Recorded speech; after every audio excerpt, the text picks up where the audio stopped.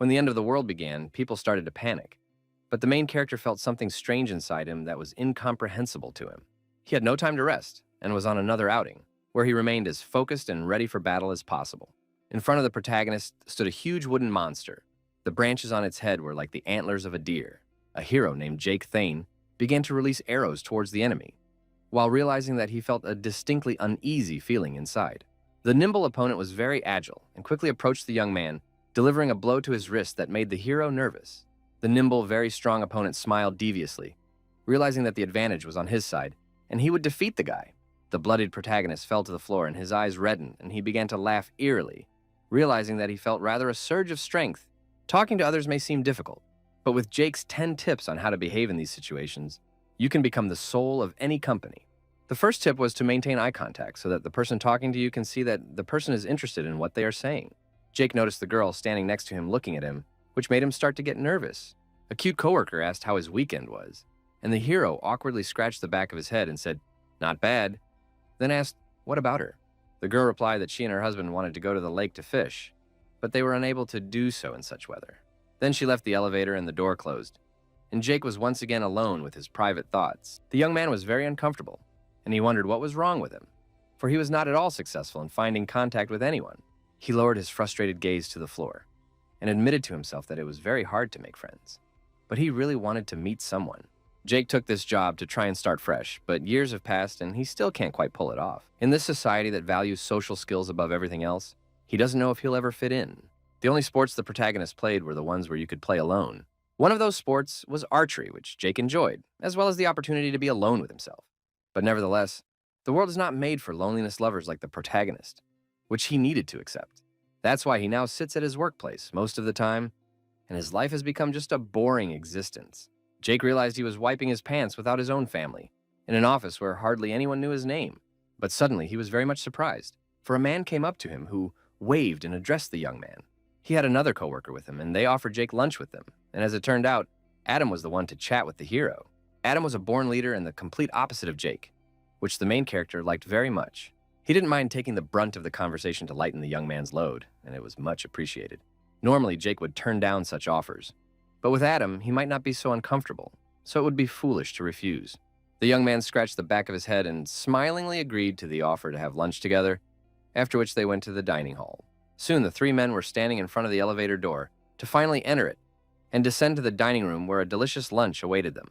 Standing in the elevator was a red-headed Caroline from HR who looked stunning and attractive.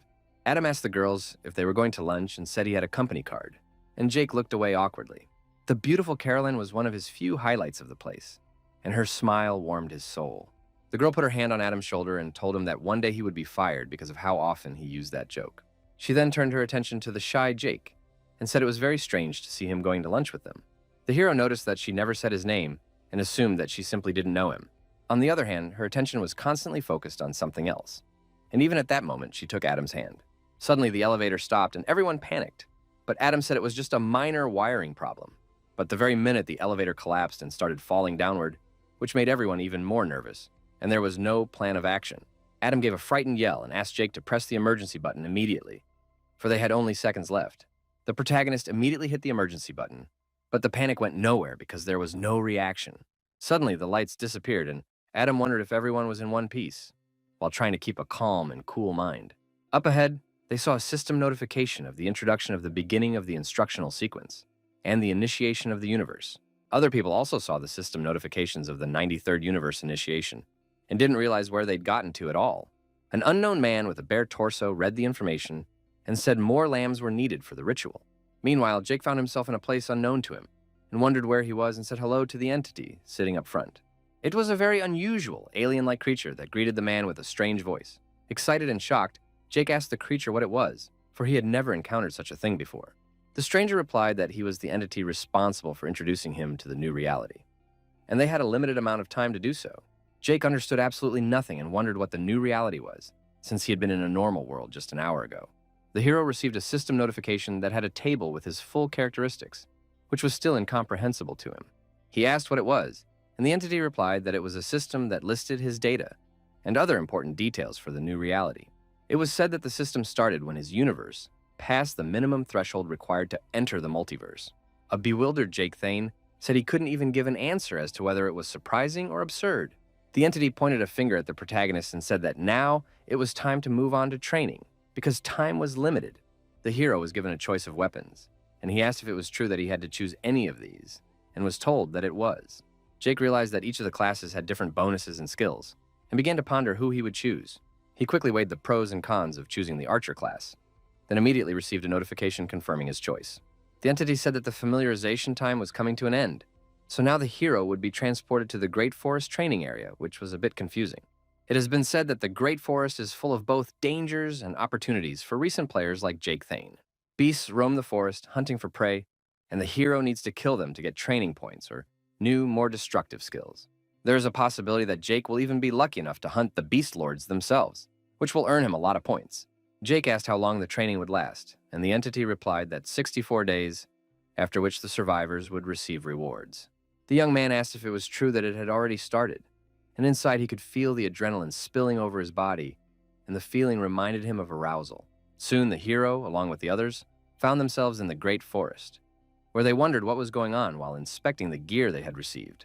Jake looked proudly at his bow, saying in his mind that it looked pretty good, and also noticed that the forest was huge. Put his hand up and said he understood they were all confused, but suggested they just take a breather for now. But then they noticed that the ground beneath their feet began to shake very noticeably, which made them nervous. Adam exclaimed that they were going down and asked everyone to stay calm, even though it was very difficult to do so. At that moment, Jake Thane regretted that he hadn't thought about the fact that not only were the beasts targeted, but someone else as well. The leader of the group wandering through the forest asked the others if they were hearing strange noises, and a girl nearby suggested that someone was following them. The stern man looked at the bushes and exclaimed that they knew the enemy was hiding there, and shouted to him to come out and show himself. An exhausted young man emerged from the bushes, apologizing and saying he was just trying to find his team. The green-haired girl said it was just a kid, and the leader of the group said they weren't going to attack him. The guy was asked where he last saw his group. He said they were attacked as soon as they got here, and he was thrown off during the battle. The leader looked at the girl and said that it was hours ago, so they could be anywhere by now. He holstered his sword and asked the boy why he shouldn't stay with them for now, as it was very dangerous to wander the forest alone. The girl put a hand on the shoulder of the frightened blue-eyed young man, promising that they would help him find his team. The young man's eyes shone with happiness, and he smiled, sincerely thanking the kind people for volunteering to help. He was very scared to be here alone, but the tip of his blade was bloody, though no one paid attention to it.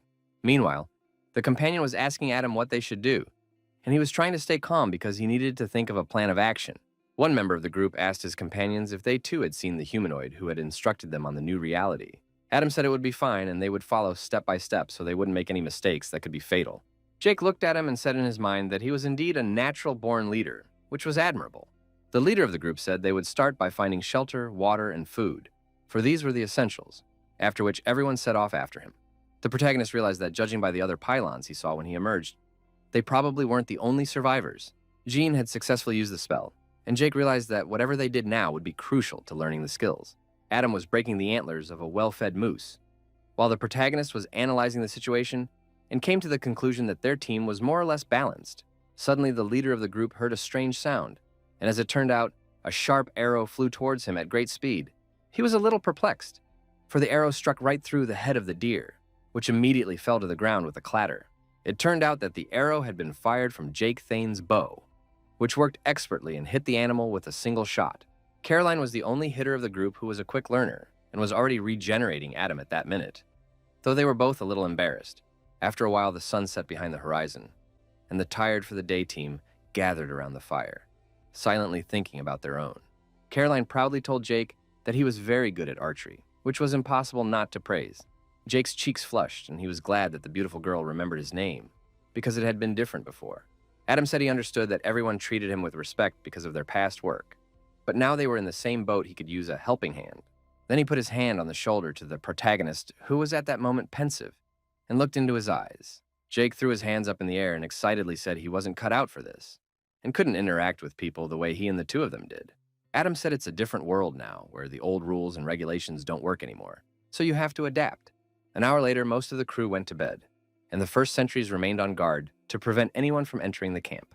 The companion told Jake that she and her husband were going to have lunch together today, and there were a few dozen meters between them when it all happened. Jean then looked into the main character's eyes and asked if he had a girlfriend, which surprised him a bit at the time.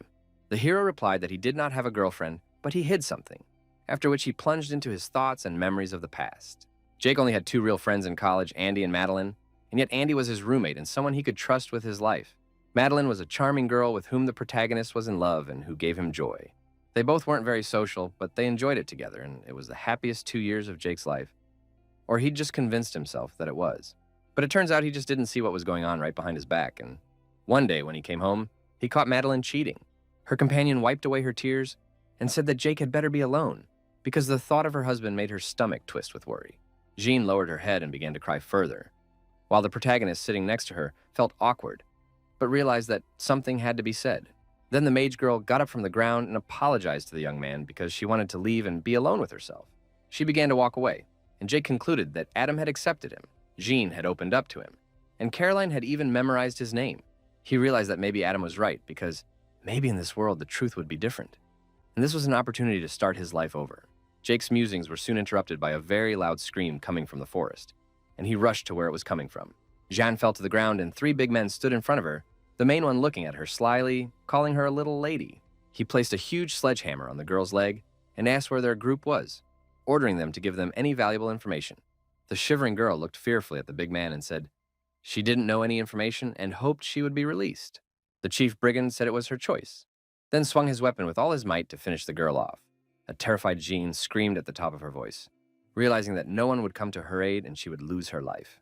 But suddenly, a multitude of sharp arrows began to fly towards the opponents, who didn't expect it at all. At the same moment, a sharp arrow pierced the throat of one of the brigands, whose eyes were shocked, but he immediately lost his life. The gang leader didn't panic and used his shield to repel the attack while trying to figure out where the arrows came from. Holding a bloody sledgehammer in his hands, he ordered his companions to immediately capture the archers who dared to attack them. One of the brigands immediately rushed into the bushes whence the arrows came, expecting to see a crowd of opponents there and finish them off. He was puzzled as no one was there, and he wondered where they had managed to go. Then the outlaw heard a strange rustling behind him, and as it turned out, Jake was in his rear at that moment, coming to Jean's aid. The protagonist jumped on the bewildered opponent and began to strike his throat with an arrow, leaving him no chance for resistance. The enemy was strong and tried to throw off the youngster who had dared to get to his back and attack him. Still, Jake was thrown off his opponent's back and slid on his back a few meters back, a little nervous. The bandit didn't drag his feet and grasped his sharp axe tightly, intending to deal with the brave boy. A few seconds later, a powerful blow was delivered, but at the last moment, Jake Thane set up a bow that saved his life. The protagonist gritted his teeth and tried with all his might to hold back the onslaught of his opponent, who continued to press on with his axe. Jean, meanwhile, fainted from the pain, and the hero wondered where the second underdog had gone. Jake gritted his teeth even harder as he noticed that the second bandit was behind him and swinging a sledgehammer. It was very hard for the young man to hold the onslaught of the enemy, and resistance was given to him very hard, but he was not going to give up. At the same time, he realized that it looked like he was going to die in this battle, because he wasn't strong enough to fight 2 opponents at once. Jake closed his eyes tightly and decided to take a moment to focus on his sensations and thoughts, feeling something strange again. He felt as if time had slowed down, but it wasn't because of magic or some spell. The hero received notice that the bloodline of the primitive hunter had awakened, but he realized it was pure instinct. The pupils of his eyeballs turned red, and he was endowed with a special power that allowed him to toss his opponent aside with a sledgehammer. Jake Thane then firmly gripped the sharp arrow to finally massacre the opponents who had wounded his companions. The arrow hit the right side of the ribcage of one of the brigands, who immediately fell down, being shocked. The protagonist looked at his bloody hand and was very surprised as he didn't understand how it had happened. Jake saw a sword lying on the ground nearby and immediately rushed to it, for it was a valuable weapon. The young man swung a sword strike at the second opponent, who had no time to attack him and was immediately defeated by the incredible power. The protagonist noticed that many arrows from all sides were coming towards him, but he did not panic. With his sword and agility, he repelled a huge attack of arrows, and none of them reached their target. Jake's body and clothes showed traces of blood, but he asked his opponents in a gambling tone to keep attacking. Up ahead, the hero saw a surprised man looking at him while reaching for his holster with his hand. The bandit took out a sharp blade from his holster and exclaimed in a stern tone that he would deal with the young man right now. Jake was very surprised, for his adversary quickly came up to him and grabbed him by the sweater, glaring fiercely into his eyes. The man swung his blade and asked the hero who he was, and the protagonist tried to remain calm to confront him. With a deft and careful movement, Jake grabbed the arrow that was in the holster on his shoulder. He showed no mercy to his opponent and stuck an arrow in his eye, causing the young man to scream in pain. At the same minute, the assailant fell to the ground and began convulsing in incredible pain that he could do nothing about. Jake Thane wasn't about to stop and grabbed another arrow to finish off his dying opponent in pain. He climbed on top of his wounded opponent and stood up to strike his chest with an arrow, showing no pity. The young man had nothing more to counter the protagonist, who landed another series of blows before stopping. Adam and the rest of the team soon came running in, shocked by what they saw and wondering if the sentries were okay. On the ground, they saw two bloody people, with many archers' arrows sticking out of the body of one of them, which made everyone hold their breath. A bloodied Jake Thane smilingly mumbled that he had won, while looking up at the sky and continuing to bleed. One day, when he was still in school, he saw a girl being bullied and demanded to let him cheat on a test, and she was afraid of getting in trouble. The bully told her that no one would catch her and asked her to just turn the sheet over when the teacher wasn't looking. The frightened girl began to cry and said that it would be better if she just helped them in their studies and tightened up their knowledge. But one of them pushed her aside and said it was a waste of time, and the girl started crying even harder. Jake Thane couldn't watch this anymore and did what he had to and tried to help by lunging at the main bully. He plowed the creep to the ground, and he got angry and asked what the main character, who came out of nowhere, was doing. The young man continued to strangle his opponent hard, who dared to raise his hand against a defenseless girl who couldn't fight back. The girl was shaking and watching it, and the whole situation showed Jake the outcome of when it comes to good guys and bad guys. The principal sternly exclaimed that both boys were suspended for fighting, and the hero realized there was no difference in their world. A worried Caroline looked at the bloodied Jake and wondered if he was hurt, since there was so much blood around him. The protagonist began to rise from the ground, and wiping the blood from his cheek said that it was okay, because this blood was not his. Jake got a notification that he had killed 2 archers and got points for it, and realized that they could get points for killing other survivors. For a few minutes, he silently read the information from the system notification, analyzing the text and drawing conclusions. The notice said that the primordial hunter bloodline had been awakened and the perception realm had been opened. A flustered Adam asked who the guys were and why they were attacking them, and Jake said it was probably because of the experience and training points. Carolyn assisted Jean, and Adam said they needed to find a safe place to stay, as well as rethink their survival strategy. The leader of the group said we'd have to wait for the end of training, and the team's Hitler turned to Jake, who was all ears. The girl asked the protagonist why Jean was alone. Because you can't leave your comrades to their fate. The young man said in a worried tone that she felt restless, wanted to be alone, so he didn't bother her. An irritated Carolyn exclaimed that it didn't change anything and implied that he had only himself to blame for the whole situation. She said Jean was seriously injured so she could fix her and asked the hero what they should do now. Jake asked if she was blaming him for it, but Adam began to comfort Caroline and said that the young man had helped save Jean. But there was a but. The leader of the group asked the hero why he let the girl leave alone and didn't wake them up, and what he was even thinking at that moment. The main character let his head down and said he was sorry, but it was his fleeting decision, and he followed his instincts. Adam asked him to think about it next time, because they were human beings, not beasts who acted as they pleased. Jake replied in a defiant tone that he had already said he was sorry, but he couldn't go back in time to avoid making such a mistake. Caroline was still very angry at the hero and asked what would have happened if Jean had died here because of him. All the team members looked silently at the protagonist, who stood still and remained silent, not knowing what to answer. The companions noticed that the young man clenched his fist tightly, signaling that the situation was not good. He then spread his palm and asked with a shout, wondering if it was time to realize the whole situation. Jake said that Jean only survived because of his actions, and if he had woken them up, no one knows how it would have ended. The hero poked his finger into Adam's chest and said that they were men, not bears, and asked if they would have had the courage to take a man's life. He exclaimed that the world has changed and they all need to stop expecting someone to lead them by the hand and learn to adapt. One of the team members asked the protagonist what he suggested they do to stay alive in the new realities. Jake said he suggests that they do whatever it takes to raise their level and survive the ordeal that has come upon them. He asked them to do what the system doesn't want them to do, and not to blame him if they can't catch up with him on something. After a while, Jake woke up and saw Casper sitting next to him, filling in for him as sentry. The hero wiped his eyes and said that he expected that when he woke up, all the team members would abandon him. But surprisingly, it turned out to be different. Casper said they thought about it, but after a short talk, they all agreed and decided to do as Jake said. He said that each of them needed their own weight, and the hero looked at him in wonder and listened intently. Casper had worked in the research department earlier, and aside from Adam, he was the closest person Jake could call a friend. They bonded over their similar stories in life, and it was common to have such a person around, so Jake appreciated a friend. The main character looked at Casper with a smile. He was still a very good friend to him, and he didn't want to lose him. Jake Thane then looked at Jean, which shocked him, and He couldn't believe his eyes at the fact that she had a wooden branch sticking out instead of her wounded leg. Casper said they couldn't figure out what to do with her leg, and this seemed like the best of the options, and it was Jean's own idea. He said they hoped that by raising her level, Caroline could learn some recovery magic. Then the wild beast invasion began, and Jake realized that it looked like everyone was really putting their best foot forward today. He recognized that Bertram was the best fighter after him, but Jean was making excellent use of her long-range magic. However, Caroline is the most impressive of all the team members, because she surprised the hero by being able to solve Jean's leg problems. What had happened to Jean had really awakened something inside Caroline, resulting in her being able to help her. They have a few potions in their gear, but none of them are powerful enough to heal her leg, so Caroline really is an invaluable ally. Jake Thane realized that he and she still hadn't said a word to each other since last night, but one of them had to speak first. The thought of just pretending nothing had happened flashed through his mind, and he decided that sounded like a great idea. An hour later, Casper asked the hero if he was sure of his decision, and he blindfoldedly replied that he was, and asked him to just throw dirt at him. The young man didn't bother Jake and swung around, about to honor his request and throw a chunk of dirt at his back. The protagonist concentrated in order to sense the impending attack and concentrate his breathing.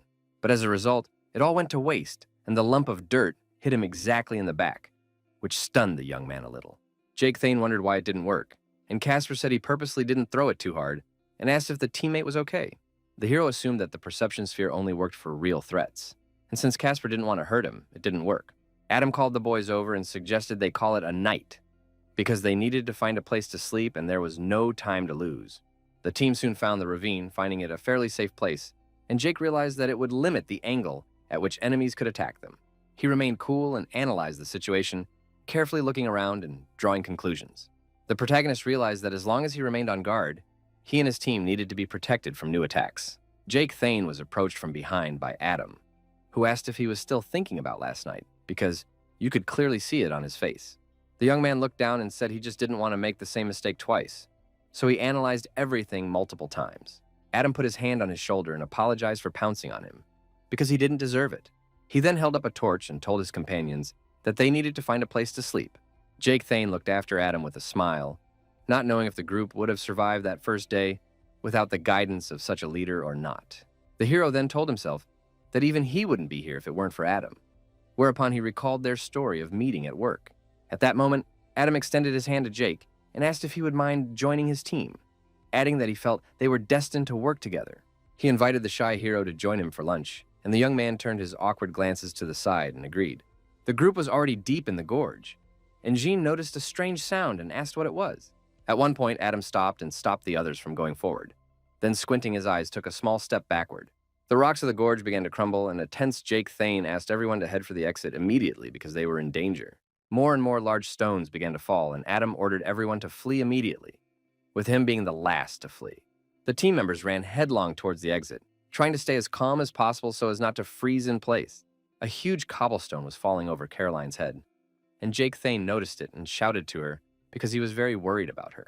After his shout, the girl immediately raised her head up and saw that a huge rock was about to fall on her and was immediately a bit confused. The protagonist immediately picked up his bow to make it easier for him to escape and rushed to help Caroline, who he cared about. He saw no barriers and ran towards the confused girl whose death he would never forgive himself. At the last moment before the huge boulder fell, Jake Thane grabbed Caroline and bounced off to the side with her. Large piles of rocks piled up all around them and they were left alone, lying on the sand and trying to recover from what had happened. Meanwhile, the rest of the team was on the other side of the rubble and began to think about how they could help their companions. A flustered Jake Thane asked Caroline if she was okay after what had happened, and she said she seemed to be. Adam started yelling the main character's name, hoping to hear something back, while being very worried for his life. He also began calling out to Caroline and asking if they could hear him, and in his voice you could hear the fear for his companions. The girl shouted back that they were here behind a stone wall, which gave a little hope that things would get better. Jake Thane told Caroline that they should be quieter because the cave was still unstable, and there was no telling what could happen. He then looked to the side and added that there could also be something lurking in the cave, so it was best to be prepared for anything. Caroline said to me it's too much to move them, so they'll have to do something else. Bertram swung his weapon and said he would try to tear down that wall, but Adam stopped him and said they shouldn't even touch it. A flustered Jean froze in place and said with a tremor in her voice that they couldn't just leave the companions behind the wall. Adam said that there was another way in the cave, so they should keep going and they were sure to meet them sooner or later. Jake Thane continued to analyze the situation and realized that it may not be true, but it was the safest option.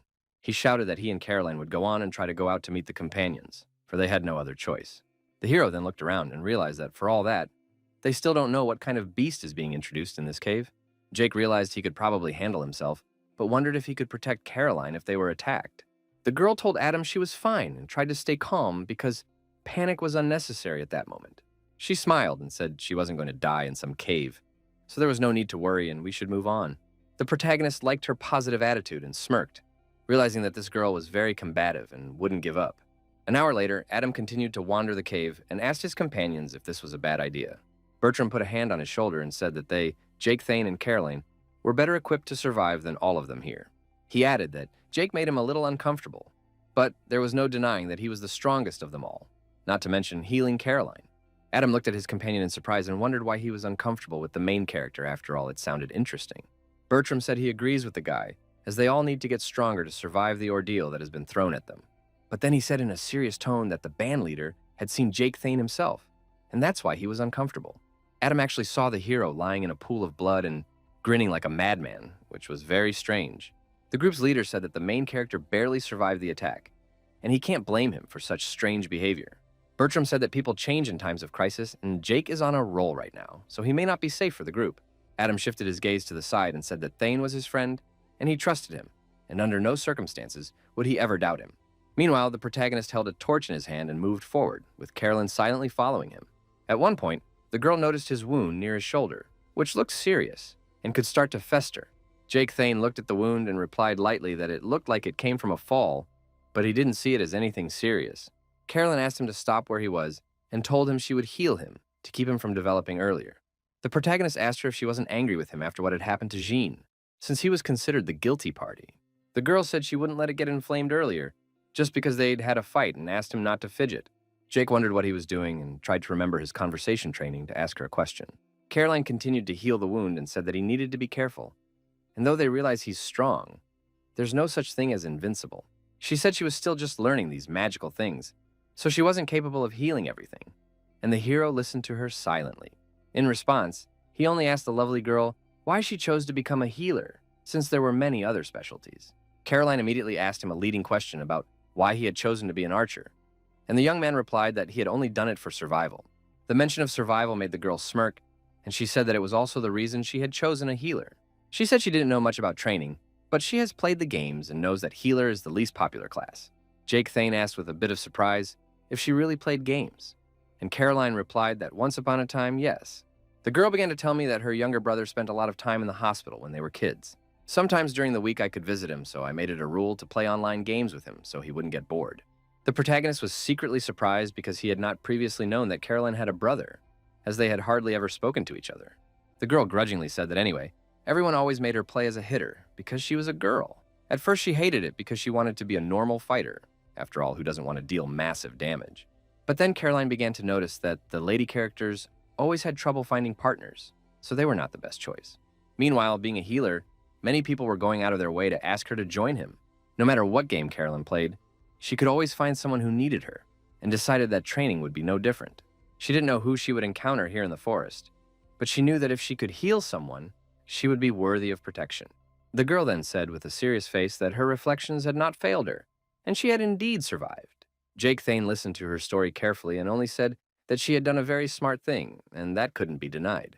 Caroline continued to tighten his wound and asked if he thought she was stupid, or if he just never thought of her at all. The hero caught himself thinking that he thought he had been in love with her all along, but never really thought about what she was like as a person. He gave no answer to that question, and the girl finished dressing him and said he was as good as new now. She then looked forward with a stern look and said that it was time for them to move on to find the rest of the group. After a while, they found themselves at a fork in the road that left them wondering where to head next. Caroline asked Jake what they should do in this situation because she had absolutely no ideas. The protagonist froze in place and looked around, analyzing the situation and thinking of a plan of action. His gaze was very wary and concentrated because no mistakes could be made in this situation. Caroline put her hand on Jake's shoulder and asked what was wrong, and he asked her with a serious face if she could feel it.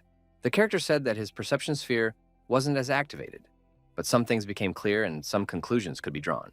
He said he felt like there was something down there, which was very interesting because he wanted to know what was down there. Jake Thane looked into the deep darkness that contained many unknown creatures and bats.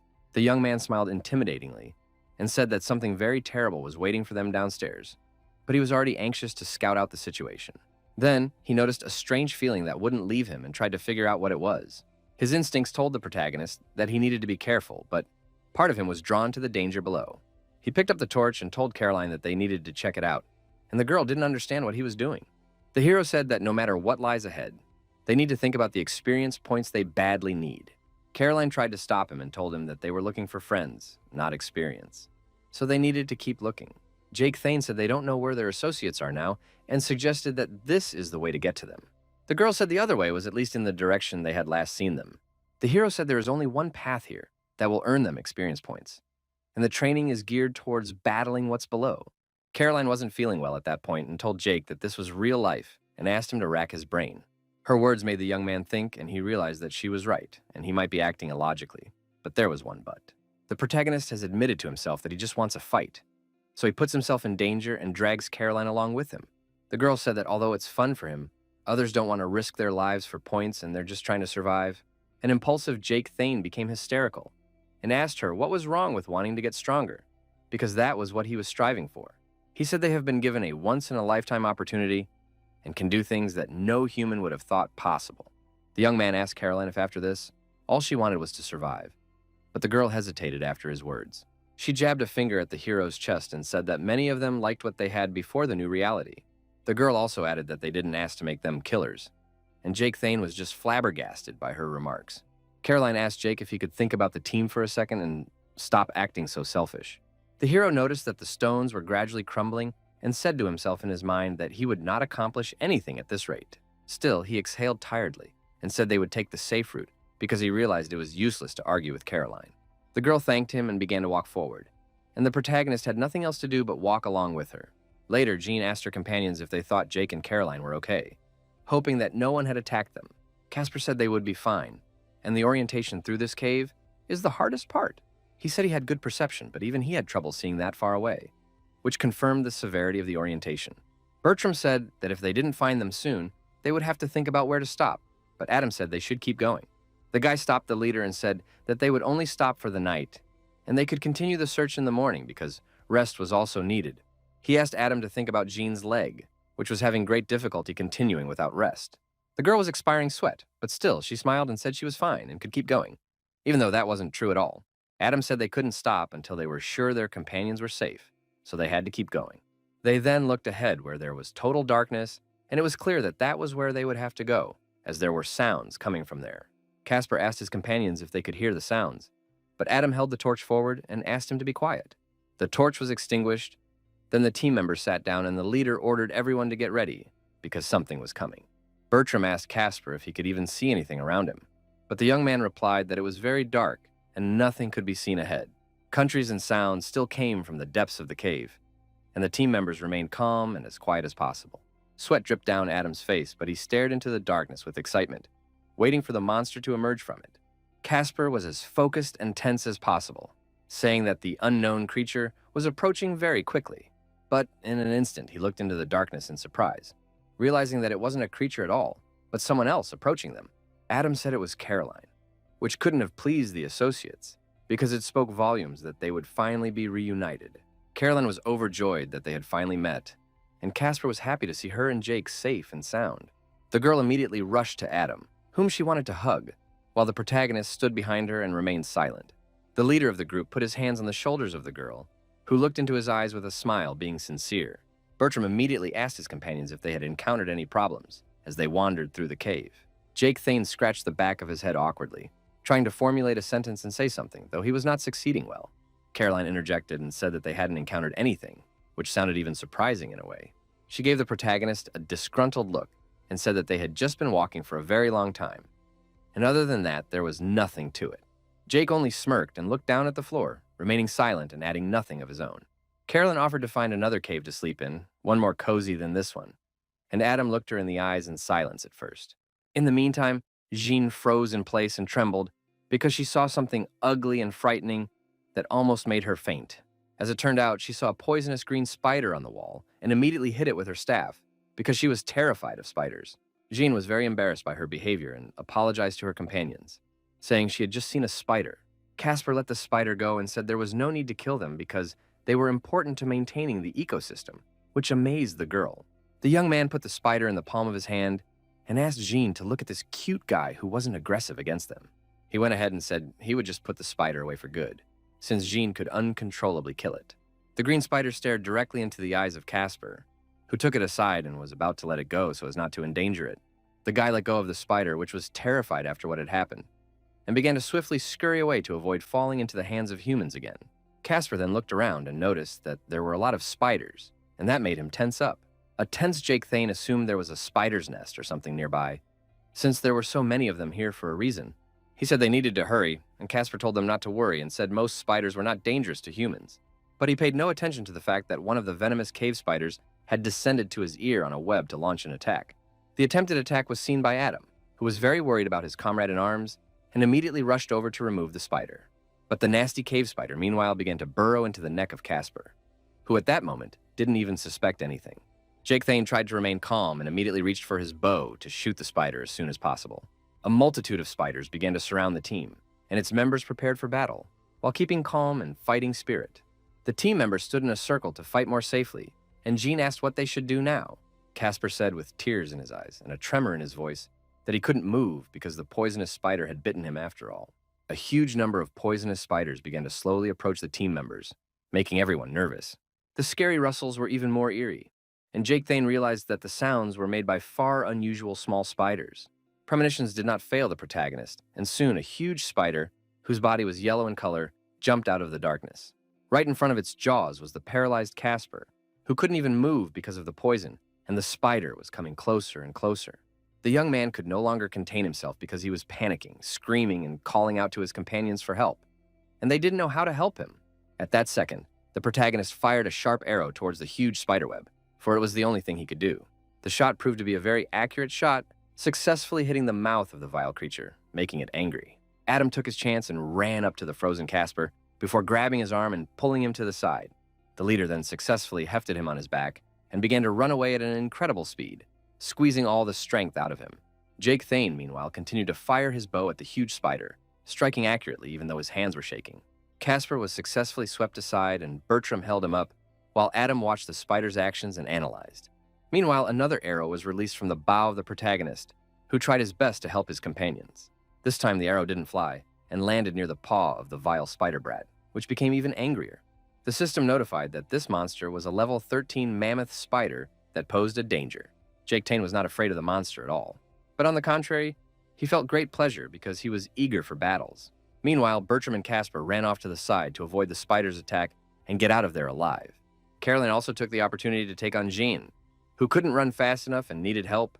Adam also began to run away at high speed because he realized that they couldn't defeat this spider, and it was only putting the team in jeopardy.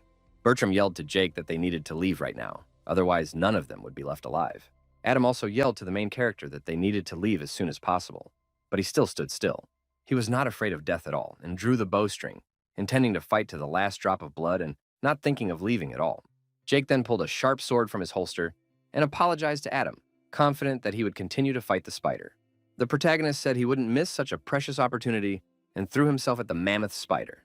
At that moment, his initial target was the spider's paw, which he waved around and gave him an advantage. Jake Thane advanced confidently and assertively, launching a successful series of attacks at the spider and seriously wounding it. Eventually, he dashed right up to the spider and plunged his sharp blade right into its belly, from where a cross immediately gushed forth. Caroline yelled to the others that they couldn't wait for Jake because they would die and needed to run away as soon as possible. Adam realized he could not abandon his friend and exclaimed that he would leave no one behind in this cursed cave. The protagonist succumbed to a blow from a mammoth spider, which struck his face with its long paw. With the force of the blow, Jake was thrown aside and slid a few meters backward, his glasses nearly shattered. The powerful blow of the spider triggered a collapse of rocks in the cave, which made the young man nervous, because there was a risk of being swarmed. More and more rocks began to fall near him, and he realized he needed to get out of here as soon as possible. Adam looked around and realized he was in danger of losing his friend in this cave, and something had to be done. Jake Thane started to get up off the ground and said that the spider's kick was pretty good, but he wasn't going to give up at all. At that moment, the hero felt something inside him begin to stir, and the feeling was half strange, but a little pleasant. He remembered the earlier notification that said the bloodline had awakened, and the hero realized it was that instinct. Jake stood firmly on his feet and gritted his teeth, concentrating fully on how he felt and realizing that he would fight to the end. Then the young man reached with his hand to the quiver of arrows, pulled one out, about to fire another shot at the spider. The enraged spider was about to attack him to prevent him from being able to fire a shot, but no such luck. Jake's primitive hunter ancestry was making itself felt, and his eyes filled with rage. And then he was ready to tear the spider apart. But the cave, meanwhile, continued to rapidly deteriorate, and the hero needed to finish off the halfling as soon as possible. With eyes reddened with rage, he lunged at the spider, telling himself that he would not leave this place until he had finished what he had started. Jake didn't deny that perhaps he was being too selfish, but nevertheless, he was also pursuing his own interests. He thought back to what Caroline had said about how many of them liked what came before and told himself that the past life just wasn't for him. The girl told him that they were just trying to survive, but for the protagonist, getting stronger was all that mattered. The cave was collapsing faster and faster, and Jake made a promise to himself to get stronger no matter what it took. An excited Adam was pouring sweat and exclaimed that the cave was collapsing and they didn't have time to fight the spider. As he did so, he realized that Jake couldn't hear him, and he wasn't going with them. And the hero himself looked at the spider furiously and with great hatred. He began swinging his blade and arrow in different directions, launching successful series of attacks and gradually exhausting his opponent. The spider still had the strength to resist and tried to launch an attack from the left, which the young man successfully dodged. Jake successfully dodged each of the spider's attacks while trying to strike back, which he did well. In an instant, the spider was behind him and tried to slowly attack his opponent, who was calculating all his moves ahead. The protagonist wondered whether to dodge or parry the attack, which was important to decide at that moment. Still, he came to the decision that he must strike, whereupon he grasped his sword firmly and prepared to do so. Jake was as focused as possible at that moment, because he realized that he had no margin for error in this situation. Suddenly, a human hand reached out to him, which was immediately wounded and blood began to spurt from it. The protagonist was wary. Then as he realized something was amiss here, and turned his attention to a human hand bleeding. A thick quiver of arrows was blocking his view, and he didn't realize who was touching him, but he was very wary.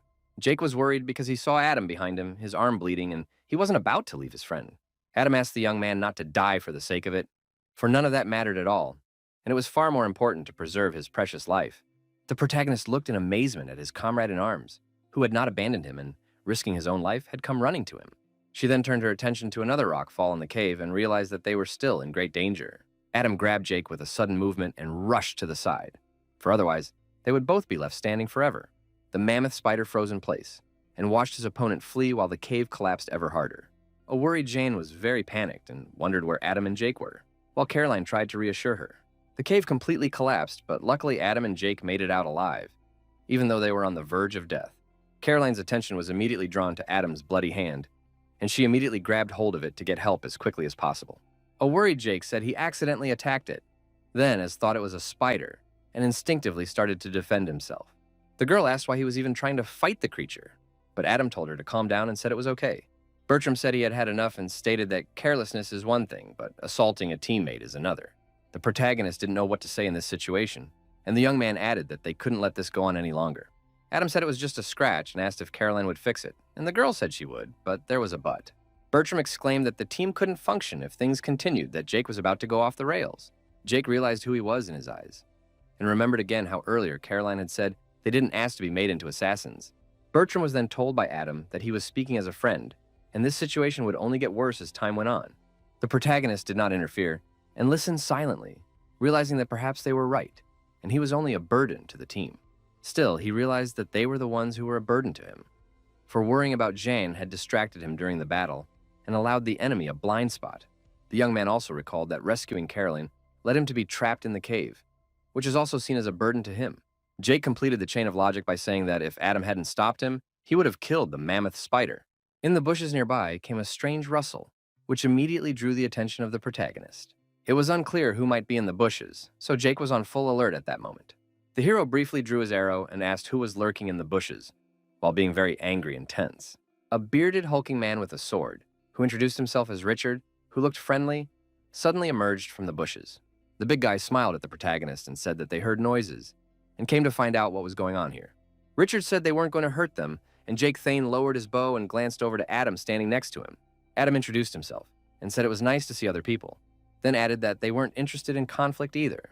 Alongside Richard also stood his team, members who looked dignified and outwardly very strong. Richard said that theirs and the other two groups were a lot like Adam's group, so they decided to team up to work together. He added that they invite all the people they find to join them and would love to have Adam's team join them. The blue-eyed young man with blonde-colored hair was smiling at Jake Thane, who was looking at him grudgingly and with great dislike. Richard said he'd understand if they didn't want to, but teamwork should be their shared priority, so it was worth thinking about. Standing behind Adam, Caroline hugged his injured and bandaged arm with a smile on her face, trusting that he would make the right decision. The big man turned his attention to her and wondered if she was randomly a healer. The protagonist analyzed the situation and immediately realized that Richard needs Caroline, who is very useful as a medic. He remembered Caroline saying that she didn't know who she would encounter here, but knew that if she could heal, she would be worthy of protection. Richard said that their group's healer died shortly after they came in here, and they were running out of potions. The big guy decided to be blunt and said I needed all of them, but they could take a few who wanted to join them. He then reached for the hilt of his sword and said that even if one of their chilleras went to them, he would be more than fine with it.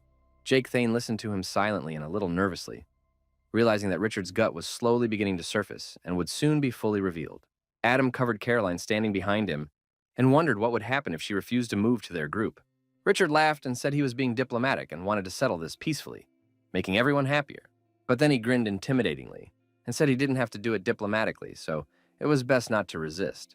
Gromala confidently stated that one way or another, they'd be out of here with Caroline since they needed the chiller, which spoke of a fight brewing. Jake, meanwhile, was sweating and trying to calm himself down so he could come up with a plan of action as soon as possible to keep them from taking Caroline away. The protagonist looked at the rest of the team with his side eye and realized that they were all still exhausted. He realized that he was the only one with enough strength to fight and wondered if he could take Richard by surprise. The young man also wondered how many shots he would need and what about the group under his command. Richard told Caroline that they would not mistreat her, sincerely saying that they needed her very much. Jake began biting his nails and realized there were too many opponents for them to escape, and wondered what he should do. At one point, Adam put a hand on his shoulder and turned him toward him, turning his attention back to the hero who was all ears. Adam suggested that they just go along with Richard's team, and Bertram said he didn't like the way that guy looked at them. Casper said maybe they're not as bad and asked to imagine what it would be like for them to squeeze out without a hitter. The leader of the group decided to ask Caroline's opinion on the matter, and the girl replied that she didn't want to fight at all. Jake began to get frustrated because he realized from what the team members were saying that they had seriously decided to consider switching to Richard's side. Caroline touched Adam's ribcage and said with a smile that she trusted him, which made him smile back at her. The leader of the group said with a smile that in that case, they would join Richard's team to avoid the carnage. The protagonist, meanwhile, froze in place and suggested that maybe it was even for the best, since there would be more of them. He then confidently approached Richard and asked him what his level was at the moment, because it was important. The big guy replied that he was level 9, and there were a couple other people in their group who were level 7 and above. Afterward, he asked Jake what he could say about you because that information was interesting. The character used acting and said he was a little disappointed, as he had hoped Richard would prove to be stronger. At that point, Jake responded very rudely to his opponent, which antagonized the rest of his teammates. Everyone around them was shocked, and Adam asked the protagonist what he was doing, but there wasn't an ounce of fear visible on the young man's face. Richard gritted his teeth in anger because he was publicly insulted and said he thought they were close to an agreement, but he was wrong. Jake didn't take him seriously and said his companions were going to join them, but he didn't because he didn't have time. The hero asked to be allowed to clarify something and said he would leave his companions to Richard, and he needed to take care of them, or he would be in trouble. He smiled provocatively at the big guy and wondered if he thought he was a predator in this situation. After these words, he drew a sharp blade from his holster, while still looking lightly into Richard's eyes. The tip of his blade was at the tip of the big man's beard in the same minute, and Jake wondered how much faster his archers were. He wondered if they would be faster than his sword chopping Richard's head. Meanwhile, the archer prepared to fire. Gromila was very angry with Jake, but still held back, after which the hero began to leave and said that he would keep an eye on him. Jake realized that according to Richard, Caroline would probably be safe, since they really needed her as a chiller. He also realized that if they wanted Caroline to be happy, they would at least protect Adam at the same time. Given the threat, Richard should think twice before dealing with the others, and Jake himself didn't want them in danger. He hoped that this plan would work and that his comrades would be all right, for they were only a burden to him. Adam turned his attention to Jake walking away and motioned for him to stop because he wanted to tell him something. A surprised Casper asked the protagonist what that had just been, since no one expected to see such a performance. He put his hand on his close friend's shoulder and asked if he was seriously leaving and would continue traveling alone. Jake scratched the back of his head shyly and said yes, because he thought he had other goals for this training. He put his hands on Casper's and Adam's shoulders, saying that it would be better for them, for with Richard's men, their chances of survival would be greatly increased. Then the young man smiled one last time and said that they needn't worry because he would visit them someday. Adam again asked him to wait a little longer because he wanted to give his friend something last, since they wouldn't be seeing each other again for a while. The leader of the group opened the medical pouch to give the young man something for the road, since he would be alone in it. He held out a small box with 6 bottles of medicine and asked Jake to be careful because he cared about him. The protagonist was very pleased and smiled and said thank you to his comrades, realizing that they cared about him. Jake thanked Adam profusely for everything, and he only smiled silently at him, wishing him nothing but the best. After that, the young man turned around and began to silently go deep into the forest, and his comrades only looked at him and did not stop. The blue-eyed young man from Richard's team also silently escorted the protagonist with a glance, being a bit surprised. Then he turned his attention to Richard, who was giving a command to his comrade standing right beside him. The big man told the archer in his group that he knew what needed to be done and had high hopes for him in this endeavor. The archer, who'd gotten the assignment from Richard, grinned silently and looked at Jake as he walked away. Soon he moved forward with the rest of the team and wondered what a waste of time this was. The exhausted man said that things would have been different if they hadn't been trying to suck up to the hitman and began to visualize the situation. Archer said he would have just shot Jake in the back as he walked away, and they wouldn't have wasted time looking for him. The companion laughed and said that the hero probably hadn't even reached level 5, but the archer said to finish him off. But suddenly arrows from an unknown direction started flying towards them, which took them by surprise. 2 arrows hit right in the eyes of the fellow archer, who was dumbfounded by what he saw and couldn't understand what was happening. The archer became agitated and quickly waved his head in different directions to see where the arrows were flying from and who was firing. At that moment, another arrow began to fly towards their group, but no one still had time to see where it was flying from. The arrow hit right in the throat of one of the group members, startling everyone in the area, and the man himself began to choke. The alarmed archer ordered the remaining members of the group to scatter before a stray arrow could pierce them as well. There were 2 crew members left in the clearing who were not alive, whom they had abandoned for rescue, and after a while began to peek out from behind the bushes. The archer tried to stay cool and heard rustling nearby in the bushes, which let him know that the enemy was in them. He didn't want to check them himself, and ordered one of his subordinates to go immediately to the bushes, which was immediately done. The man approached the bushes with great apprehension and gradually pushed them apart, trembling a little with excitement. Slowly and quietly, the branches of the bushes slid apart, and the group member looked around, trying to calm down after what he had seen. But in an instant, he heard strange sounds behind him and tensed, not realizing that a blade-wielding assassin was standing behind him. Jake's sharp blade glinted in the light of the moon, and he stared at his victim fearfully, not intending to show an ounce of pity. At the same moment, he presented a sharp blade to the confused man's throat and immediately straightened him out without wasting any time. An archer from Richard's team exclaimed that he had found the very assassin and immediately fired his arrow at him. The arrow successfully reached its target and hit Jake's right side, who gritted his teeth in pain but stayed on his feet. He immediately pulled the arrow from his waistband and looked at its bloody tip with surprise. To his opponent's surprise, Jake's pupils reddened and he grinned intimidatingly as he looked him in the eye. The archer was a bit confused when he saw the look in his eyes, but tried not to panic, and the protagonist fired 2 arrows in his direction. The enemy reacted in time, and with both hands firmly covering his head, he bounced aside to hide behind one of the trees. His plan worked, and 2 arrows went straight into a thick tree trunk. While he remained unharmed, the archer's behavior filled the protagonist's eyes with anger, and he began to think of ways to attack him. The archer from Richard's team peered cautiously out from behind a tree, hoping not to get shot in the forehead by Jake. Jake looked around carefully and reached into his quiver for another arrow, which he began to draw with the bowstring. A wary opponent was at the ready and looking around, wondering if the hero had missed. Suddenly, the protagonist's arrow broke a branch, and the archer panicked, realizing it was flying straight at him. He squinted one eye and put up a hand to fend off the branch flying at him. While being prepared for any outcome, Archer was even more wary, wondering where Jake had disappeared to since the shelling had stopped. But for a few seconds he let his guard down, and the protagonist was at his back, swinging his blade. In the same minute, the blade was thrust into the back of the confused archer, who had not expected such fighting qualities from his opponent.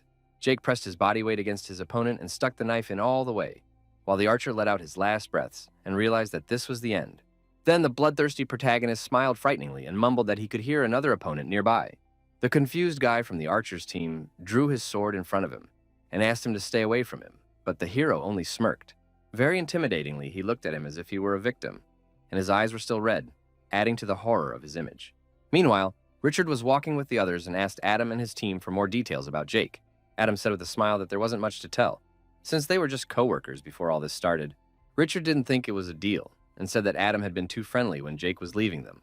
The man began to tell me that he was working as a manager in the office at the time, and remembered a picture of him and Jake together. He turned to the big guy and said to be friendly with his team, naturally to him, so it wasn't surprising. Richard called it a respectable trait and hoped that Adam didn't think of him as some kind of threat because they were all tense.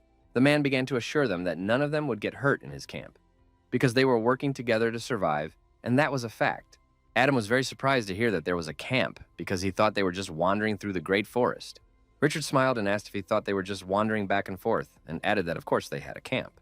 He then welcomed the new guests to his group's base, which was like a well-equipped military field base. The leader of the group kept smiling and said that there weren't that many, but nevertheless, they were growing every day. A delighted Caroline said the place was amazing, and Bertram smiled and called it pretty good too. They began to look around where they saw people living on the base, among them a cute girl who was waving at them. Casper called the place perfect, and Adam asked Caroline what she thought of it, and she tried to formulate an answer. Caroline replied a little awkwardly that, although this place wasn't a 5-star hotel, it was still better than a cave. Richard smiled and said that one of his men would show them where they could set up, so they could take it easy. Then he looked sincerely into Adam's eyes and asked him to make himself at home, for no one would hurt them on this base. Suddenly, there were sharp and very loud noises, whereupon one of the men asked the others if they could hear it. Richard and Adama turned their attention to the guy who was running at a breakneck pace, as if someone was chasing her at the same speed. The group commander immediately reacted and called the guards, realizing that the young man was running away in a hurry for a reason. The blue-eyed mage immediately grabbed his staff and twirled it in his hand, excitedly waiting for the fight to begin and ready for anything. There was a lump in Adam's throat, and he looked around anxiously, trying to figure out what was about to happen. The guards were asked to stop because one of the men realized their man had come running into the base. The frightened and exhausted boy raised his hand because he wanted to address Richard and report the situation. He fell to his knees from exhaustion, and Richard began to ask where Nicholas was and what the hell had happened to his unit. With pain in his voice, the young man said that Nicholas and the rest of the squad were dead, and he himself had narrowly escaped. A dumbfounded Richard began to sweat from nerves and wondered if that scumbag Nicholas had betrayed him. He started pointing his finger at the exhausted kid and asked if Nicholas had killed all the team members, but he said the archer was dead too. The big man began to become enraged and couldn't believe this was happening, for the archer was very valuable and strong. The frightened young man began to tell with a tremor in his voice that Jake the archer had suddenly attacked them and taken them by surprise. An enraged Richard asked the guy why he was still alive if the archer had interrupted the rest of the team. With sweat on his face, the boy told Jake to give Richard and everyone else an important message. He said that the main character asked him to tell him that Nicholas fought well, much to Richard's surprise. The guy also added that Jake was serious about what he had said earlier, which surprised Adam standing nearby. A furious Richard grabbed the frightened lad by the coif and asked what else the archer had said, ordering him to spill everything. The guy looked into the boss's eyes and said with a tremor in his voice that the archer was insane, and there was a solid argument for that. He recalled what had happened a few moments earlier and said that Jake liked to massacre his opponents, and his gaze was bloodthirsty. Out of fear, the young man screamed and began pouring sweat, saying that the main character was just a monster to be feared. Meanwhile, Jake was advancing through the woods and decided he needed to find a safe place, for he hadn't stopped for a second since yesterday. The hero realized that at least now he had time to watch the system notifications, which he did. The system notified him that he had killed an archer and a warrior for a total of about 600 experience points. In addition, the protagonist reached level 7, for which stat points were awarded, as well as 1 free point. Jake was a little surprised and realized that he seemed to have leveled up a few times after all the battles. He had spare points, and the hero realized that stamina or vitality could come in handy if such battles were to continue. The character considered the fact that the perception would surely be adding to his bloodline, and there was only one single option left. Ultimately, a deliberate decision was made to put characterization points into perception, because circumstances demanded it. Jake looked at the status and characteristics chart for a while longer, familiarizing himself with the information. Jake analyzed what had happened earlier and acknowledged that the archer from Richard's team had taken a good shot at his lower back. He decided he needed to be more careful, since Carolyn wasn't around now, and although Adam had given him some potions, he should save them for later. At one point, the hero was distracted by system notifications and saw a pack of hungry and bloodthirsty wolves around him. The hero didn't panic and only smirked, calling it lucky timing and realizing that the battle with the animals couldn't be avoided.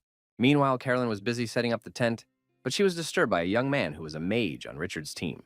The blue-eyed mage interjected the name of the Hyler, who looked at him in surprise because she didn't understand what he wanted. Caroline asked the mage if it was true that he was one of Richard's fighters, and the guy said he was very embarrassed. She apologized to the hitman if they had scared them and assured him that he wasn't one of all the crazy guys. The polite and very sincere young man smiled at Caroline and introduced himself as William, intending to establish a good relationship. Caroline looked at the kid with a smile and noticed that he looked much younger than the rest of the people in the group. William said that was why he was trying to fit in, because no one wanted to let a 19-year-old on the team. The young man began to tell me that he had to act out a small act to appear more intimidating. Awkwardly running his finger down her cheek, he tried to assure Caroline that he was a simple guy who just wanted to survive. The girl looked at him with pity and called him a poor man, for he was only a boy of 19, but she did not suspect his devious intentions. Meanwhile, a frightened white bunny ran among the dead pack of wolves that Jake had killed and was surprised by what he saw. The little hare saw a small pile of leaves and began to quickly dig through it, hoping to find something edible. Suddenly, a human hand emerged from the pile of leaves, which greatly frightened the small animal, which immediately rushed away. As it turned out, it was Jake, who rose from the ground with a sudden movement and wondered how long he'd been out. Then he raised his head to the sky and realized that it was morning and time to move on to continue his search for battles. The hero noticed that he was all wrinkled up, but there was no point in dressing up if he was going to fight again anyway. Jake looked away and reminded himself that he was on his own now, and it was time to get on with the job that no one else would do but him. He then grabbed a dead hare lying on the ground, which had been struck by an arrow and which did not weigh very much. This was followed by a swallow flying by, which the protagonist hit with a single archery shot. Jake didn't stop at mammals, and it wasn't long before he was pouncing on a wild boar that was screaming in pain. In the next battle, the protagonist faced off against a huge old wolf, which he struck in the head with a blow from his blade. Summarizing his battles, Jake told himself that reaching level 10 in one day was not bad. Afterward, he noticed a brilliant light that could be seen looking at one of the trees ahead. The hero didn't realize what the light was and assumed it was a trap, but he felt absolutely no danger. Jake knocked on the tree a bit at first, but then he realized there was no other way and grabbed the trunk of the tree to climb up. He managed to climb higher to find out what it was that was blinding his eyes with its brightness. He continued to carefully move forward along the branch to get closer to the hollow to see what it hid. Inside, the young man found an attractive box that piqued his interest, causing Jake to reach for it with his hand.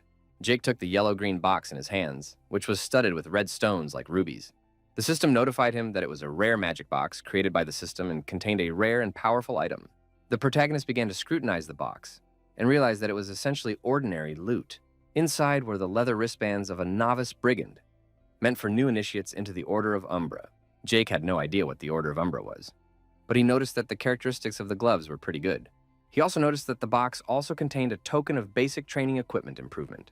The protagonist began to weigh the pros and cons, realizing that it would be nice to improve the bow, but for now this one was pointless. He then turned his attention to his blood-stained and tattered cloak, wondering if he could improve it. Jake said in his mind that it was definitely worth it if the token would also repair it, then began to choose an area enhancement. The process of improving the cloak began the second it started, and the protagonist watched silently, waiting to see the result. The system notified that the cloak had become resistant to chopping attacks and had gained self-healing properties. Jake called the result not as impressive as the jeweled wristbands, but realized that the self-healing would come in handy. He decided that he should try to find more such crates, and took into account that there would probably be rarer ones in hard-to-reach places. The protagonist recognized the fact that the mammoth spider in the cave was the strongest beast he had ever met before. In his thoughts, Jake said that if this all seemed like some kind of game, that spider was definitely guarding something and should be considered. At the same time, the young man realized that he no longer had the opportunity to return to that cave, because it had collapsed. He soon came to a clearing with a good view and suggested that perhaps there might be another cave here. A few hours later, he stumbled upon the entrance to another cave that looked a little different, and the hero set out to explore it. Jake didn't sense any dangerous beasts, but still remained wary because there were nuances. The hero sensed something special in the very depths of the cave, and realized that he needed to go there and scout everything out. He had an eager and very interested smile on his face, which told me that exploring the cave was not going to be an option this time. Jake picked up his torch and without a backward glance went to the silliest cave, which had glowing blue mushrooms everywhere. The glowing mushrooms were new to the protagonist, and he was surprised to reach for one of them for a closer look. But it didn't end at the mushrooms, because ahead, the young man saw a dilapidated wooden door, which was even more interesting. Jake ran his hand over the wooden door a little and realized the wood was rotted and wondered how long it had been here. The system notified the protagonist that a dungeon with a training mission had been discovered, which is exactly what he needed. Entry required having a class or race below 10th level, no profession, and being in the top 5% of the best, all of which was fulfilled by Jake. Based on the situation, the protagonist realized that it seems to be among the top 5% of survivors in the Great Forest at the moment. The system asked if Jake wanted to enter the dungeon, and he smiled and wondered how he could say no to something like that. Soon, he entered a dungeon that looked mesmerizing her. R wondered what kind of place this wheelbarrow was. The system notified Jake that the goal of the dungeon task was to survive and make it through the dungeon, eliminating all difficulties along the way. The perplexed protagonist carefully reread all the information and wondered if that was all that was required of him. He then turned his attention to the necklace that had appeared suddenly around his neck and which was vibrating slightly. Jake had read that the amulet was given to those who entered the dungeon and allowed them to store items in a small pocket space inside the stone. The young man realized that he could use the necklace as inventory, and perhaps it was a clue on the task of this dungeon. Suddenly, the gem inside the amulet began to move from side to side, and the hero didn't realize what was happening. The stone began to emit a bright yellow color, and Jake panicked a little, realizing that there was something inside him. Out of nowhere, a blue beast with sharp claws, an evil look, and long ears popped up with an aggressive attitude. A tense Jake didn't understand what the hell was going on in this dungeon and remained wary. At one point, he noticed that he couldn't feel in the area of his left pocket his sword, which had a good weight to it. The hero tensed even more because he realized that his weapon was suddenly missing, but who had stolen it was unclear. It was impossible to give slack because suddenly, but Jake was jumped out by a blue and very aggressive beast that wanted to attack him. As it turned out, there was a whole crowd of animals, but they turned out to be harmless, and their bites did not even hurt the young man. Suddenly, one of the animals made himself known and said he'd show him who was harmless, then bit Jake's leg. Jake was dumbfounded to hear that this unknown creature could talk, and nearly jumped back in fright. He accidentally stepped on an object that was like an activator tile, which triggered an explosion nearby. The main character was a bit confused because he didn't understand what was going on around him, but he tried to stay calm. He dodged the sharp object flying at him, coming to the realization that he had stepped on the slab that activated the trap. A sharp throwing object landed near Jake, but he was unharmed because he dodged it in time. The blue beast bounced to the side and stood up to taunt the hero, saying that this was what he should do and calling him a fool. Jake noticed that the spot where the spike had hit was melting and decided he couldn't let the thing touch him. The excited young man asked the talking animal what the death trap was and how he could escape it. Eeyore grudgingly replied that he couldn't know that and added that he was just a fool who was trapped in a necklace. Jake decided to ask the beast who had locked him in, because that might provide some clarity. But the creature with the long ears replied that the guy had bigger problems to deal with right now. Eeyore added that those spikes would soon be inside the hero, whereupon Jake prepared to dodge them. Jake promised himself to take care of the creature later and decided he should just walk to the end of the hallway first. At breakneck speed, he rushed towards the wooden door in front of him, which was the very end of the corridor. The protagonist remained completely calm and successfully moved forward without giving the spikes a chance to hit him. Eventually, a panting Jake successfully made it to the end of the hallway, and Eeyore called him baby and said that wasn't a bad result. The hero grudgingly asked him if he was going to follow him around like that, and the beast smiled at him a little annoyingly. Eeyore said he had no other place to go, and Jake sarcastically called it great. Jake could see the translucent blue slabs ahead of him, which he would have to climb up to reach the door at the top. The system notified him that the purpose of the dungeon challenge task was to collect 5 silver mushrooms in this space. The young man analyzed the situation and came to the conclusion that this was why he had been given the necklace with the gem inside. He noticed the holes in the wall that could be seen with the naked eye, and the acid spikes would pop out as soon as he approached the mushrooms. Eeyore advised to calculate the angle of the spikes based on the holes, and then plot a path that minimizes the chance of a hit. The protagonist heeded his advice, then stepped on the activator plate to calculate the flight angle of the spikes. But then he smirked slyly and wondered what was so funny about it, since it would go boring that way. Jake took a step forward to step on the translucent slab of mushrooms and find out what would happen next. The trap was immediately activated, and a huge sharp spike flew towards the young man at lightning speed. The hero looked at the stats for the task, where he read that one of the 5 silver mushrooms had been harvested. He continued to keep a close eye on the situation with the spike, so as not to fall into a trap, because he had no right to make a mistake. Jake came to the realization that with the ability and speed from his bloodline, he could just go straight.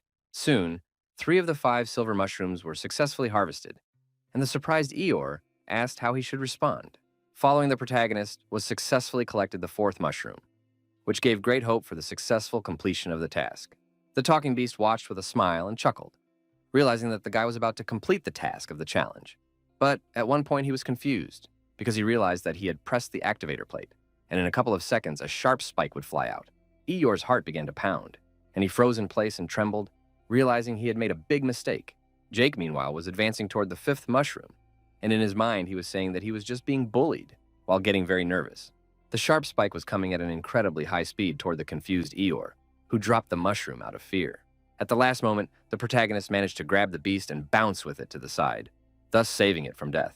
Eeyore couldn't believe the man had saved his life and trembled with fear, realizing that it could have ended here and now.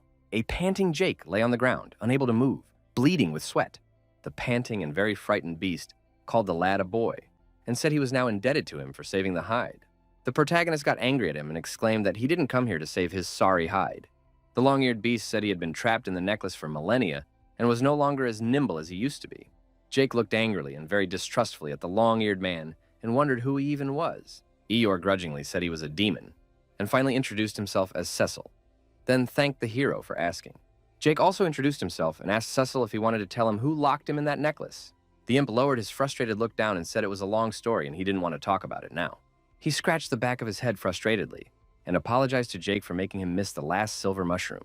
The main character immediately chuckled upon hearing this, which was a bit incomprehensible to Cecil at that moment as he was sad.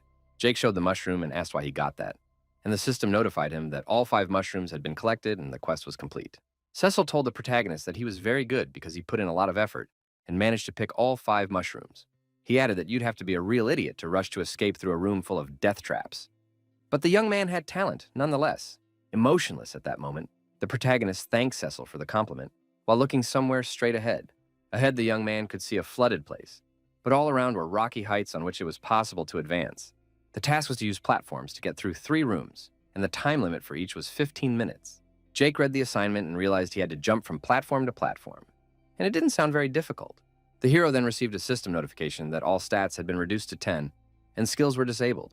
The dumbfounded young man immediately panicked because he didn't understand on what grounds this was done. The system notified that the characteristics and skills would be restored after the test was completed. This news made Jake nervous and panicked because he realized that skills were a huge component of his power. He kept getting stronger and changed in his face, calling the situation a stalemate and not knowing what he should do next. It wasn't long before Jake noticed that his body had weakened and his arms began to droop, which was very bad timing. Panic was increasing, and the young man noticed as if the gravity had gotten stronger. But the reason for this was unclear. He got the notice again and noticed that his stats were almost the same as before he started training. Jake closed his eyes and concentrated as hard as he could, realizing that the thing still seemed to be working. The young man read the information on the bloodline of a primitive hunter and noticed that, for some reason, his bloodline ability was not considered a skill. The bewildered protagonist wondered what this was even about and what he should do next in this situation. A slightly worried Cecil asked the boy if he was okay, and Jake replied that he was fine.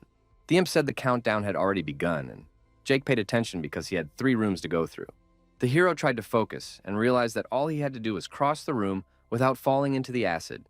He looked around carefully and came to the conclusion that there were 3 types of platforms, and each with its own symbol. The first symbol was a snake that had something wrapped around it, but initially, Jake couldn't see what it was.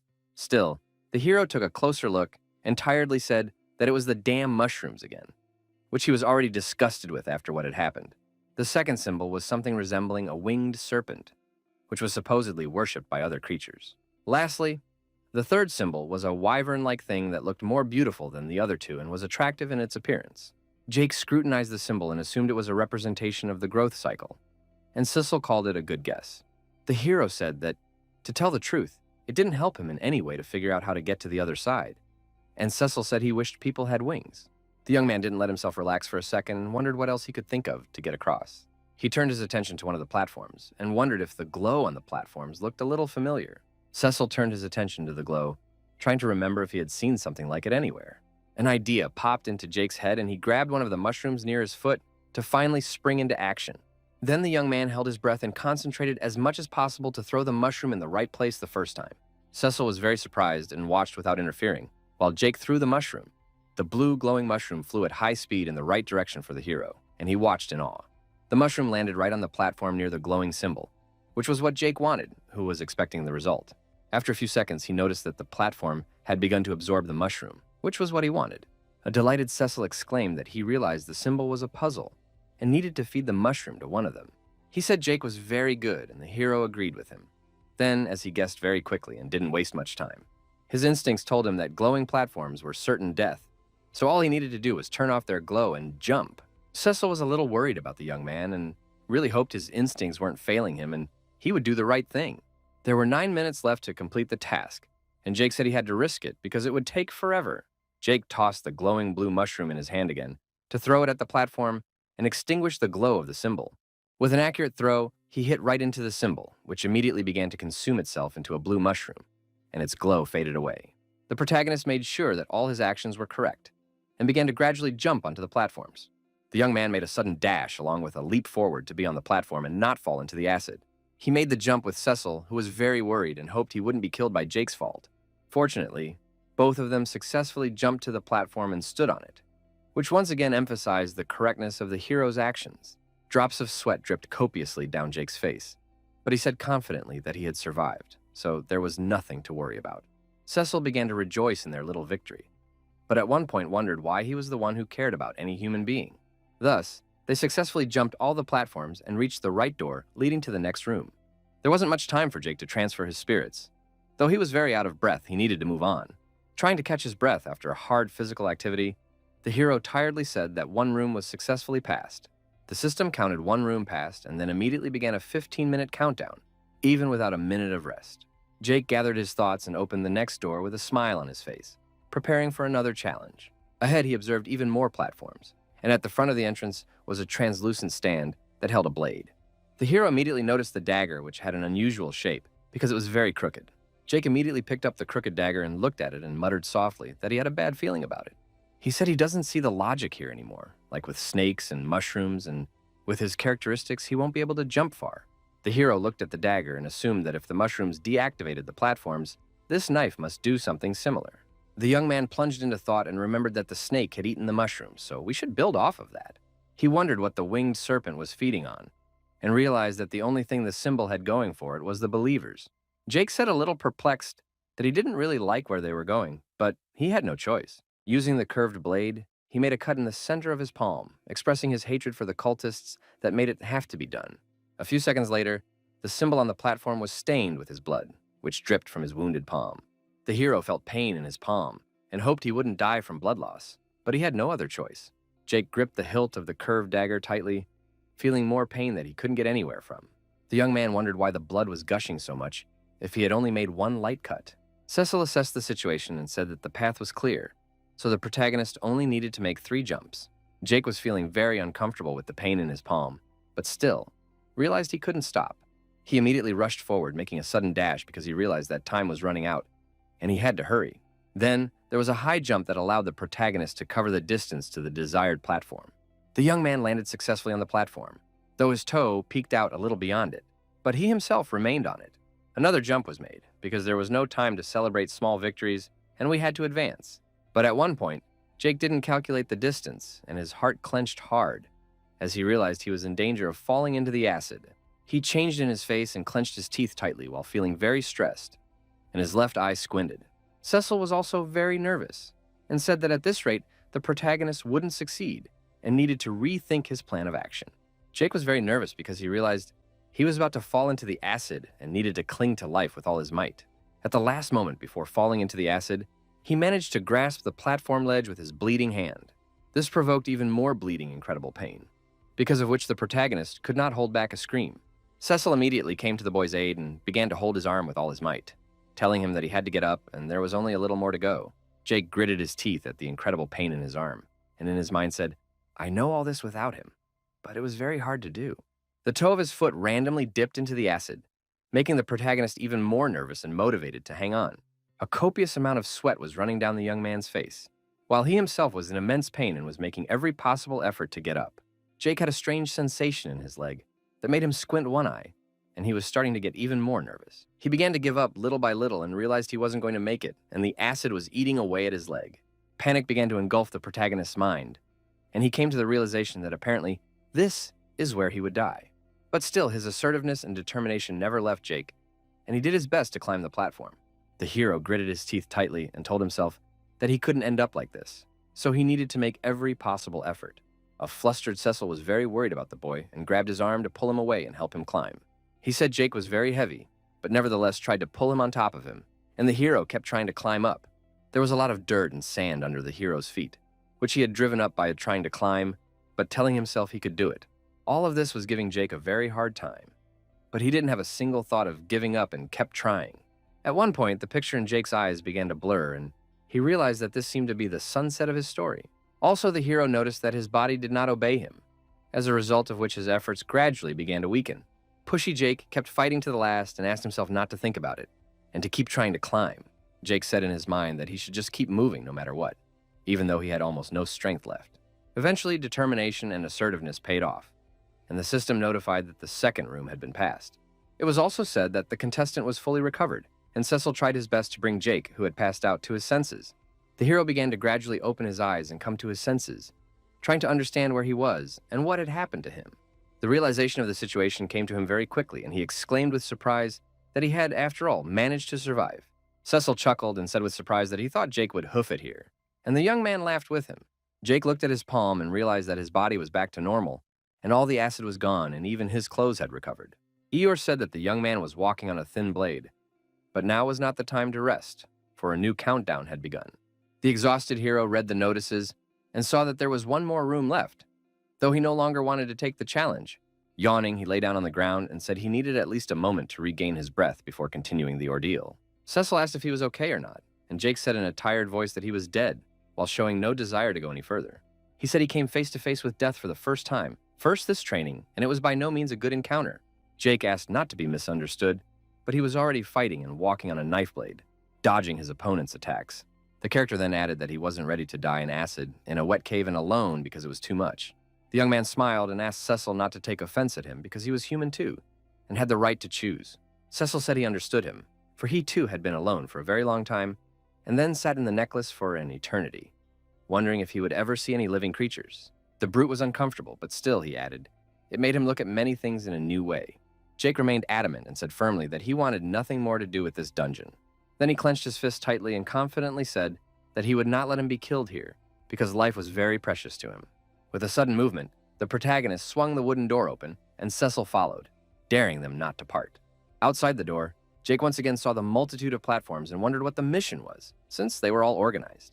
Cecil looked around and suggested that the mushroom scheme should be pulled here, and then the ordeal would be easy.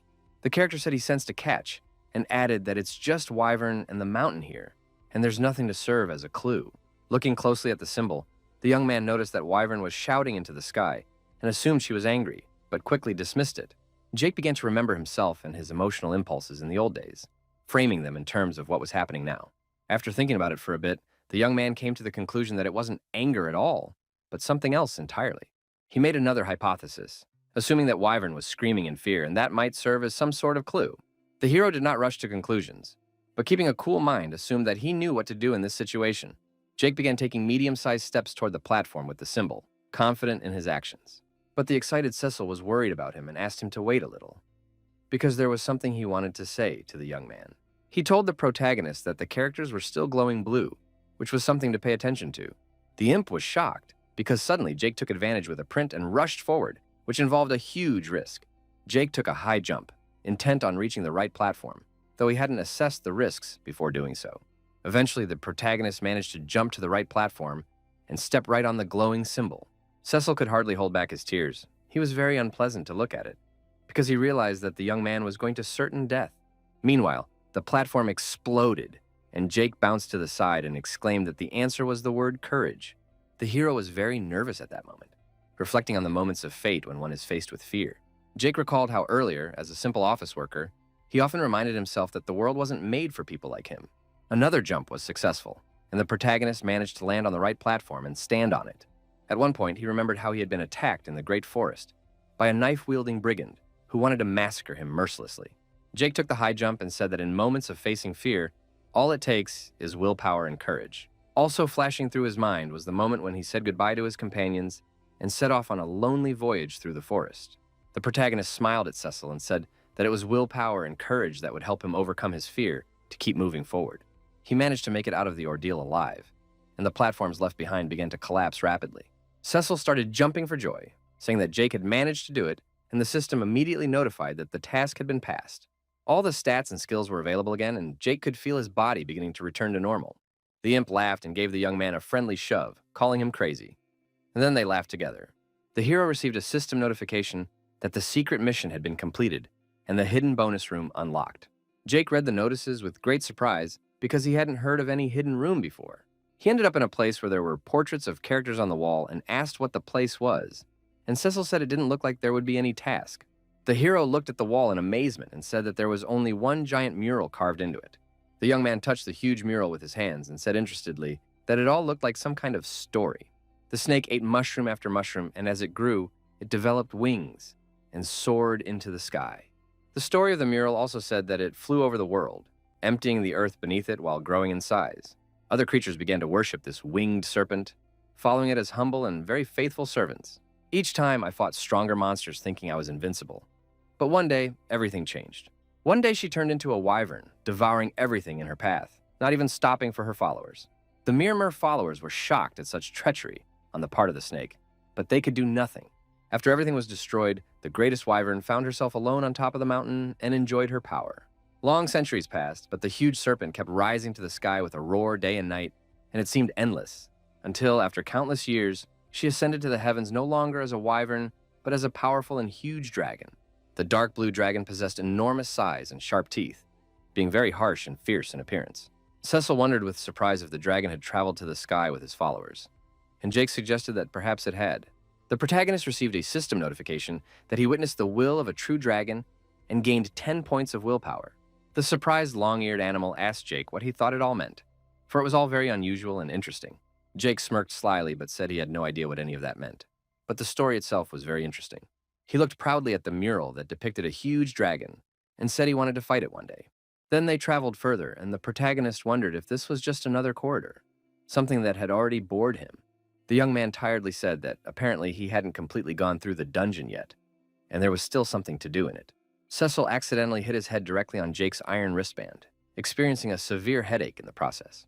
Rubbing his head, he said he was already starting to miss the glowing mushrooms and asked the protagonist how he could see in the dark. Jake smiled and replied that the whole secret was that he had put enough points into perception, which was what was helping him along. But he withheld the fact that it was not only a merit of his stats, but he himself could feel the bloodline's abilities getting stronger. The protagonist concluded that the sphere of perception expanded in those moments when he was in danger, but now it works on a regular basis. Albeit in a smaller radius, it's become like a passive skill. Jake wondered if he should tell Cecil about it and assumed that since he was so old, maybe he knew something about it. He said that if Cecil wanted, he could sit in the necklace again until they reached a well-equipped place. But the beast grudgingly and firmly replied that he was not going back there under any circumstances. A perplexed Jake asked Cecil why not and what was wrong with it, and his firm and adamant stance surprised the young man. Eeyore lowered his ears and said it was no big deal, and afterward began to remember this torturous and very long phase of his life. He said he didn't even have a chance to see what was happening outside, and the passage of time seemed endless to him. Cecil recalled the days out of the will and added that until one is released from there, it is all a prison. He then added that he wasn't burning to spend another millennium inside the necklace, because it's a horrible place. His emphatic stance became clear to Jake, and he said that was also true, and took into account that Cecil had said earlier that he was trapped.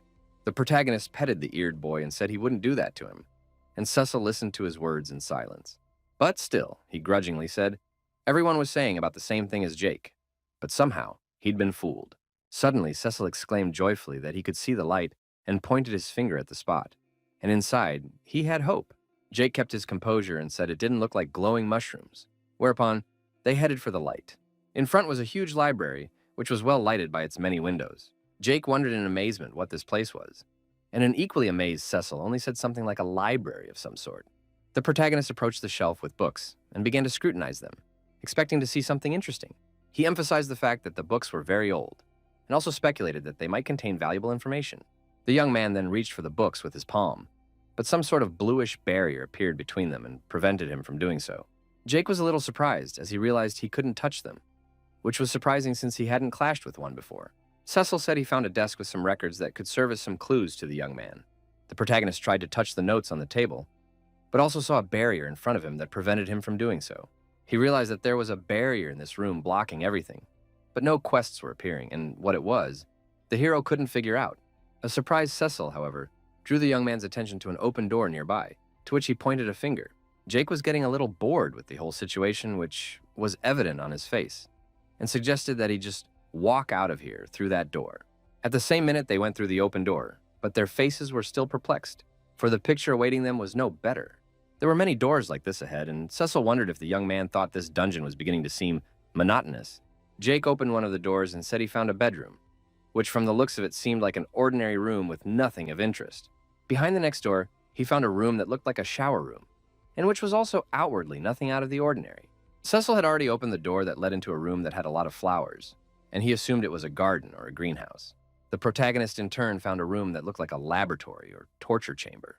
The long-eared beast said it looked like they were in someone's house or something, and the young man walked forward in silence. Soon they stopped in front of a double wooden door, behind which they thought something unusual might be behind. This door was the last one, and Jake opened it without a moment's hesitation, eager to finally find something that might be of use to him. The main character looked around and said that they had finally stumbled upon a room with some sort of mystery. Cecil said it was a room with a pedestal in the center, and Jake took a box that had a hole in it for a human palm. The young man said that the dagger was gone and also noticed something like a human handprint on the pedestal. He scrutinized the pedestal and assumed it was necessary that he place his palm there, and it would activate something. The slightly anxious, long-eared beast said that after that dagger prank, this was obviously not a good idea. His excitement made Jake laugh, and he asked Cecil where his adventurous mood was.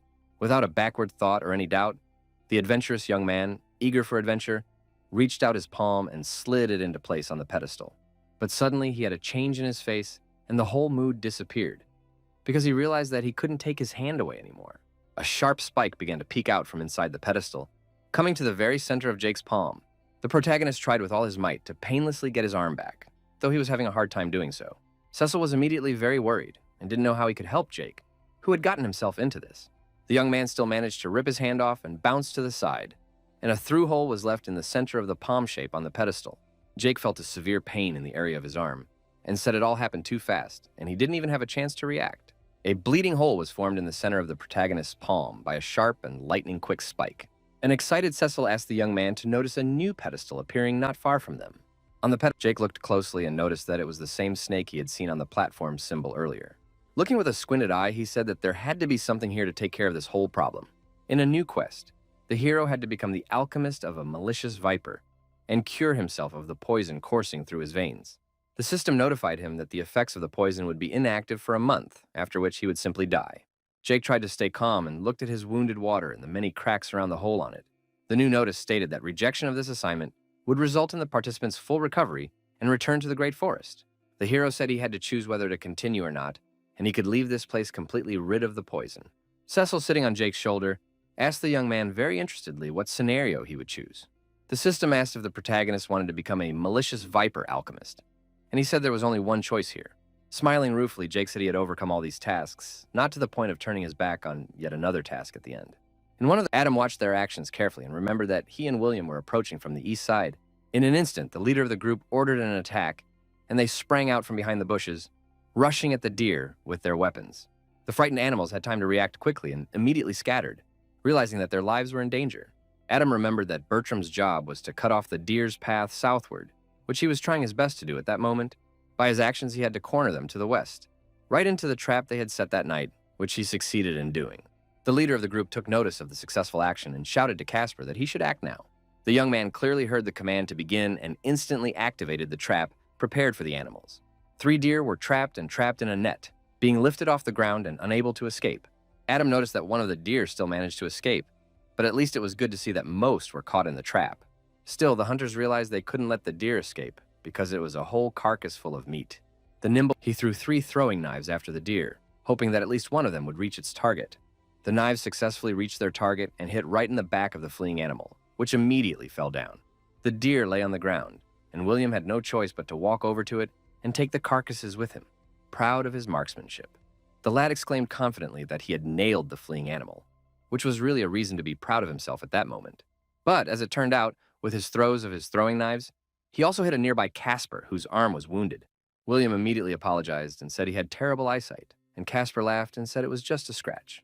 The blue-eyed hunter looked at the deer in the net and said that now they had sustenance for a week, and that was reason to rejoice. Adam clapped in praise and said everyone did a great job, which got them 3 whole deer carcasses.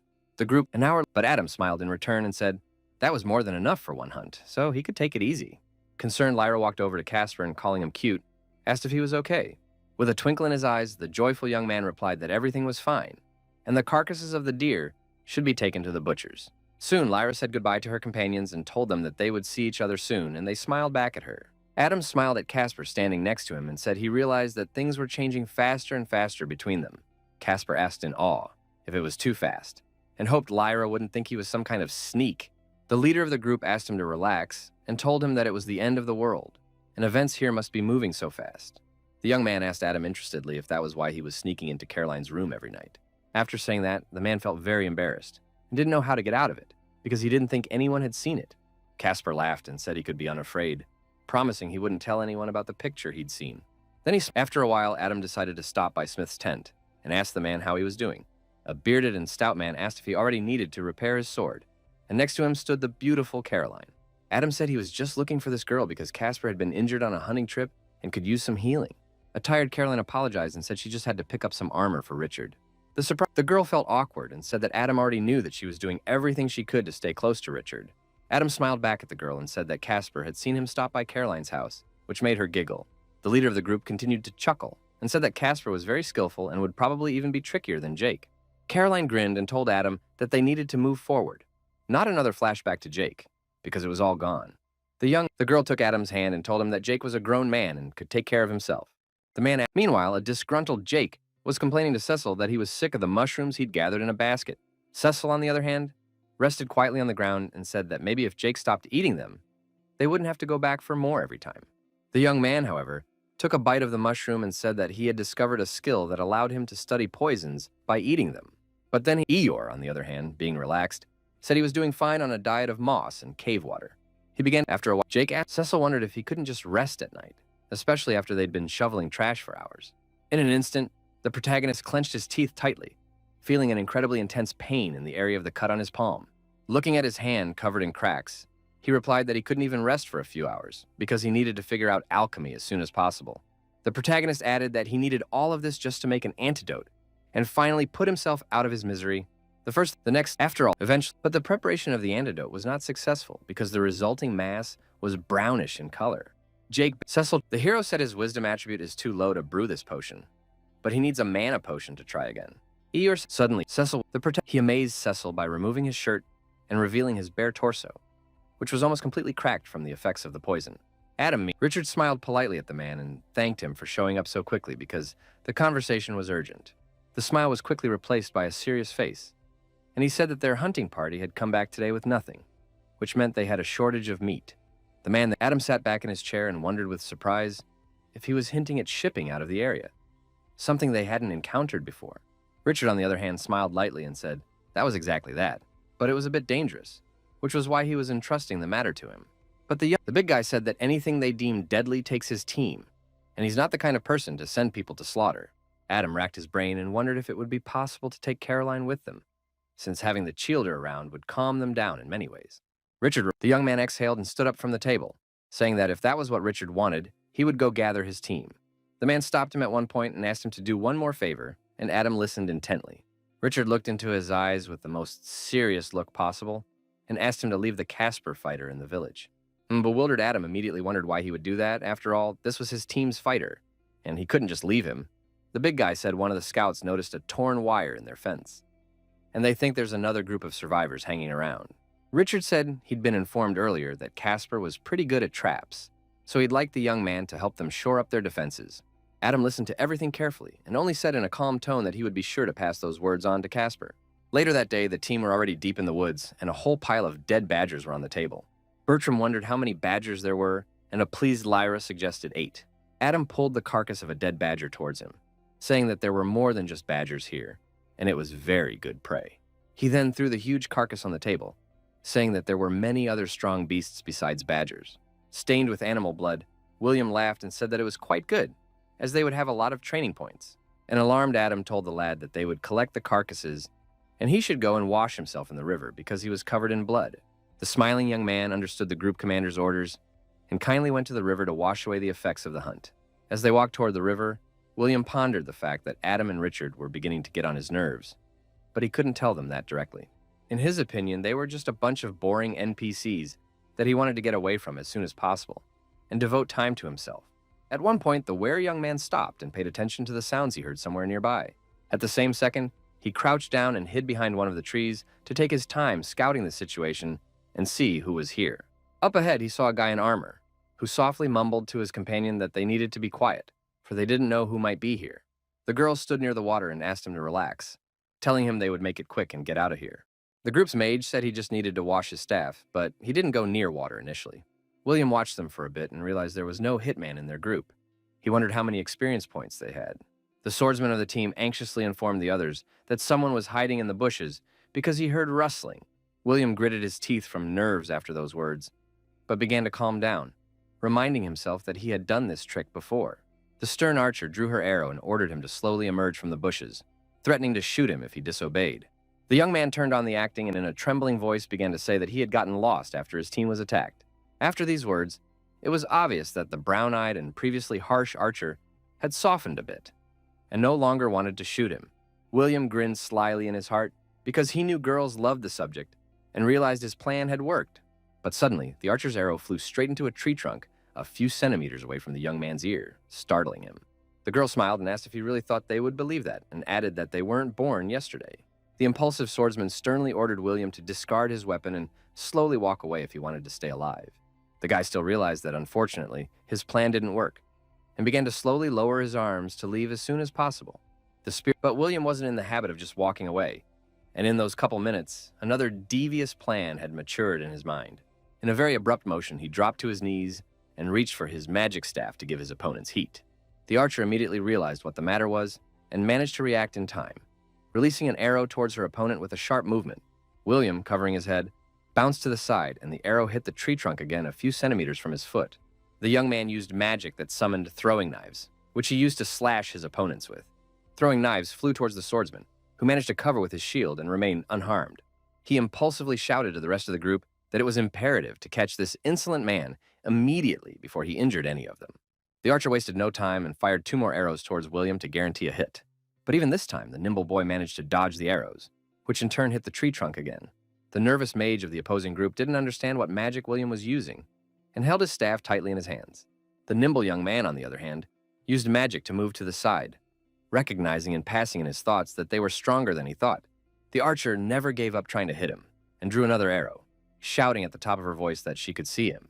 William still said in his mind that although they were strong, they were not strong enough, and prepared his throwing knives. One of the girls, the dazed and very frightened swordsman, could not believe that death had caught up with an archer who was very close to him. But the sacrifices didn't end with the girl, and the throwing knives were launched again, but towards the remaining members of the group.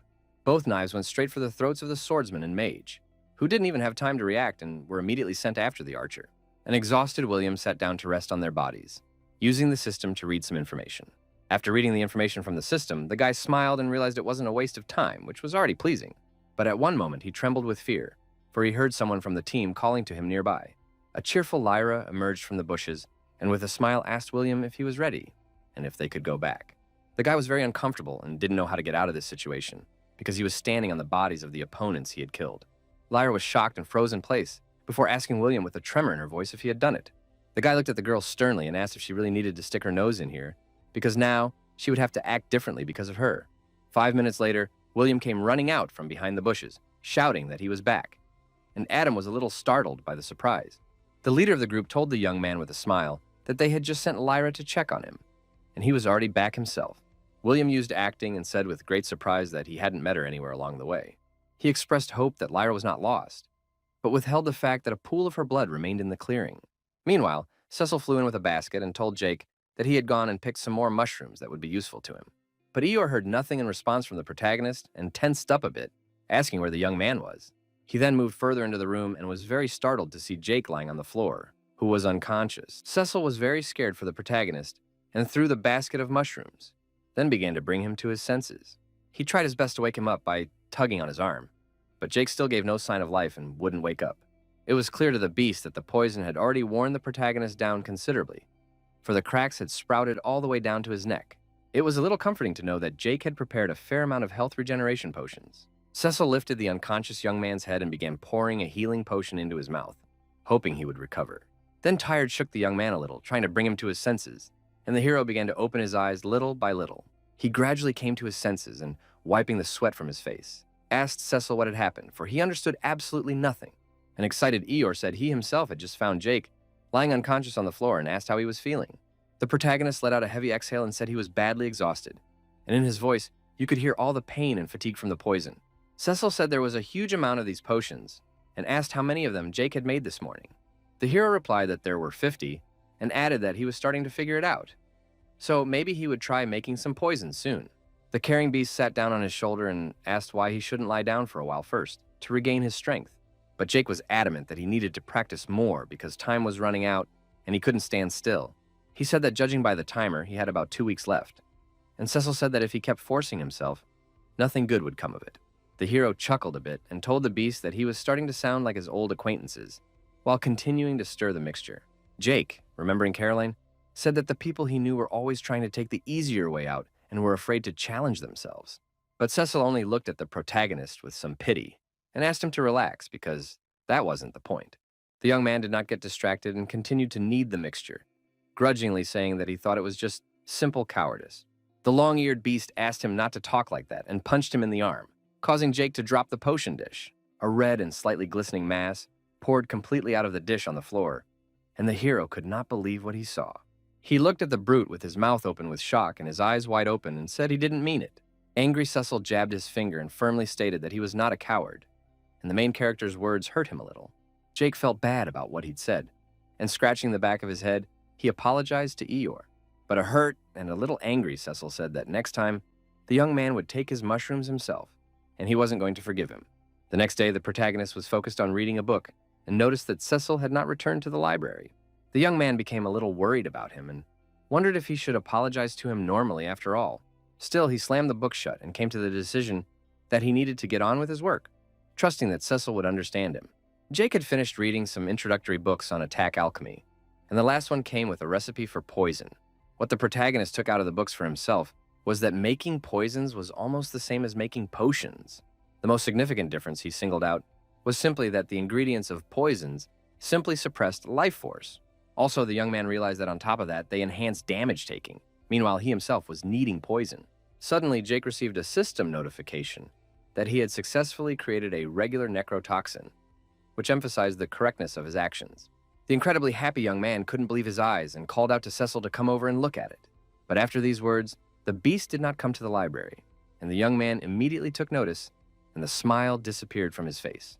Jake called out to Cecil again, but he didn't answer, which made him even more anxious. The protagonist asked him to come out because he wanted to share his achievement in alchemy as soon as possible. Still, Cecil looked into the library and grudgingly asked Jake what he wanted, with no desire to socialize. The delighted young man looked at the prepared poison and said he created it on the first try, then asked the beast to take a look. Still angry and resentful, Cecil grudgingly said he could take a brownie off the shelf for it. Jake looked at his reaction and realized he was still angry, so he needed to figure out how to apologize. The system notified him that he had obtained level 24 to the malicious serpent alchemist profession, as well as 2 free points. The hero looked over his stats carefully and decided to add a few more points to his wisdom.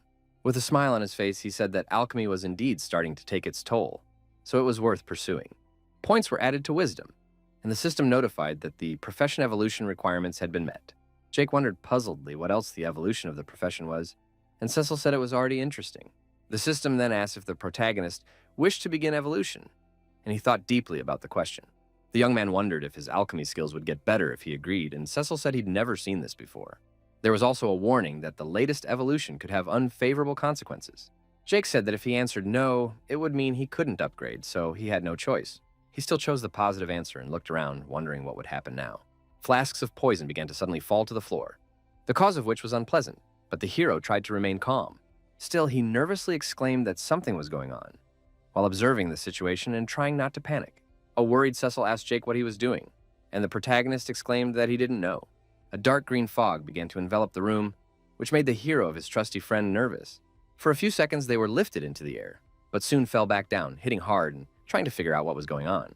A few seconds later, Jake was on a steep downhill slope trying to figure out what was going on, and the terrain was like another cosmos.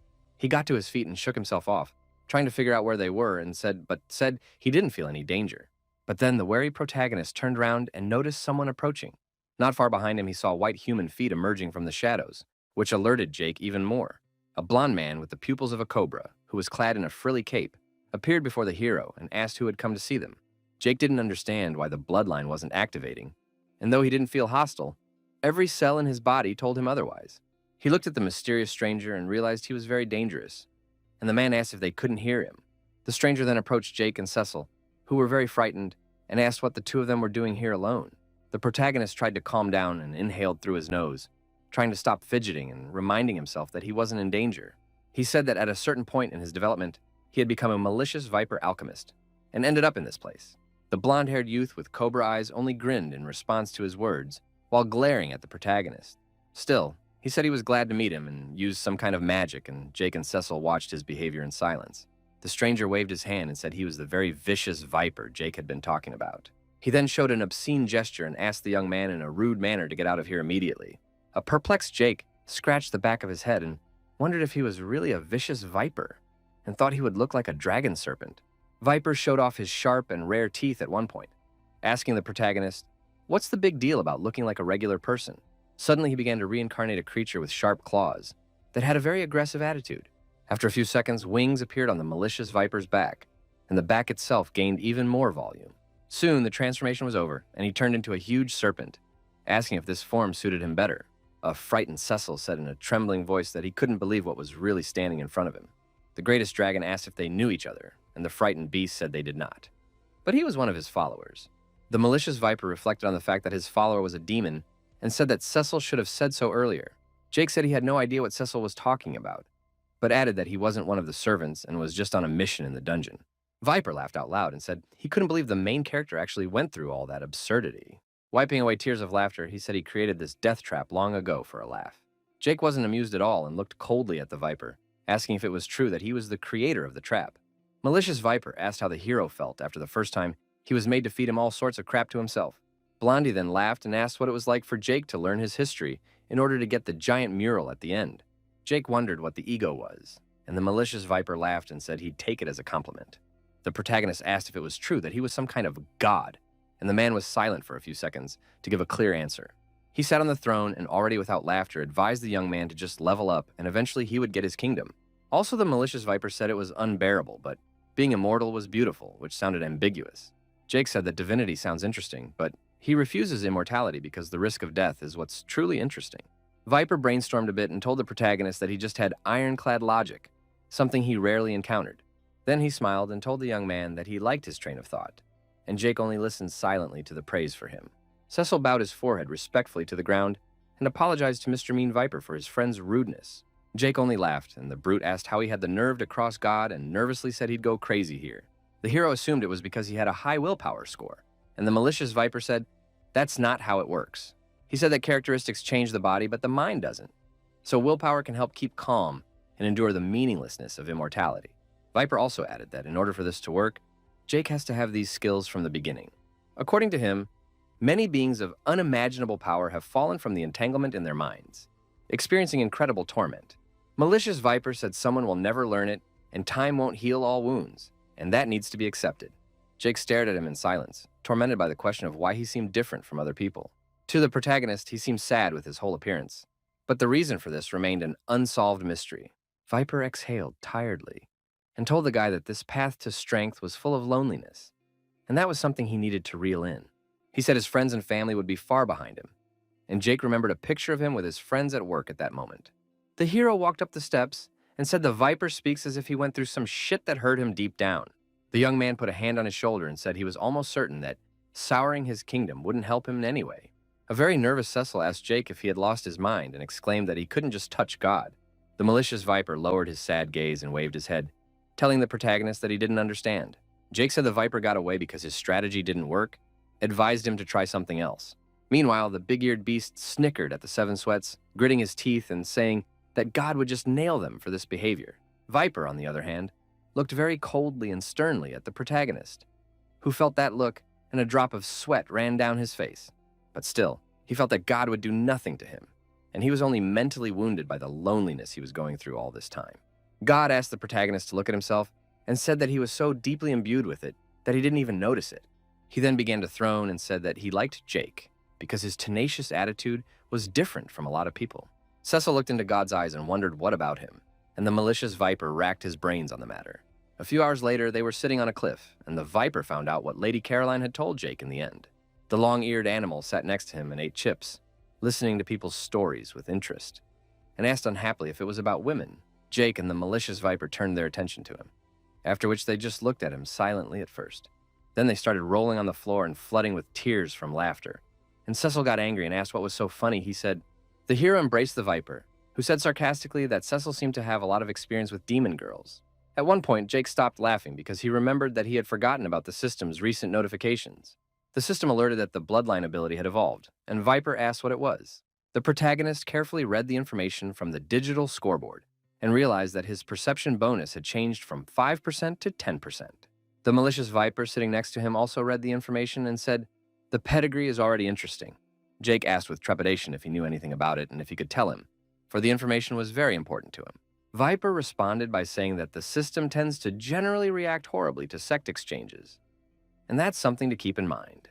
He said that there was something going on since some god had destroyed a small universe in the 5th era that stunned Jake and Cecil. The protagonist exhaled and said that he should have realized it himself, but unfortunately he didn't. Malicious Viper got up from the ground and said that it had been fun, but it was time for them both to leave, whereupon Jake got up from the ground as well. God said the character left him with a lot to think about, and he hadn't often met someone with such drive and ambition. The shy hero, and asked if he was now a true alchemist of the malignant Viper, thus passing the interview. Viper confirmed that it was, then put his hand on Jake's shoulder, which glowed a golden color, and he said it was a gift for the journey. He said it was a little piece of karma, if you could call it that, and Jake was very surprised and looked at the beautiful rays of light. At parting, the god thanked the protagonist for keeping him company, and the young man only looked into his eyes with a smile. Finally, the hero waved to the evil Viper and said that they would see each other again, and then entered the portal. Left to himself, Viper said that Jake had a very powerful bloodline, so he wouldn't have to keep an eye on him. He then walked over to the tall structure ahead and stretched his palm forward, concentrating on his senses. God said it was enough of treading in the same place in the mud, and it was time for the malignant Viper to return. Meanwhile, Casper welcomed his comrades back from the hunt, busily setting up a trap within the base. He began to wipe the soldiers with his knee, asking his companions what they thought of her new fence made by his hands. Adam walked over to Casper and lowered his head to the floor while about to tell him some very unpleasant news. The young man did not wait and immediately asked where Lyra was because he noticed that they had returned without her. The leader of the group looked at him with a sad look and put his hand on his shoulder, saying that he was sorry. He said they didn't understand what happened, but Lyra just vanished into the woods and they couldn't find her. A shocked Casper immediately changed in his face and asked what that meant and how she could vaporize just like that. William excitedly said that they had searched for the lyre for several hours, but had found no trace of it, but there had been speculation about it. It pained Adam to talk about it. He said that they had nothing to say at all, and Casper could only brace himself. The young man couldn't believe what was happening and became angry, asking if this was some kind of joke on their part. The leader of the group shook his head sadly and said that Lyra was gone and he was sorry, as much as it hurt. Casper almost fainted, but this information did not fit in his head in any way, and tears involuntarily flowed from his eyes. A month later, a member of the group had a report on William, and Richard was interested and asked Richard to lay it out. The man said William's defense could cause more trouble than good, so the issue needs to be discussed. He said that Richard should only give orders, and he would personally take care of the young man so that there would be no problems. The scout also reported that while they were talking here, 2 of his men were following the young man, so everything was captured. Richard got up from the table and asked to just follow him for now, because he'd seen plenty of people like William. He called the young man an arrogant puppy, but his abilities balanced that out, and someone like him was capable of being very useful. The subordinate heard the boss's words carefully and saluted, saying he understood and would do his best. Meanwhile, Adam greeted William and asked if there was any progress with the stone arrowheads. The young man replied that he had just finished with them, while holding the heavy wooden box they were in. He held out a box of lugs and apologized that it took longer than he wanted, but he was still learning the trade of a blacksmith. A slightly alarmed Caroline noticed that William was covered in oil, but that was what the profession demanded. She immediately wrapped her arms around him and began wiping the young man's oil-stained face, and he only tolerated it silently. William laughed a little and said there was nothing wrong with that, then asked Smith, who was sitting behind him, if he was correct. The man looked away from his work for a few seconds and said it was a sign of hard work. Caroline said she didn't understand why William didn't want to pursue a tailoring profession with Jean, since even leatherworking would have been easier. The lad replied that blacksmithing was fun, for besides that, he enjoyed socializing with Smith, who had already taught him a lot. The girl ruffled the boy's hair and asked him to just be careful at the forge because she was worried about him. William smiled and promised that he would obey and behave, so she didn't have to worry about him. Adam took the box of lugs and began to walk away with Caroline, and the young man looked at them afterward and called the whole thing a headache. Looking at Caroline's back, he called her a chicken in his mind, realizing that she thought she could tell him what to do, and he really didn't like that. William said in his mind that if she wasn't so pretty, no one would ever think of putting up with those nags. He drew his sword from the barrel and once again reminded himself that no matter what, the war between Richard and Hayden would begin any day now. The young man saw his reflection in the sword, and smiling to himself said that once he killed everyone, he would leave this place. Suddenly, he was approached by Smith, who asked him to go and help him with those crates because he couldn't do it alone. The responsive William immediately jumped up and said he would go and help him right away, thus taking his mind off his thoughts a bit. Adam, meanwhile, entered Casper's tent and told him that he had taken the lugs he had requested earlier. He inquired if there was any reason why he should not take them himself, while the young man went about his business and remained silent. The band leader didn't get an answer to his question and said Casper could use a break, but he continued to remain silent. At one point, the young man said in a serious tone that he did not wish to see him, but whom exactly he did not specify. Adam put down the box of stone arrowheads and asked if it was correct that this was about Smith, but Casper said he was referring to William, who had long seemed suspicious of his behavior. The leader says he knows Casper thinks William had something to do with Lyra's disappearance, but that's not true at all. The young man exclaimed that anyone who pretends to be innocent is hiding something, and he knows he has no proof. But they just can't trust William. Casper also added that there was no way Jake would have trusted this suspicious guy, but Adam couldn't understand that. The angry guy then tried to calm down, continuing to go about his business, but he was having a hard time doing so. Adam put a hand on his mentally wounded friend's shoulder and wondered how long it had been since he had slept. Angry Casper pushed his hand away and told him that there was no need to feel sorry for him, and if he didn't want to help, he didn't have to, and asked him to leave. The group leader didn't know how to approach him, and said he wasn't saying the young man was wrong, and added that he understood him. Adam still decided to mention that the way Casper angrily walks around the camp and glares angrily at William is very noticeable. The man said he's noticed more than once that the young man looks at William as if he's his target, and it's immediately apparent.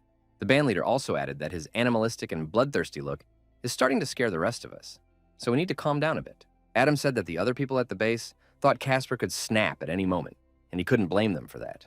He then turned his attention to the young man's traps on the table and asked what he planned to do with all of them.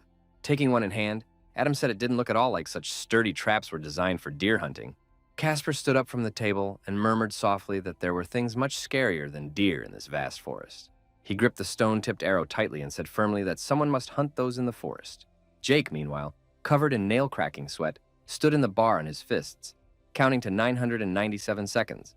The door to the room was suddenly opened by a long-eared Cecil, who asked the protagonist if he was ready since there wasn't much time.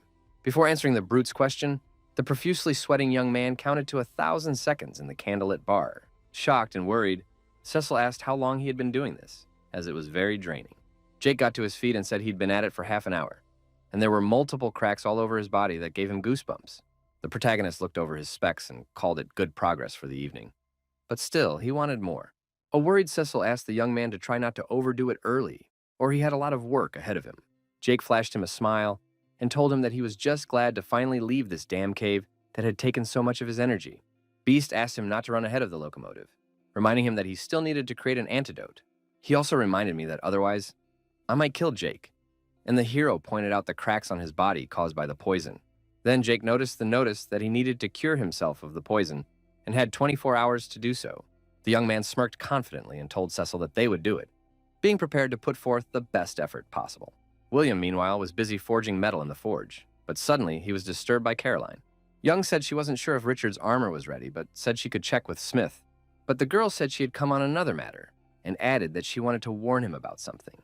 She put her hand on William's shoulder and asked him not to get close to Hayden's camp, because it could be very dangerous. The young blacksmith pretended not to be aware and wondered why, since everything was fine. A worried Caroline said that the situation was ambiguous, and Richard said that hunting was still okay, but they shouldn't go too far. William's look became a little upset. He said he would follow Madame's advice to avoid putting himself in danger. Hilaire smiled with peace of mind and said that she knew she could trust the young man without a doubt. She then frustratedly said that she also wanted to warn more Casper, but he wouldn't even listen to her. William immediately asked why Caroline thought Casper would want to go to the enemy and what he would accomplish by doing so. The girl replied that no one could know that, and then added that the young man was setting some sort of traps, and as if he was on his own mind. Caroline also admitted that she was even very curious about how many learning points Casper had already gained through his actions. William saluted the girl with a smile and gave her his word that he would keep his distance from Hayden's camp. After a while, she returned to the house to Richard, who immediately inquired of her how the conversation with the young man had gone. Caroline rode the palm of her hand in discomfort and said that the deed was done and William would go after Casper, Richard stood from behind the desk and scratched his beard a little, saying with a smile that the girl had done a pretty good job. Then he put his palms on her shoulder and said he realized she didn't like it, but both guys were a problem for them. In Richard's opinion, William thought he was a very sneaky kid, and Casper found himself thinking he could destroy the whole camp whenever he wanted. With a pained expression, Caroline said that Casper was just very upset because he had recently experienced a bereavement. But the boss in turn believed that the young man had simply disappeared for a few days after learning of Lyra's disappearance. On that ill-fated day, a panicked Casper set out to find his missing favorite girl, screaming her name while walking through the woods. He was very worried about her and shouted her name nonstop, hoping to hear her at one point or just find her. At one point, Casper came upon a place where two fierce badgers were fighting, and near them, the corpse of a girl lay in a pool of blood. Inside the young man's mind, the whole world turned upside down, because he determined from the color of her hair that it was his favorite girl, Lyra. Barely holding back his tears, he immediately rushed to her body, dispersing the fighting badgers and not being afraid of them at all. Casper immediately fell to his knees beside the bloody body of Lyra, who no longer gave any signs of life and turned cold. Overflowing with bitter tears of loss, the shattered lad immediately lifted up the inanimate lover, asking who had done this to her. It was impossible to look at his tear-stained face without pain, and Casper himself could not believe what he was seeing and did not understand how this could have happened. At one point, he noticed a strange wound on the girl's body that caused some wariness. Casper looked closer, and yet he could see that it was a stab wound from a dagger, which made it clear that someone had done it deliberately. At that minute, he immediately thought of William, who was serviceable and very skillful with throwing knives. The young man was distraught and continued to shed tears, shaking with heartache. But suddenly, he heard his name from other lips. He held his undead lover tightly against him, looking up at the sky and continuing to cry, but he heard his name again. Casper became wary when he heard his name for the third time and began to look around carefully, trying to see who was saying it.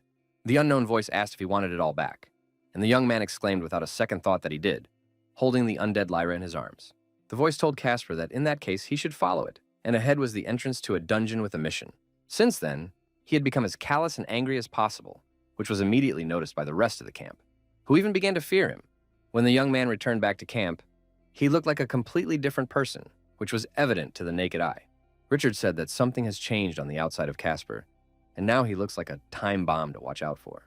Wiping away tears, Caroline said that it was very cruel to Casper, since he was one of their friends. The boss said the training was brutal, but it would be over soon, and once they got back to Earth, they would take time to think it over and memorialize everyone. He also said that Caroline should consider a better outcome, because maybe Casper will kill William and go back to his old self. The girl was heartbroken, but she said that Adam would be very happy to see his old friend again. Richard touched Caroline's ribcage with his fist and said that it was something they both wanted and needed to support each other. He promised that he and Adam would live happily ever after, but they just needed to be a little patient and get through the hard times. Caroline gently wiped away a tear with her thumb and said she needed to get out of this hellhole as soon as possible. But as it turned out, Richard turned out to be a treacherous scoundrel who in his heart rejoiced, realizing that the girl believed him. Casper was currently somewhere deep in the great forest, sitting in the middle of a clearing with a spear in his lap. He noticed the rustling of leaves and realized it was William, and he was right, for from behind the bushes came a young man who greeted him. The wily William smiled at Casper sitting on the ground and asked if he had been waiting for him, while being ready for a fight. Casper himself held the wooden spear handle firmly in his hand, and told the lad that he had arrived just in time. Then he looked him in the eye with great hatred, and William smiled provocatively, realizing that a fight could not be avoided. The rivals didn't take their eyes off each other for a while, and Casper said he was beginning to think William wasn't coming. The wily young man said Caroline told him to stay away from him, but from the look on his face at camp, he really wanted a fight. Then he smiled provocatively, putting his palms to his face, and said he couldn't understand why Casper hated him so much. An angry Casper asked him not to play dumb and told him that he knew it was William who killed Lyra. William said he knew Casper was weaker and had not hunted anywhere near as much as he had, only caring about his training points. His provocative speech angered the lad more and more, and his opponent's cynicism generated more and more hatred. Casper recalled how once upon a time when he came to camp, he noticed the lovely Lyra, who came up to meet him with a smile. At that moment, he greeted her excitedly because he hadn't interacted much with girls before, but still, he tried to act dignified.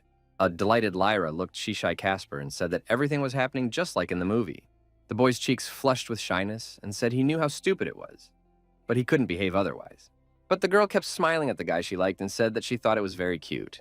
With her words, she further embarrassed Casper, who didn't even know what to say or how to act. A week later, on a dark night, they were warming themselves by the fire, and the young man held out a plate of food to Lyra. telling her that if she wasn't full, she could have more. At that moment, the girl felt very awkward, but still, she found the courage to ask Casper if he wanted to start dating. The guy was shocked by such an unusual and frank proposal, because no one had ever offered him such a thing before. Lyra got even more embarrassed, but she said he was a really nice guy she liked spending time with. She asked if he thought she was acting very deep. A confused Casper at one point said yes. He quickly realized he'd said something stupid and excitedly started to say that he'd meant to say he'd agreed to date. But he'd messed it up again. The lovely girl didn't let him suffer the embarrassment and placed a gentle palm on Casper's cheek, then kissed his cheek, which made him stunned. In the present day, the enraged guy asked William if he had ever lost someone he truly loved. His words and blurb about love meant nothing to the cynical William, who wondered if he had gone mad. Casper's mind and heart were filled with pain, and he said that when one is in love, the object of love becomes the whole world to him. Tears began to flow down his face involuntarily, and he asked William if he wouldn't want revenge on the man who had taken his whole world from him. But the guy emotionlessly and flippantly said he didn't see any point in it, because fighting wouldn't bring Lyra back to life. Casper says he can't just pick up and forget, but William doesn't understand that because love is too complicated an emotion for him. William became angry and realized that his opponent was trying to piss him off, and he was successful at it. Wiping away tears, Casper said that William looks down on other people. That's his weakness, and he's even worse than himself. Those words hurt the blue-eyed blonde, and he offered to separate, promising he wouldn't kill Casper if he did. But the young man fixed his hair and said that William's threat would only work if he was afraid of death. The cynical and cold-blooded opponent didn't waste any more time and used a magic staff to quickly kill the guy. A couple seconds later, powerful throwing knives flew towards Casper at a tremendous speed, but he wasn't afraid of death at all and managed to repel the attack of the throwing knives with a swing of his spear. This made William very angry, who recognized in his mind that Casper was faster than he thought. In an instant, the guy avenging the dead girl grabbed his dagger to finally go from defense to attack. A split second later, a sharp blade was sent toward the wily assassin standing still. But, remaining unemotional with a smile on his face, William stopped the knife in flight using his magical abilities. He laughed at the top of his voice and said that the knife didn't even fly close to him, so there was no doubt of victory. But in response, Casper smirked slyly and said he wasn't aiming at him at all, which created some bewilderment. With a throwing knife, a nearby rope had been cut in two, indicating the obvious activation of a trap. The Casper trap did activate, and William realized what he needed those stone arrowheads for. But he made clever and timely use of the metal plates he carried with him for good reason. Casper, with a heart full of hatred for his opponent, rushed at him with his spear, shouting that it was over and now he would kill him. William was also physically fit and was able to deftly dodge a spear thrust while remaining unharmed. But unexpectedly, he caught his left foot in a metal trap that had also been set by the enemy earlier. The young man immediately used his magic staff to open the snare, trying to remain calm. The enemy wasted no time and took his chance, throwing a spear with a stone tip at William.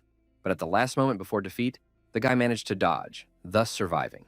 Still, the sharp tip of the right side wounded William near his ear, and he clenched his teeth in unpleasant pain. He managed to wrench his leg out of the metal snare, after which he grabbed his head with his hands and bounced to the side. Casper didn't let himself relax, though he was tired as a result of the fight. He still kept track of his enemy's actions. William held onto his early cheek and told his opponent that he was showing pretty good fighting skills. He then grasped his staff firmly and used it, asking if it was time for them to start a serious battle. Using the staff immediately activated, putting all of William's available throwing knives on full alert. Hundreds of sharp daggers were raised into the air, and William raised his hand in the air and said that Casper wasn't the only one who had prepared. With a not-strong sweep of his hand, he aimed a multitude of blades towards his opponent and asked him to try and repel this attack. Casper wasn't scared at all, because he had more than one trump card up his sleeve and wanted to say something to his treacherous opponent. He spread his arms out to the sides and began to recount that he had met the man while going through the dungeon. The young man added that the man picked him up and offered him some sort of deal that turned out to be very much worth it. Casper maximized his concentration and at the last moment stopped all the daggers flying towards him. The dumbfounded William became nervous as he didn't understand what the sudden change in direction of the dagger and their complete stop had to do with. Meanwhile, a focused Casper said the counterman offered him a deal that would give him power. It was a power that appeared to absorb pure emotion, and it was this power that the young man began to demonstrate to his insidious opponent in battle. He created something like a black hole and said that William could never achieve such power, for it was the resentment of the fallen. A flustered William became even more nervous and said it was impossible, while not even knowing what he should do next. The confused and wily youngster began to take steps backward, but in an instant, he tripped over a rock behind him and began to fall. Within seconds, he had already panicked and began begging Casper not to kill him, promising to leave the camp. But the soul-wounded guy replied that he didn't bring him here to kill and said he would just be a witness. Then he closed his eyes and relaxed completely, and the newfound power began to envelop him and gradually engulf him. Casper apologized for the unnecessary fight and said that after what William did to Lyra, he should have at least punched him before leaving. A terrified William was sweating and didn't understand why he was talking about leaving, yet he continued to watch. Casper began to slowly dissolve and said goodbye to the guy, saying that they would probably never meet again. The black hole completely sucked the young man into itself, leaving no trace of him, and then began to fade away. In a few minutes, only William was left in the great clearing of the great forest, trying to come to his senses. A few moments later, somewhere else, mysterious people in robes gathered, standing in a single golden circle. In the center of the magic circle, the newly departed Casper appeared in an instant and said that everything was ready. One of the mysterious ones said that a lot of this ritual can throw a guy off, but their patron is pleased with his work. The mysterious one with the long, bony arm asked Casper to get up from his knees, because he wanted to tell him something. The young man rose from his knees and was welcomed into the afterlife, where he would be for all of eternity to come. Meanwhile, William was trying to recover from what he had seen and wondered what it was, since the enemy had just exploded. Looking at the crater in the ground with an excited look, he said that this Casper's skillet was simply unbelievable. He remembered Casper saying he used the power to absorb pure emotion, but William didn't know what that meant. But still, the guy was determined for himself that he had to get it, because this skill is incredibly powerful and priceless. In the meantime, Jake was practicing meditation and only had an hour to cure the poison. But he didn't panic and was focused on himself. He realized that the effects of the poison were intensifying because he could barely open his eyes at the moment. But still, he remained calm. Sitting next to him, Cecil looked at Jake's twisted face and assumed he was in pain but couldn't help. In his thoughts, the beast said he'd be scared to death if he had to go through this himself. The protagonist, though sitting with his eyes closed, could feel Eeyore's gaze and asked him to stop staring at him. Cecil was incredibly shocked and asked how on earth he knew he had been looking at him all this time.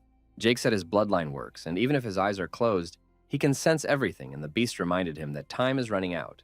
Eeyore asked how long he was going to sit in the meditation pose, and the hero said until he was ready. The agitated demon asked if he didn't need to practice or something, since he had less than an hour left to heal. Jake answered confidently and calmly, no, remembering how in college a lot of guys used to panic a lot before serious tests. But he, for his part, realized pretty quickly that the best thing to do for himself was to just relax in moments like this. The protagonist considered it similar to archery, in which complete calmness and concentration is required. The young man remembered that when intending to shoot, one must first take a deep breath while drawing the arrow. It was also an important step to calm down while stringing the arrow so as not to make any sudden movements. It was necessary to discard all distractions that could kill the focus within a person. And at the appropriate moment, it was necessary to finally make a shot that would become accurate if all the rules were adhered to. Jake remembered following all the points, and he managed to fire an accurate shot right in the center of the target. Cecil asked the protagonist if he had already prayed, but the young man was skeptical and said he didn't believe in such a thing. The long-eared animal asked if he was kidding, since he met God last week, and yet he still doesn't believe. But the hero only smirked slightly and said that he hadn't thought of it from that perspective, for the viper had even blessed him. Cecil looked at the notice and asked what it was, and Jake replied that they were just bonuses that had saved his hide during the alchemical work. He supposed he could try praying, but knowing the malicious viper, it was likely that the hero's prayer would go to an answering machine. The hero desperately lowered his head and closed his eyes, mumbling softly that nothing was going to work out, and it looked like he should just accept it. At one point, he got angry and tried to blow off steam, saying that if he died today, he would come back from the dead and find the viper. Cecil opened his mouth wide in shock, for it had been a long time since he'd seen Jake in such an angry mood. He immediately lunged at him and began punching him in the stomach, saying he would be lucky if God himself didn't come down and nail him for saying such things. The protagonist only laughed at the top of his voice and said he would find the viper himself, which he wasn't afraid of at all. Jake noticed that it was as if he could somehow feel the support of the malicious viper. Suddenly, it was as if everything inside him turned upside down, after which the protagonist could not stand on his feet and immediately fell to his knees. He immediately felt very nauseous, and a worried Cecil asked the young man if he was okay.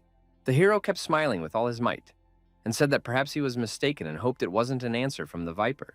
Jake looked at the blood he spit out on his hand, and all he could say was that it didn't look good. He asked the beast not to worry and said he wouldn't let it end like that and would fight to the very end. The young man realized that he couldn't give up after all he had been through, and began to remember all of life's moments. It was as if the hero had entered a picture gallery of all his moments and was remembering the enemies he had fought. It also brought to mind injuries that Jake had previously suffered that left an imprint made him stronger. Nor was he forgetting the friends he had said goodbye to some time ago, who had been a whole world to him before. Jake looked at the time remaining and told himself that none of this would matter if he couldn't pass the test. The protagonist confidently and firmly clenched his fist, telling Cecil that it was time to get to work because there wasn't much time left. The young man then sat down at his desk and decided that the first order of business was to prepare his tools and ingredients.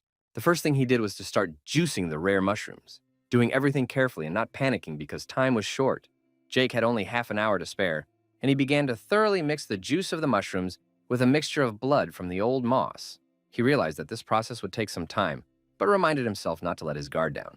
The protagonist was completely engrossed in the process, and Cecil was very anxious, but was bringing him the right ingredients. Time was running out. Jake decided it was worth replenishing his supplies using the leftovers from the other potions and drank one of them. The young man then placed the prepared mixture on the table, remembering that if it bubbled, it meant everything was going well, and the reaction was underway. With just under 4 minutes to go, the hero himself was at the stage where he needed to slowly inject mana. The protagonist became nervous, remembering to keep slowly injecting mana until the system said stop. At one point, he received a notification that he had successfully created an unstable malefic vital connection, which was very rare.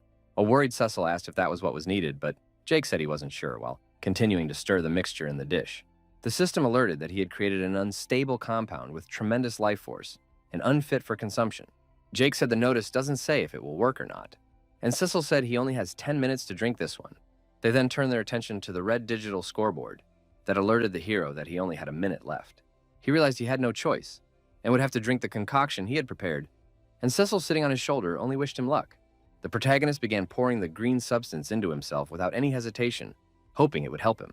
It was completely unusable, but he poured it into himself through the force, realizing there was no choice. Cecil asked if he felt any change, and Jake replied in a calm tone that he felt nothing yet, but the venom was still in him. At that point, the time to cure the poison had expired, which should have caused some sort of change. Suddenly, everything inside Jake turned upside down, and he became very wary, trying to figure out what was happening to him. A worried Cecil asked the protagonist if he was okay, but received no answer to his question. The protagonist felt incredibly powerful tremors inside him, which literally twisted him in different directions. Panic began to take over his mind, and he realized that it was all the fault of the poison that was still in his blood. Jake fell to his knees and mumbled that he couldn't breathe while trying greedily to take even one breath of air. It continued to spread and cracks appeared even on the young man's face, and he himself clenched his teeth tightly from nerves. The hero tried to resist the poison in every possible way, but still, he noticed that his body did not obey him at all. Suddenly, blood began to gush from the young man's mouth in great quantities, and he was dumbfounded and did not know what to do. Jake felt the poison spreading through his body with every passing second, and at one point he remembered his heart. He remembered that if the poison reached his heart, it would be over, and that could not be allowed to happen. But there was little the hero could do. Fearing for Jake's health, Cecil rushed toward the potion bottles and said he would bring him a health potion. The protagonist, meanwhile, tried to remain calm and remembered how he had prepared this mixture. The young man wondered what was wrong because he was sure he had done everything right and followed the instructions. Jake was still writhing in pain and he was spitting up blood, wondering why the potion hadn't worked. The main character's heart was beating frantically, but at one point began to gradually stop, and he himself began to relax. The exhausted young man fell on his back with a groan, staring powerlessly at the floor and realizing that the sunset of his story had come. Cecil had brought several bottles of healing potions and was trying to bring Jake, whose eyes were already darkening, to his senses. His heart continued to gradually stop, which directly indicated that the poison had reached its goal after all. The hero passed out, but soon saw Adam, who asked if he would just give up, and it wasn't the Jake he remembered. Jake began to slowly open his eyes and couldn't believe that Adam was sitting next to him, while still being powerless. The young man clenched his fist tightly and told himself that he was not going to give up, because he had been coming to this for a long time and couldn't just leave it at that. He began to slowly rise from the floor, gritting his teeth and telling himself that he would fight this damn poison. Also, the hero confidently promised himself that he would win this battle, and theirs has no right to defeat after the path traveled. Struggling with his lack of strength, Jake stood firmly on his feet and showed his determination, ready to do battle with the poison. His heart was full of life again and continued to beat at its normal rhythm, which gave great hope. Meanwhile, a fumbling Cecil fetched several flasks of medicine, looking excitedly at the hero. Jake jumped up from his seat in an instant, but you could tell by the look on his face that he was short of breath. A bewildered Cecil continued to fidget and wondered what was going on with his young friend. The sweat-spewing protagonist held onto his heart and said that it looked like the antidote had worked. and Cecil suggested that he'd pass the test. Jake confirmed this, noticing that the terrifying cracks from his body began to fade away. He was as confused, exhausted as possible, and in response to everything that was going on, he only said he was alive. But then, the protagonist's heart filled with joyful emotion, and he exclaimed that he was alive, and a joyful Cecil exclaimed that he was crazy. Malicious Viper watched him, saying that it wasn't bad, although the antidote could have been better. But his willpower and vitality helped him. God observed a joyful Jake and realized that these two qualities had brought him victory when fighting the poison, which was worthy of respect. He then smirked a bit slyly and said that it seemed he had made the right choice in believing in the protagonist. The system notified Jake that he had successfully completed the training task, and rewards would be given based on progress. The hero said they had 4 hours to wind up their rods and get out of the dungeon, and Cecil said that wasn't much time. The young man smiled and said that he didn't have much to carry, and then asked what about Cecil, who hesitated in response. Jake looked at him emotionlessly and asked if he would go with him, hoping to hear a positive answer. Cecil scratched his head awkwardly and said he hadn't thought about it at all, then asked if the hero wanted him to go with him. The joyful hero smiled and said that he would not leave him in this abandoned dungeon, so they must leave together. With astonishment, the beast lifted its long ears upward and queried whether the young man was speaking seriously and wished him to go away with him. Jake smiled genuinely in return and said that they had been through a lot together and held out a fist to the beast. He said that after all they had been through, they were partners, and then they bumped fists to confirm it. The sincerity of the session brought a tear to his eye, and he began to hide his face with his hands because he was very uncomfortable. The protagonist laughed and asked if he was crying, but the beast, covering his face with his hands, asked him to back off. Suddenly, another system notification caught Jake's attention, and he noticed it immediately. Cecil asked what it was, and the hero replied that he was getting flooded with system notifications, and it looks like that's the reward. He was surprised because he had gotten a bunch of stat and equipment improvements, and there were too many to count. The character gained +4 to all stats, +4 to a new power, new boots, and increased storage space in his necklace. Cecil had already asked how he was feeling, and Jake showed him his muscles and said with a smile that he was very alert. The hero then got his gear back, and Cecil asked if he could handle it, since it had been over a month since his last battle.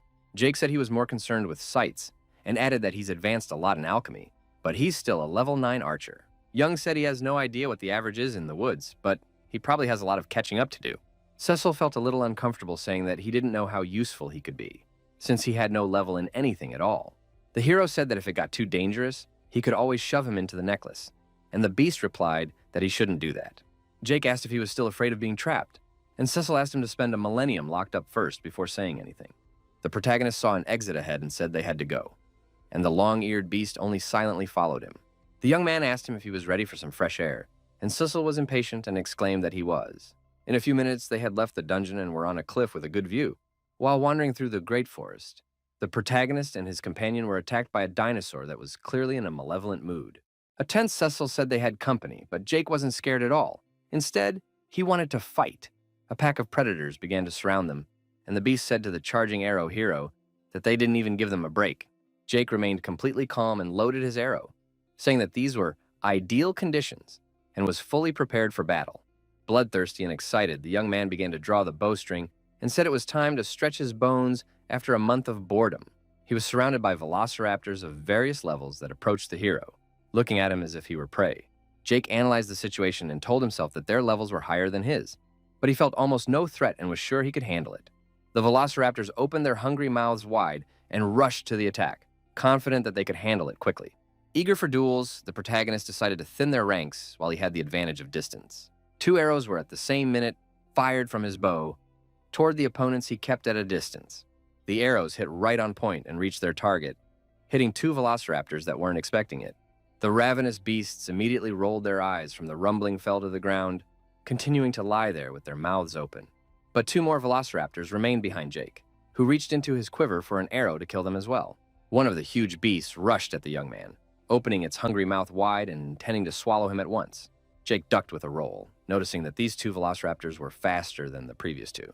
The young man then suggested that there was a possibility that he had gotten slower, while continuing to watch the actions of the predators. Suddenly, one of the velociraptors lunged at Cecil, who fearfully asked Jake to do something. The predator froze in place and looked at the protagonist's actions intently, while not even being aggressive. Jake holstered his bow and reached for the ball, telling Cecil that he was a little busy right now, so he couldn't come to help. The velociraptor took notice of his actions and became aggressive again, lunging to attack. After a couple seconds, he was in the young man's face and gritted his teeth. But the hero showed him hatred and gritted his teeth as well. He then managed to bounce to the side, after which Jake swung his sharp sword to wound the velociraptors. With a single swing of his sword, the protagonist managed to leave a deep cut in the neck of the velociraptor, which began to bleed. The huge predator fell to the ground with a rumble and no longer gave any signs of life, which spoke of the guy's victory. Jake wiped the sweat off his forehead and said that was great because there was only one velociraptor left that he hoped to deal with as soon as possible. But suddenly, the young man noticed that the predator was not alone at all and seemed to have managed to call for help from a companion. A pack of velociraptors rushed at the hero, and he wondered if they were biding their time since they were outnumbered. The hero said with excitement that it must be a kind of test of heaven he got a chance to test how much he had grown. Furious, the confident Jake gripped the hilt of his sword tightly and exclaimed that he would not lose this challenge. The velociraptors immediately rushed to the attack, sticking out their bloodthirsty tongues and preparing to swallow the young man. Jake said in his mind that he would show himself in battle against any opponent while running straight at the predators. With a deft movement of the ball, he managed to leave deep cuts in the throats of two velociraptors, and one of them even severed a limb. The fierce and battle-hungry protagonist said he would fight until he was the strongest. Suddenly he noticed that there was a bloodthirsty predator behind him, and something had to be done. Jake gave him a cut with a swing of his sword, reminding himself that he was able to survive a dungeon task that seemed impossible. With great anger, the hero thrust his sword right into the velociraptor's mouth, saying in his mind that nothing could stop him now. 3 more velociraptors jumped out of the bushes, but were shocked to see that their associate had been defeated by some human. The protagonist held tightly to the hilt of his sword, ready to massacre the wretched trio. Jake was eager for battle and grabbed the curved dagger he had gotten in the dungeon in his left hand as well, and shouted that he was ready to do this. A terrified Cecil, meanwhile, climbed up the rock, but one of the velociraptors started trying to jump up to him. The hero was not going to leave his comrade in distress and, noticing what was happening, immediately shot the dinosaur with his bow. The sharp arrow went straight into the throat of one of the dinosaurs, going straight through and causing it to bleed to death. The velociraptor stayed on its feet for a few more seconds, but still, it collapsed to the ground with a clatter and stopped giving signs of life. Satisfied with himself, Jake looked around and realized that this was the last of them, which spoke to his victory. Cecil said he was starting to think the dungeon was much better, since they had just come out and stumbled upon the problem. The hero said it turned out a little worse than he thought it would, but it should be a little easier now that he's warmed up. The beast admitted that he should reconsider his attitude towards the necklace, for he didn't know what could be worse than being eaten by a pack of dinosaurs. Jake was pleasantly surprised to read the notification from the system that he had received 4,000 training points for killing the velociraptor. There was also a notification that he had reached level 13 in the archer class and received 4 free points. The hero realized that he had gained extra experience for killing higher-level creatures, and Cecil said that even falling behind others could make up for it. In addition, Jake has a new unusual skill called Powerful Shot, which allows him to increase the power of his shot. The young man realized that the longer he drew the arrow, the more damage it would do, and said it was perfect for ambushes. He said it went very well with alchemy, but remembered that it was quite difficult to put poison on the arrows beforehand, as they would lose the ability. Still, Jake said that if it worked out, he could combine a powerful shot with a poison arrow, and it sounded like a killer combo. Suddenly, the main character became maximally wary, because he felt something strange. A worried Cecil immediately took notice, and the hero, and asked him to be quiet, saying he felt something. Jake said he didn't know how many miles away it was, but he could very clearly feel a tremendous amount of energy. The long-eared beast became worried and suggested that they just leave this place, but the hero firmly said they couldn't do that. At one point, the young man smirked confidently and said that this was something that needed to be fought, and he couldn't wait to do it already. At the same time, at Richard's camp, Carolyn was sitting on her bed brushing her hair before bed. A sad and very upset Adam suddenly entered the room and asked softly if there was any news about Casper. A sad Caroline said no, but it hadn't been that long, and Richard promised he'd send a recon tomorrow. The guy was very upset because Casper was a very close friend of his, and he didn't want to lose him. The girl put her palm to his chest and said that everything would be okay, and Adam said he was just worried that Casper would be in danger. He said it was no secret that Casper had targeted William, but now they were both missing. Adam also wondered if William had said anything before he left, and a worried Caroline bit her lip. She was very nervous and said he hadn't said anything and promised to tell Adam about it if she found out anything. The girl then gently hugged and snuggled up to her lover, while the guy still remained anxious. Beautiful Carolyn was faring afterward, for she was very heavy at heart, for she knew that William had met Casper in the woods. Meanwhile, William was in the office of a therapist who asked if he could tell why he was here. The guy replied with a smile on his face that the court ordered him to undergo therapy immediately, to which he complied. The therapist asked the young man if he understood why this type of judgment was made at trial. William spread his hands apart and replied that he obviously lacked empathy and was prone to outbursts of aggression. The woman looked emotionlessly at the young man and asked if he would continue his story further, for this was clearly not the end. Suddenly, the smile disappeared from the guy's face, and he sat down in a strange pose, with his face no longer at all unfriendly. William began to become enraged and gritted his teeth, and said it was all about the fact that he had killed his little brother a year ago. A year earlier, he sat in the clinic hallway with his father, who excitedly asked if he was ready to meet his brother. But at that moment, the guy was as focused as possible on the phone he had in his hand and said he was busy. His father asked him to be happy for a little while and said that the mother could use some encouragement from her son, since she's been there for a long time. A doctor suddenly came out of the room and called Mr. Hansen in for a moment, and the man asked him if he was all right. The doctor said there were some complications and everything is fine now, but they sent the baby for an emergency medical checkup. William, after hearing this, began to harbor a hatred for the newborn that was uncontrollable. He walked over to the window behind which his newborn brother lay and said in his mind that he was less than 24 hours old and already causing trouble. The guy had a great hatred for him and called him pathetic, and the unsuspecting infant was lying in an incubator. 6 months later, William's mother was washing dishes and asked if he could pick up the mail, and the young man said he would. A few minutes later, he was outside the front door threshold, where the mail lay on the floor to be taken into the house. The guy picked up everything lying on the floor and returned home, but one of the written sheets drew his attention. William's pupils immediately dilated with surprise, because he realized that this was clearly not an ordinary letter. The boy looked closely at the sheet and realized it was his letter from Stanford University that he had been waiting for. The guy came home and exclaimed joyfully that he had passed the selection process for his dream university, and his parents looked at him silently at first. The excited parents did not understand anything and asked their son where he had gone, because they had not heard anything about it before. William said his high school counselor advised him to apply to Stanford, but he didn't think it would work out, so he didn't tell them. The father did not share the joy with his son and only snatched the letter out of his hands, asking how much the tuition was to be paid, to which the young man replied that he did not know. The man scratched the back of his head and said that was great news, but they might not have enough money to pay for it. Burning with a dream and desire to learn, William said, "Stanford is one of the best colleges in the world." His parents dumbfounded him, saying they were very proud of him, but his brother was not in the best of health, so it was better to find a state institution. William's dream was trampled by his parents' feet that minute, and his pupils shrank in surprise because he thought they would help him. The young man only blamed everything on his younger brother, who slept with a breathing machine, and William wondered if he was definitely supposed to be his brother.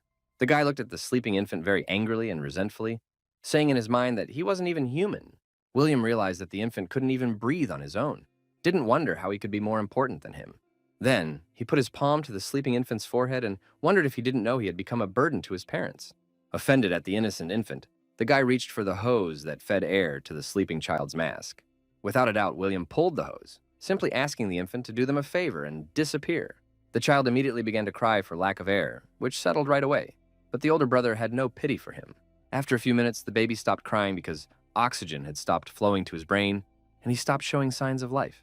The nearby computer, which was responsible for delivering breaths, began signaling problems with the machine. Terrified parents burst into the room, anxiously asking William what on earth he was doing. His mother immediately pushed him aside and asked him what he had done, and the boy couldn't help himself and fell down, being very surprised. He looked at his parents in surprise and said he had closed their family's financial hole, but didn't yet realize he had killed his brother. The mom, screaming in heartache, took the infant in her arms and told her husband he wasn't breathing, which left a huge scar on her heart. William asked why they were screaming, and didn't they realize that the baby was ruining their lives, and now they could do whatever they wanted. His enraged father immediately grabbed him by his blouse and shoved him forward, shouting, asking him how he could have done such a thing. The frightened boy replied that he just wanted to help, but he still didn't realize what a terrible sin he had committed. 1 year later, in a psychiatric hospital, a crowd of people took turns approaching the doctor for medication.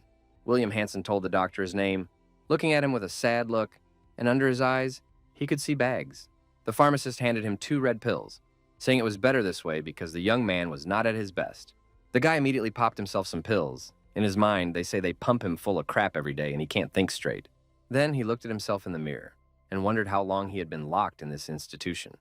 Telling himself he no longer understood anything, William still couldn't understand why he was here, and his eyes reflected horror after everything that had happened.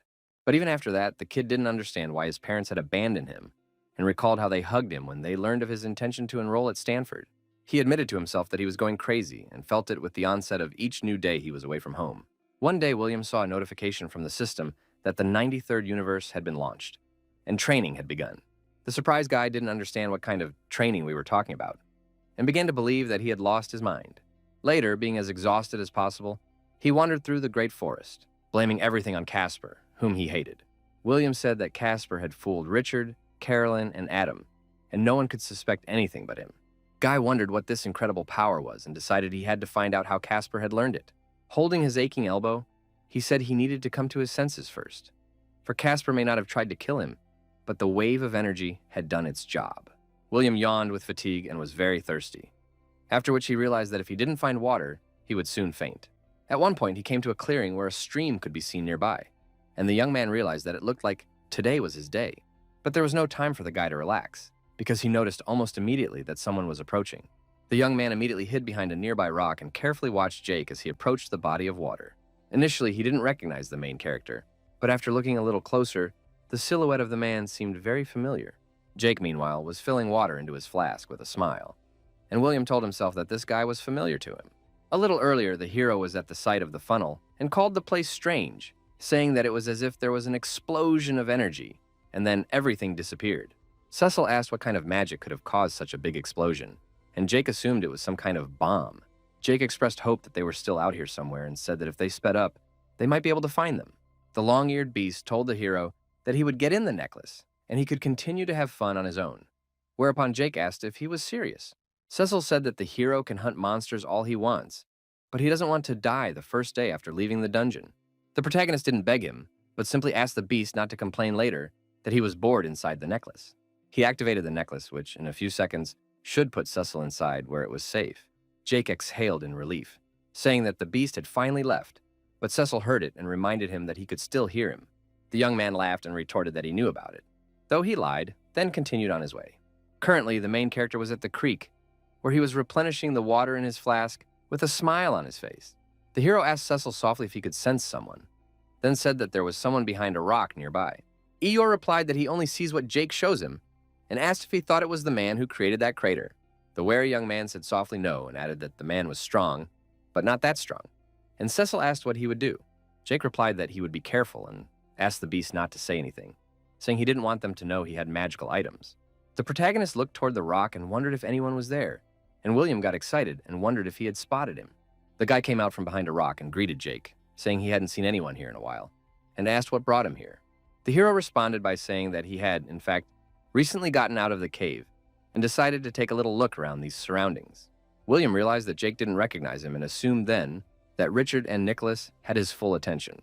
They shook hands and the hero asked if he knew of any camps nearby, and the guy said there were several bases in the area.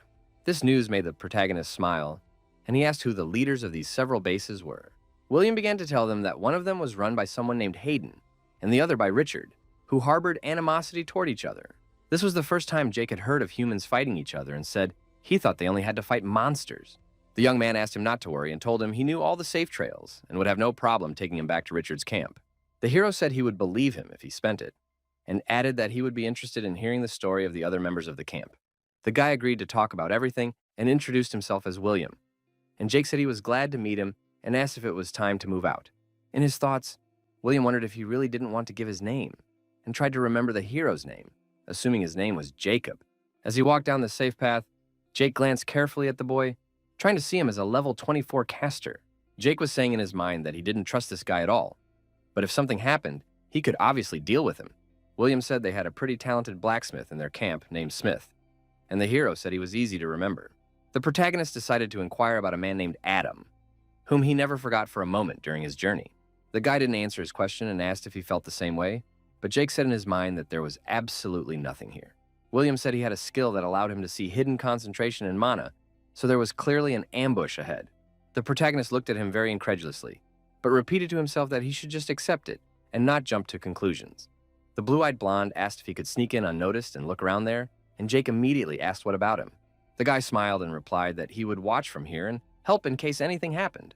Jake still harbored a great deal of distrust for him, and wondered in his mind if he couldn't think of anything better to do. The protagonist rushed forward running, saying that he trusted William, but the guy only smiled silently in response. William smiled slyly and wondered in his mind if it was true that this was the same guy who had killed Nicholas. Using his magic staff, he summoned throwing blades and said he needed to blow off steam, no matter how much Jake resented him. The hero continued to advance, but with the help of perception, he sensed danger and immediately stopped. He immediately knelt down and used his bow to keep the blades from reaching him and stop them. Jake reacted immediately and meticulously overshot every blade flying towards him with regular arrows. The main character smirked at William and, aiming his bow at him, said that only a true idiot would buy this ruse. The blue-eyed man fixed his hair and told the hero that he would be surprised. But this training is full of idiots. He then summoned another batch of throwing blades and said that Jake was now to die, then launched them at him. The hero was able to react in time and rushed away, and William laughed at him and asked if he was already running away. William tore after him, realizing that if he allowed Jake to gain distance, his arrows would be daggers for sure. The guy ran without stopping, reminding himself that you can't let the protagonist escape, and you have to try your best. But as a result, the throwing blades hit the trunk of a tree, which Jake managed to run to and hide behind. William called it slippery, but still realized it didn't matter, because he had nowhere to run at all.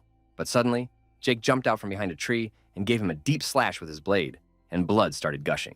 The blue-eyed kid, trembling with terror, was afraid to move, and with a tremor in his voice, asked the hero why he had stopped. Jake smirked and wondered if William thought he would keep his distance just because he was an archer. The hero then withdrew his crooked dagger from his side and said not to underestimate his opponent. He also realized that it was a dungeon dagger, so he would most likely lose all his blood in a minute. Jake's eyes filled with bloodlust, and he decided it was time to finish what he'd started, then swung at William. The bewildered boy looked into his eyes in horror, realizing he was going to die, while the sharp dagger came closer and closer to him.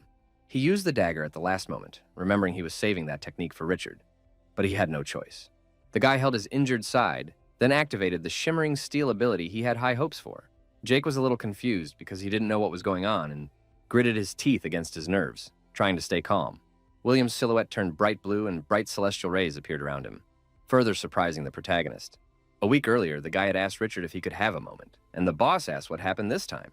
The guy was very embarrassed to talk about how he was having trouble with his new potion and mana dispensation and couldn't hunt properly. Richard scribbled something in his notebook and said it was no surprise, given the difference between them and groups of ordinary people. An excited William asked, how about his personal supplies, and said it would be nice if he could borrow some. The man became angry and with a stern look in the guy's eyes, said that if he wanted potions, let him ask someone else. He then apologized and said he had other more important things to do and turned around and started to walk away. The troubled boy looked back at him painfully, realizing that Richard had refused to help and abandoned him to his troubles. But the resentment was quickly replaced by incredible anger, and he only discreetly called his boss names, eager to get back at him. Later that day, William was tying up a captured animal, pondering who Richard thought he was to socialize with him like that. The guy then swung his blade at the animal, telling himself that he must be sure to steal all the potions in this camp in revenge on the boss. A sharp dagger was thrust into the beast's body, and William couldn't wait for the moment to come when he would end it all. He realized that he just needed a little more power and the right opportunity. Then he would be able to finish Richard off once and for all. At one point, William's attention was caught by a sudden notification from the system, which he immediately noticed. A shimmering steel spell became available to him, allowing him to create a flash of light along with a scattering of metal shards. The guy immediately smiled slyly, realizing that now he had an even better chance to straighten Richard out. He was currently using the same shimmering steel spell, but against the protagonist, which turned out to be an unforeseen circumstance. As a consequence of using this spell, a large metal ball appeared and threatened Jake's life. William fell to the ground with no strength, and the protagonist excitedly told himself to get out of here soon. In an instant, the balloon underwent a massive explosion and turned into many metal shards that began to fly apart. Jake realized he couldn't escape the shrapnel and just stood there, trying to at least cover himself with his arms. William, on the other hand, was thrown aside while the protagonist fell to the ground, hoping the shard would mince him. Many metal shards crashed into the trees nearby, causing them to crack as well as breaking branches. Still, the shards did not pass the protagonist, and several of them hit his magical wristbands. But it didn't end with the wristbands, and several shards hit right in the front of Jake's legs, which hurt a lot.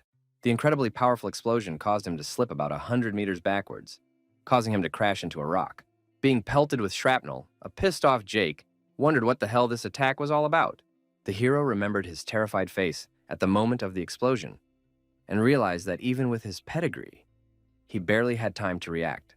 Still, Jake called it all unimportant, after which he immediately thought of William, whom he saw up ahead. As it turned out, after a powerful explosion, the insidious scoundrel survived and tried to escape from the hero at high speed. The protagonist immediately took notice and told himself he had to catch up, even though the splinters in his legs prevented him from doing so. It was very hard for him to even get up from his knees. because the shrapnel was everywhere, and there was a chance of a broken bone. The gemstone on the necklace glowed bright red in an instant because Sissel wanted to get out.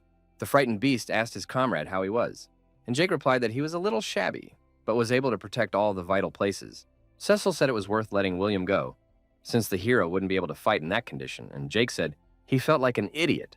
He called the rumors about downplaying his opponent's strength nonsense, adding that he himself never thought William could have such a thing up his sleeve.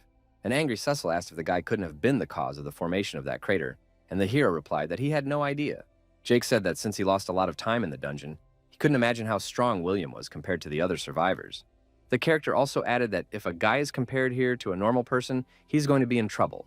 The long-eared beast suggested finding another dungeon to settle down in, but the young man firmly said he wasn't going to hide.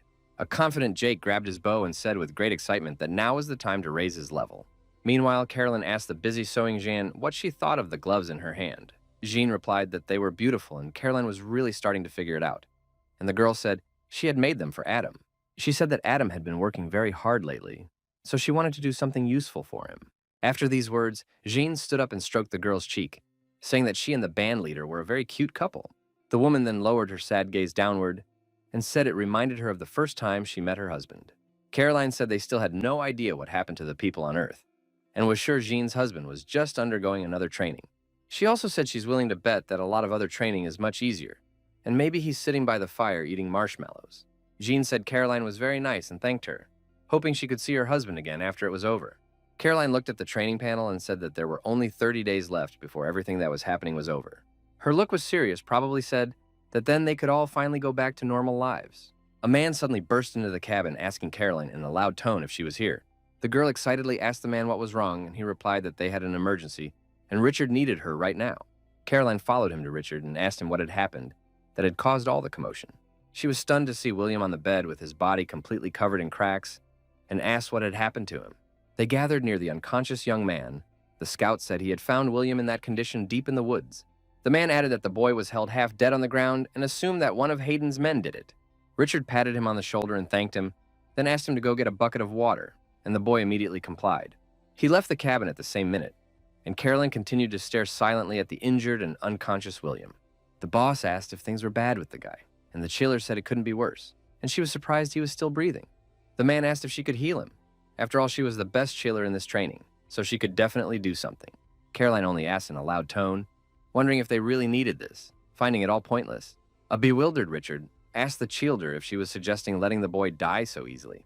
Hilaire said that this answer is extremely dangerous, even if she fights for William's life with all her might, far from the fact that it will save him.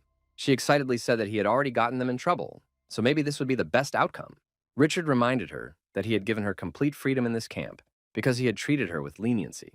Then he got angry and said that it was his responsibility to make those decisions, and if he was asking to cure the guy, then that's what he had to do.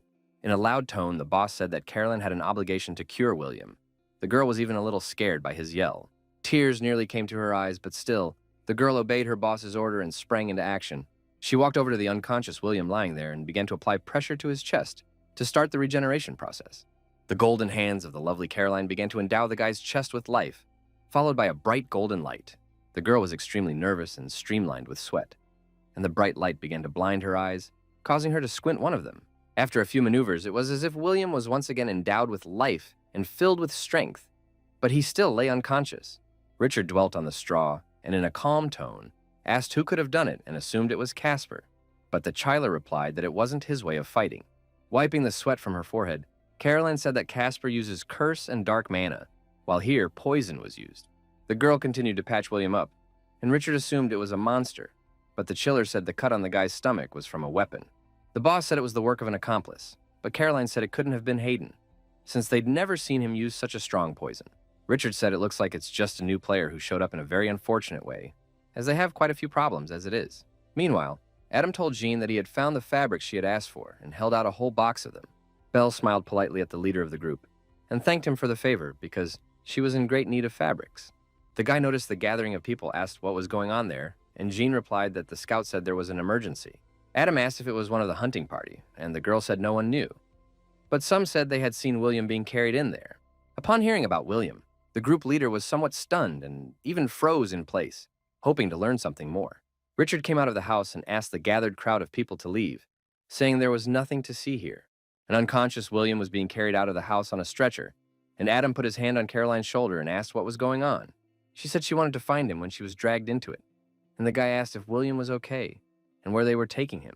Caroline began to wriggle out of it and said that they were just moving him to Richard's house, who thought William could use some alone time. A bewildered Adam asked if they needed any help, saying he could carry medical equipment, but Caroline said they were fine and no help was needed, then started to walk away, saying she would find him later. With great surprise and incomprehension of the situation, the guy looked after her and did not interfere any further. Then he looked at the high ground ahead and wondered where Casper was now, if William was in trouble. Adam clenched his fist tightly and noticed that he had lost control of the situation, which he really didn't like. The guy told himself that he couldn't give up hope now and needed to fight on, trying to distract himself from the intrusive thoughts. William suddenly woke up in an incomprehensible place, with his parents sitting nearby and his mother saying she had a feeling she had lost both of her sons that night. Not understanding the situation, the young man looked around carefully and wondered if he was in therapy. The therapist adjusted her glasses and asked the young man what he thought about the whole situation. The guy looked at her in bewilderment, then as if he didn't understand at all, and asked what she wanted his opinion on. The woman said his mother felt she had lost both sons and asked how William felt. The guy withheld that he felt insulted, offended, and betrayed, and didn't understand how they could compare this defective product to him. The therapist noticed that his face had become angry and asked him a little worriedly what was wrong. William scratched the back of his head and said he was sorry it happened because he decided to pretend like he didn't care. The guy was very uncomfortable at that moment and decided he would say anything to these people just to get them off his back. Richard asked the chiller if the cure was working because they wanted to make sure the kid was okay, and William realized that he wasn't his father. The therapist said the medication is working great and she's sure the guy has more experience points than Richard himself.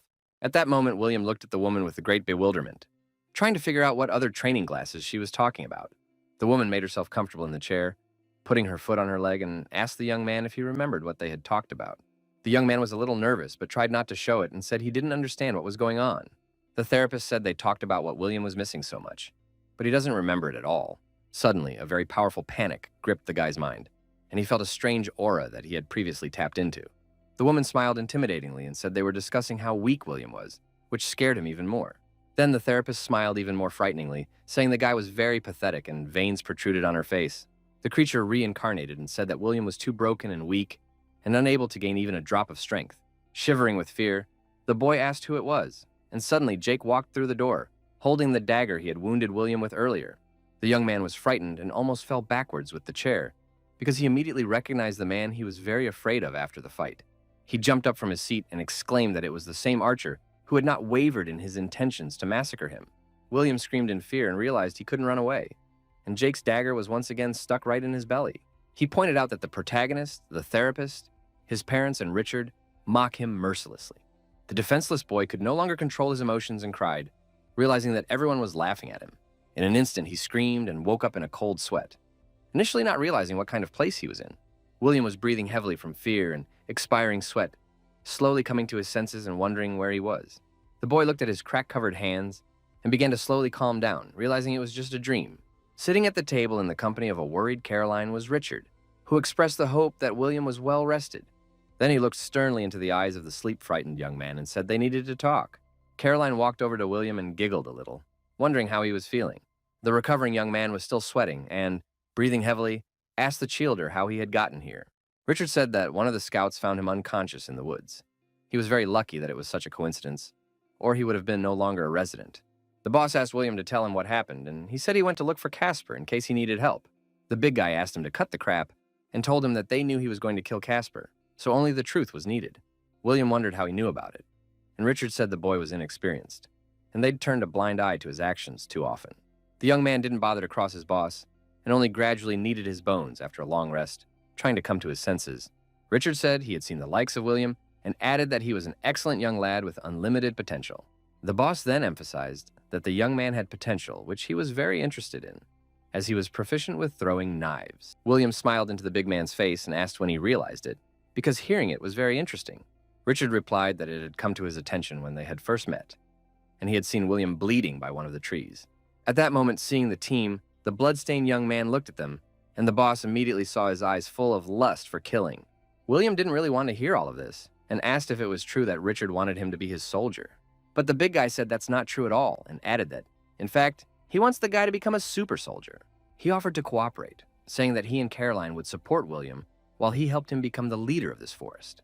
The young man gave a perplexed look and asked why he had to do this and what was stopping him from killing Richard right now.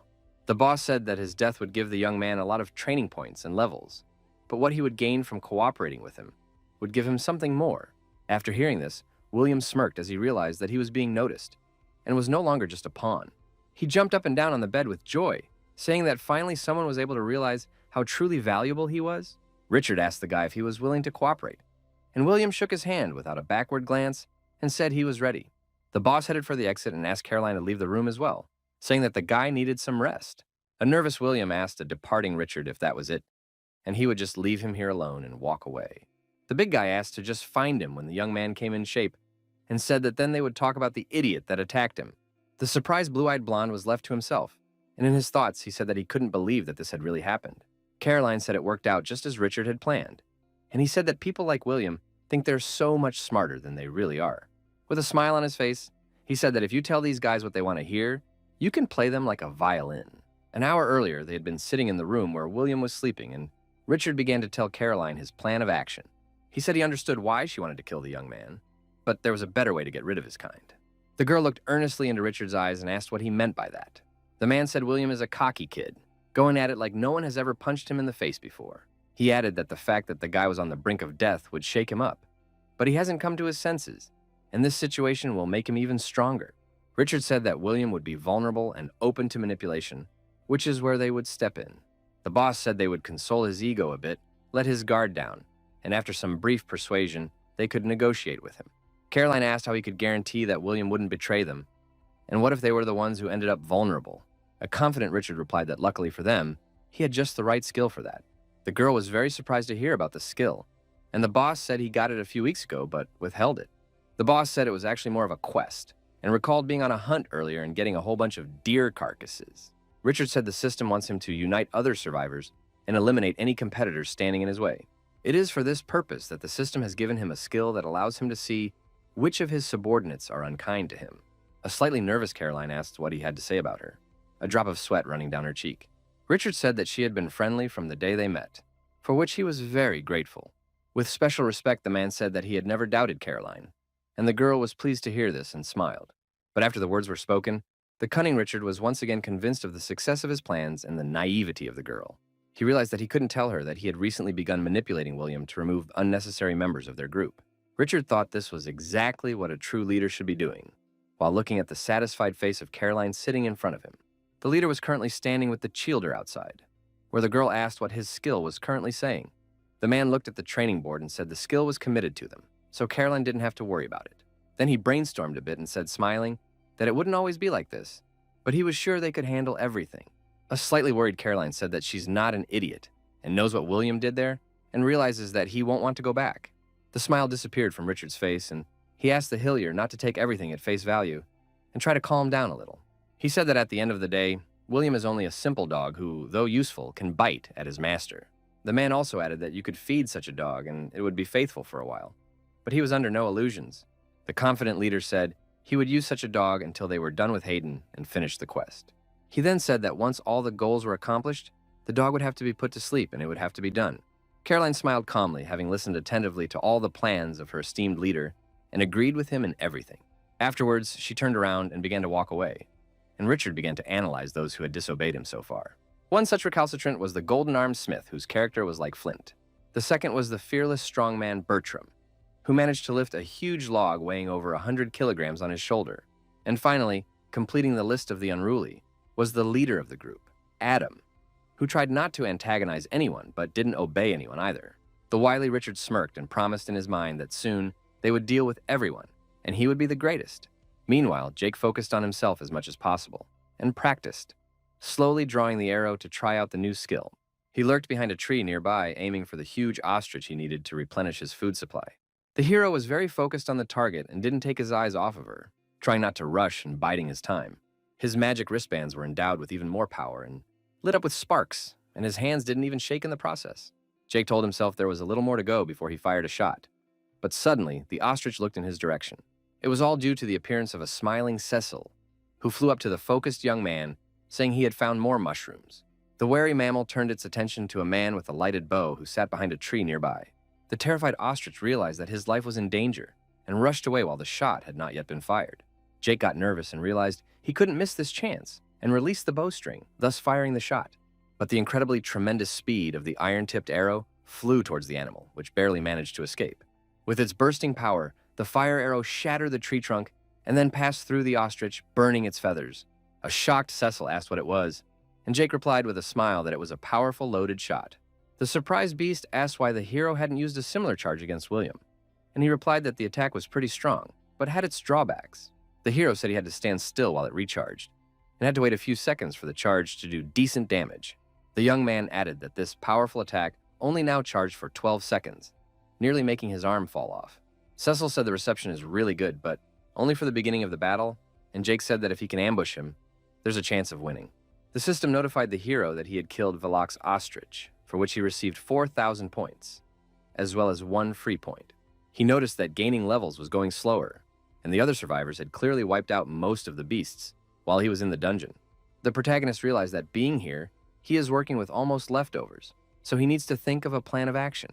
Cecil somewhat awkwardly said that if Jake wanted to level up faster, it might be a good idea to go deeper into the forest. His words made the young man think, and he admitted that the beast was right, and he himself had been thinking about it recently. Jake considered the risk of running into his comrades if he went any deeper, and thinking back to their last encounter, he wondered what he would say to them when they met. The young man got nervous over the doso, wondering how he would react if he found out his old friends were dead. The hero said they could explore the place, but didn't want to run into camps and other survivors, and if war broke out, didn't want to risk it. Cecil thought a bit about what he said and realized why the young man didn't want to find a camp. A short time later, the beast watched as a concentrated Jake took aim at the pig ahead of him. After some more time, the hero climbed a tree where he found a bird's nest and took all the eggs from there, angering the bird. 2 hours later, the nimble young man was underwater, where he attempted to pierce a swimming fish with his spear. The system notified of the discovery of a dungeon with training, the requirements for joining which had already been completed by the hero. A surprised Jake said it looked familiar, and Cecil only said there were fewer mushrooms this time. The young man had read that it could go in and out at will, so it definitely couldn't be as deadly as the past dungeon. The hero asked Cecil if he was ready to go with him and said he needed to level up, and this was the best way. He chose a positive answer, and the system notified him to enter a dungeon called Badger's Lair, the purpose of which was to defeat the mother of the lair. Jake said going in and defeating the boss sounds pretty easy, and Cecil said they were thrown into a hole to die there. At the same minute, the heroes stumbled upon a red-eyed big badger, who by the look of it was not in a very benevolent mood. The shaggy-eared beast immediately became frightened and said that it looked like they had found the very monsters they were looking for. They came upon poisonous badgers, and Jake noticed that they were taller than the ones in the forest. The hero was venturesome, and a nervous Cecil said that now, with the young man's permission, he would take refuge in the necklace. The beast tried to relax inside the necklace and asked to call out to him if he needed to, or even just for fun. Jake reached into his quiver for arrows, only to say confidently that he could handle 2 venomous badgers himself. Without any fear in his voice, he said that even if they were wild little monsters just like these, they would still be unfortunate. 2 sharp poison arrows were immediately fired towards the badgers, flying at an incredibly tremendous speed. A split second later, one of them reached its target, and one of the badgers was successfully hit, then began to bleed to death. But the second arrow, unfortunately, fell near the paw of the poisonous badger, which got even angrier. The venomous animal pounced on Jake, who tried to wrench his arm away, realizing he couldn't dodge it. The badger began biting his hand near the cuffs, and the protagonist tried to wrench it away, telling himself he had to block the blow. The bloodthirsty and very vicious animal continued to bite Jake's arm, savoring his blood and not nursing an ounce of pity. The hero was in great pain because the poisonous badger's teeth were very sharp, but he could not tear his arm out. But at one moment, Jake exclaimed that now the badger was caught, though the animal, unsuspecting, continued to feed on his blood. Jake took advantage of the moment and reached into his quiver for the remaining arrow to finally slay the beast. The sharp poisonous arrow was stuck without any pity, right into the heart of the suckling badger, which immediately closed its eyes in pain. The hero immediately received a notification that he had killed a level 35 poisonous in a 35 level bars, for which he received 4,000 points. He discarded the dead badger after reaching level 20 and deciding that he didn't need a boss battle at all. A confident Jake smiled and said it was time to farm badger mobs to level up. Soon, the 21st level was gained, and the hero realized that much of the badger's power was made up of the poison contained in their saliva. A crowd of badgers pounced on Jake, and meanwhile, the 22nd level was successfully obtained. The hero realized that because of the alchemist's ability to malign Viper, a stronger poison was needed to affect him. After a while, the hero was exhausted after killing a whole bunch of badgers, and said that the training went well for him, and he even likes it here. A wary yet as calm as possible, Cecil in the necklace asked Jake if he could see it. The hero picked up a magical treasure box containing a rare item and said it was time to get a new loot. Without wasting time, the young man opened the rare box, hoping it would contain an item useful to him. Inside lay the Sword of Ice Winds, made of frost steel and enhanced ice mana, striking anyone it hits with frost magic. Jake concluded that when he attacked an enemy with his sword, it had some sort of freezing effect. Then came a notification from the system that the archer ability was available, and it surprised the hero. The character had acquired the Double Fang style, which was an ancient two-weapon fighting technique, and added a bonus to dexterity and strength effects. Jake had previously tried using two weapons at once, so perhaps the system realized that he could now properly do so. The young man smiled excitedly and told Cecil that this dungeon was definitely worth it, though he hadn't even found something more important yet. But suddenly, from the depths of the cave, loud noises began to come from deep inside the cave that couldn't help but draw attention. The wary protagonist immediately noticed them and added that he hadn't even found the boss, but apparently he had made himself known. Then Jake crouched behind one of the rocks nearby that gave him a view of the mother badger den, and he realized it was her. The young man looked closely and realized that it was definitely the den mother, but her level was unknown. The guy was a little wary because the system wasn't giving any information and assumed it was too high level. The necklace-wearing Cecil said it might be time for them to leave this dungeon, but Jake said he wouldn't do that for anything. Jake began to realize that the alien who had brought him to this training dungeon had referred to these creatures as beast lords. The hero assumed that the den mother was one such creature, and Cecil asked why he thought that. The young man said that the dungeon boss was too powerful to be recognized, and by video game logic, she should be a beast lord. The confident Jake said that from this vantage point, he could hit the den mother with a poison arrow combined with a powerful shot. Cecil was getting bored with all the fighting and said that at times like this, he really regretted not staying in that damn library. The protagonist, meanwhile, wasted no time and drew his arrow, going to see if he could kill the den mother with one shot. At that moment, he was as focused as possible and even held his breath as he charged a powerful shot. The dungeon boss began to sense something strange while being very serious and wary, but did not go into panic. Focused on aiming, Jake began to gradually lower the bowstring, aiming the arrow at the mother of the lair. He counted to 12 before releasing the arrow, and then finally fired a powerful loaded shot. At lightning speed charged with immense power, the arrow began to fly into the mother of the lair, while the hero watched silently. But suddenly, he felt the glare of an enraged badger woman, who sensed everything and was looking right at him. Jake became very nervous and immediately wondered if she had really felt the arrow. Meanwhile, the arrow flew right near the abdomen of the den mother, who was distracted at that moment. The hero noticed that the arrow had hit the target after all, and now the poison would definitely work, so he could exhale a little. The badgeress got even angrier and began biting her paw, blood dripping from the wound near her abdomen. Jake brought himself to full alert and drew the bowstring, saying that these beast lords were no joke at all. The fierce and ferocious den mother rushed to the attack with eyes filled with bloodlust, and the hero prepared to fire. In just a couple of seconds, an arrow with a sharp tip was already released towards the beast lord. In an instant, the badgeress stopped on the spot and, opening her mouth wide, wailed loudly to the entire dungeon.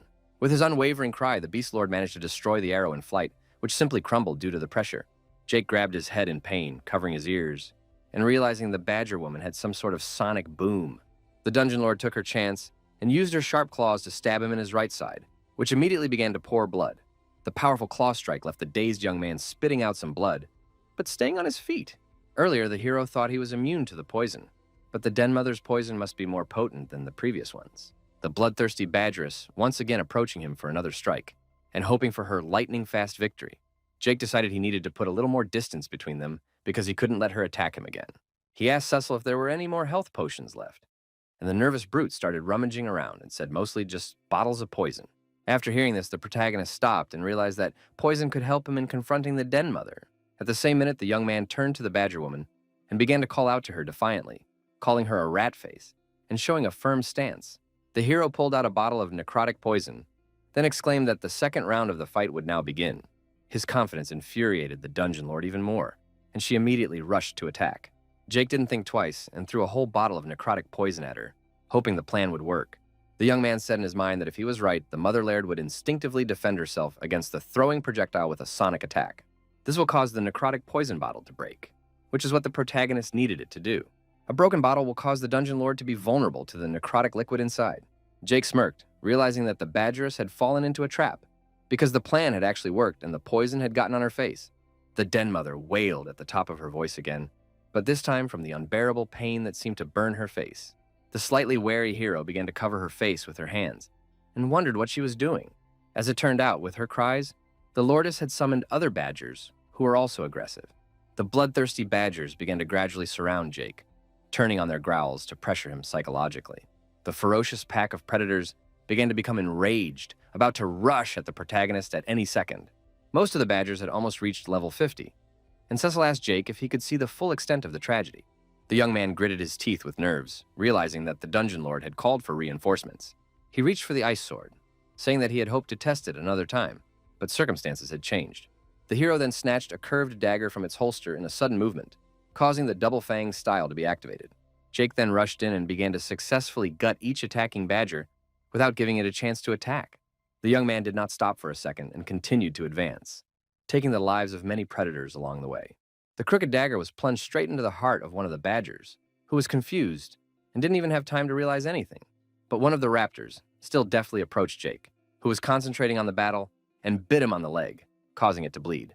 The protagonist responded by immediately stabbing him with a curved dagger, causing the predator to immediately pass out and fall. Another badger took the chance and bit the young man in the shoulder area, which also caused bleeding. The curved dagger was immediately stuck into the head of the predator, who was immediately drained of life and could no longer resist.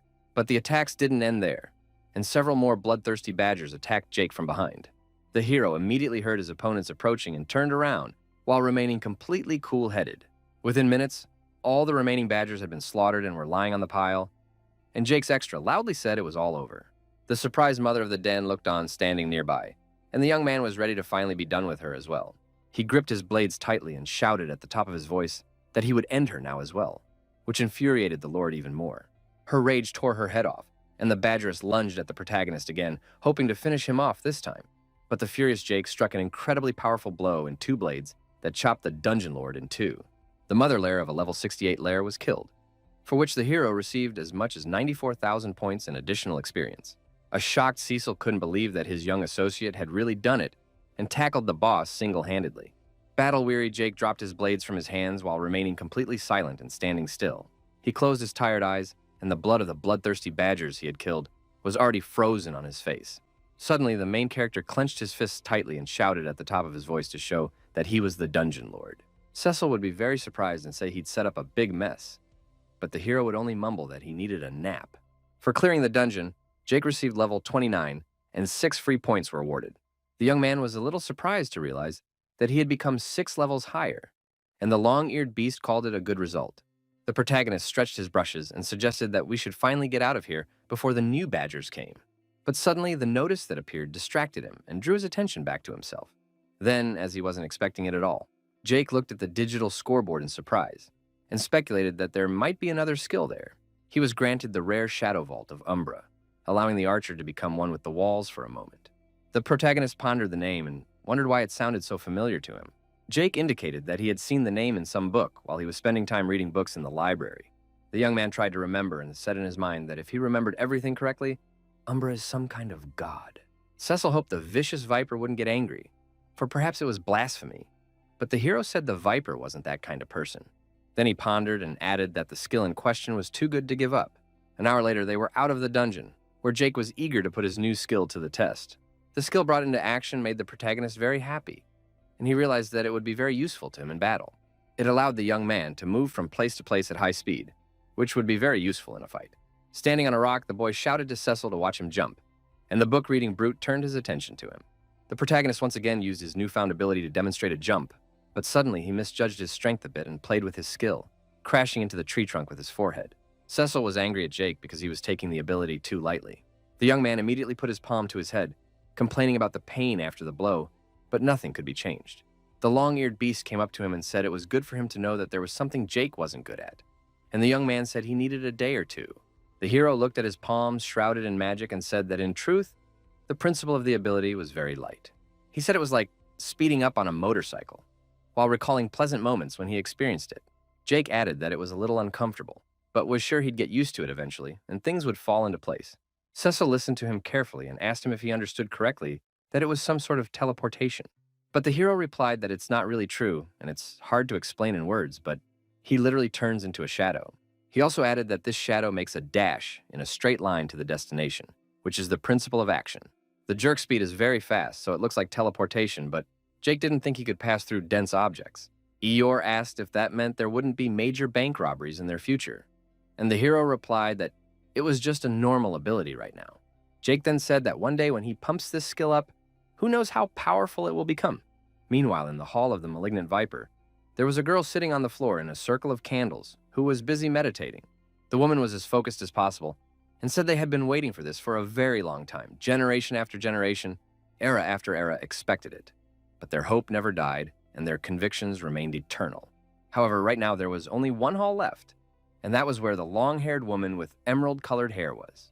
She looked excitedly at the malignant viper mural and wondered when he would give them a sign, for many doubted his return. Suddenly, the meditation process was broken by a subordinate in a purple robe who addressed the honored mistress of the hall. The hostess asked why he was bothering her during meditation and threatened to take action if it was another petty spat with the conglomerate. The servant bowed respectfully and said it was the Lord Protector ordering her to go to his kingdom immediately. The woman was very surprised and asked if something was wrong, since the Lord himself was summoning her to him. The nervous man expired with sweat, and with a tremor in his voice, said that he did not know, for he had been instructed simply to pass on the order. The hall mistress listened to him carefully and understood everything, then said that she would go to the Lord Protector right away. Walking down the long hallway, the woman said in her mind that this was the second time she had graced the presence of a lord. Before that, he had only shown up briefly during her inauguration as mistress of the hall. Lord Protector didn't even show up at the previous hall's funeral, which made the girl wonder what that could mean. In an instant, her eyes opened wide, for she supposed that what she had been waiting for so long might be accomplished. The girl then tried to calm herself down and entered the portal leading directly into the room where the Lord Protector was. She found herself in front of a huge gate and told the Lord that she had come as soon as she got his message. The huge stone gate began to gradually open, and the elder asked the child to hurry in. The excited mistress of the hall, with a slight tremor in her legs, began to walk forward, not even realizing what awaited her next. Crossing over, she saw the emerald statue beside which the Lord stood and wondered with surprise if it was an obelisk. Her mouth opened involuntarily in surprise, and the hall mistress noticed that the obelisk was glowing. The Lord looked at the girl with a serious look and said that it meant that the malicious viper was on its way. The mistress of the hall said that after so many years of waiting, the viper is finally returning to lead their order to glory. Being very joyful, she said she knew her faith was not in vain, and it was a great happiness for all of them. But at one point, the mistress was worried, remembering that they still had a lot of things to prepare and not much time left. She began to list that they needed to get the hall looking its best, inform the other leaders, and alert the smaller branches. At the moment, the lady grabbed her head and expressed her hope that the great malignant viper would stick around for a few more days. But suddenly, the emerald obelisk began to glow a little differently, and some strange sounds began to be heard. Malicious Viper appeared in front of the gray-bearded Lord Protector and greeted, calling the baby Snappy. Viper smiled at the elder and asked if he missed him, and the hall mistress hid behind the Lord. The stunned Lord couldn't believe that the Lord had returned, and Viper apologized, realizing that the elder had had a hard time all this time. He then hugged the old man, saying that he had done well, while the mistress of the hall was shocked that the Lord was crying and didn't know what she should say. The shocked girl inwardly said that she had waited so long for this moment, and yet it was not at all what she had imagined. Viper asked who the young lady was, and Snappy replied that she was the new mistress of the hall and would now be its highest-ranking member. The Lord looked at the girl with a smile and asked her what her name was, and the bewildered girl replied that her name was Viridia. She fell to her knees and apologized for her improper work in the absence of the chapter, and wanted to make a vow that she would make it right. The malicious Viper asked Viridia to calm down and said that he only wanted to ask her to introduce herself, not fall at his feet. He said that if there was something he should apologize for, he should hang back, for he had already apologized to the Lord, and he doesn't apologize twice. Then a satisfied Viper stroked Viridia's head and said that the mere fact that the order still existed was more impressive in itself. The hall mistress's cheeks flushed a little from shyness, and she was also very pleased that the honorable Lord was stroking her head. The Lord Protector asked if he could find out why the Lord had chosen this particular time to return, saying it was wonderful. He asked if it had to do with the integration of the new universe, and Viper asked if he had really made them worried with his appearance. Malicious said they could use a drink, whereupon Viridia ran to get a drink, and he remarked that she was definitely enthusiastic. The Overlord put his hand on Lord Protector's shoulder and said that his appearance was indeed completely related to the new universe. He asked if the old man remembered what he had created in preparation for the new age, to which the Lord asked if the spikes were about spikes, and Viper replied that someone had brushed it off. The astonished Lord Protector asked if the master had a worthy follower, and the Lord replied that he had no follower. The malicious Viper said that the old man may or may not believe it, but he thinks he has a new friend. Meanwhile, Jake was sitting by the fire, holding a mushroom and saying he didn't even know what was worse. He didn't realize if the fact that he hadn't eaten anything but mushrooms for a week, or the fact that he seemed to be starting to like them was worse. Cecil racked his brain a little and said it was certainly better than the moss and dirt he'd had to eat. Jake said his planet had all sorts of delicious things, like steaks, that he was willing to kill for. The hero asked the brute, if anything, why he was still bored from his planet, but he wordlessly replied that he wasn't. The young man looked at him and said he was always kind of secretive and never told him how he got locked in the necklace. Cecil said it was a long story and asked if he would buy him something to start with, like alcohol or something. But Jake stiffened and changed in his face in an instant, being very wary, as if sensing something. He immediately asked Cecil to get into the necklace immediately, and shouted to do it now when the beast asked what was the matter. The long-eared demon became very nervous because he absolutely did not understand the situation, but he followed the hero's request. Jake went to the side of the rock behind where the team of people were asking if they knew he could sense them. The team stepped out from behind a rock, and the swordsman asked the protagonist who he was and what he was doing in their territory. The young man put his hands up and said that he was just an archer who wished them no harm, and who had recently finished hunting. The angry girl who was the team mage asked if it was correct that his name was Jake. The hero looked at her with a serious look, confirming her name, and asked how she knew it. The girl gritted her teeth and used her magic staff, calling him a psycho and saying she'd get revenge on him for Mickey right now. A dazed Jake managed to dodge the blow, wondering who this Mickey was. He exclaimed that there had been a misunderstanding, for he had not killed Mickey, and there was no reason to fight.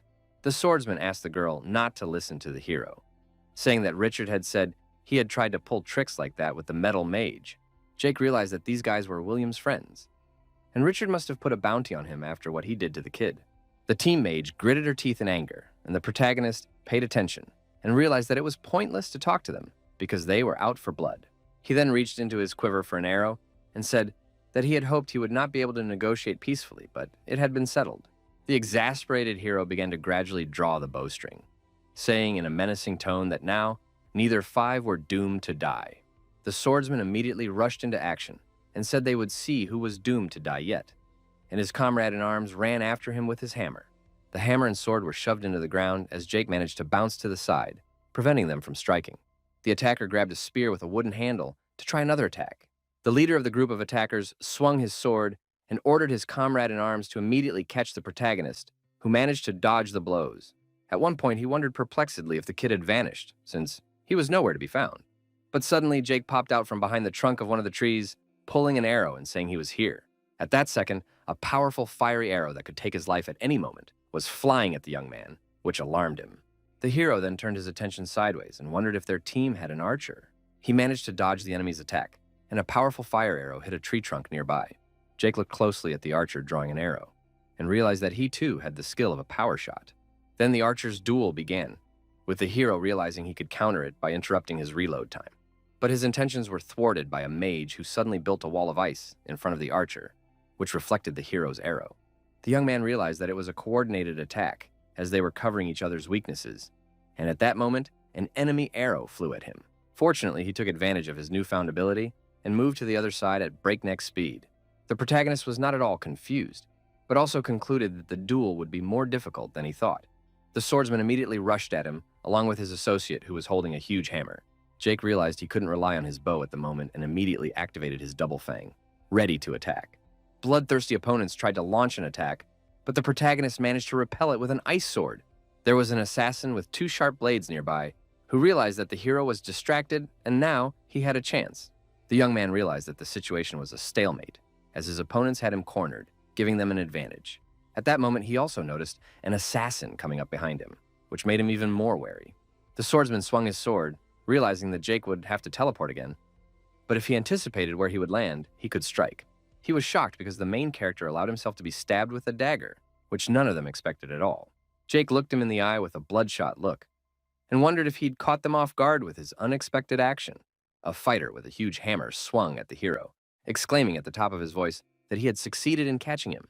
The young man immediately stabbed the ice sword into his stomach, saying that he was acting too slowly and the fighter didn't even have time to realize anything.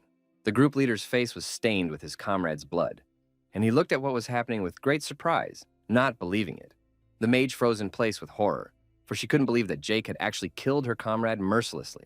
The bloodstained protagonist looked at them sternly and asked who wanted to try their luck next. Weeks earlier, Jake had sat on a cliff with Viper, asking him how to get used to this, and God had asked him what he meant. The hero replied that he was talking about killing and asked not to be misunderstood, but he was not going to kill innocent people. The young man said that over the past few weeks he has gone from being an office worker to a fierce warrior. He also scratched the back of his head and added that he would be blatantly lying if he said that this lifestyle didn't weigh him down. The malicious Viper listened to the lad attentively and said he would tell him a story right away.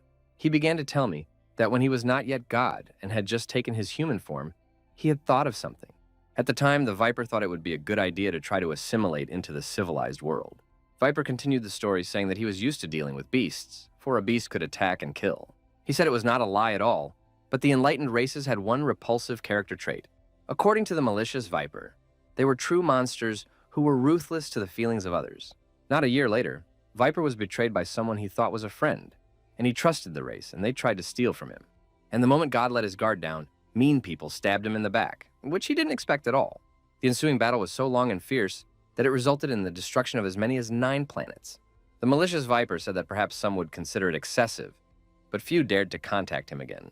A thoughtful Jake asked if he had also destroyed the 9 planets, and God replied that he would tell about it another time. He only said that the main thought is that one should act without regret and never show mercy. The protagonist was savaged by what he heard, and malicious Viper added that it was the way to go, because people would definitely not return the favor. Presently, the remaining members of the team were very frightened that Jake had killed their comrade without question. The mage begged the others not to let the creep scare them, for by doing so he would subdue them, and they would no longer be able to resist. The girl then used her magic staff and summoned the ability, asking the others to distract Jake so she could finish him off. The swordsman noticed that the mage was charging his strongest skill, so he needed to buy time. The man gripped the hilt of his sword tightly and lunged at the protagonist to help his companion. But Jake wasn't confused at all and blocked his attack with 2 blades, with a particular anger that alerted the swordsman.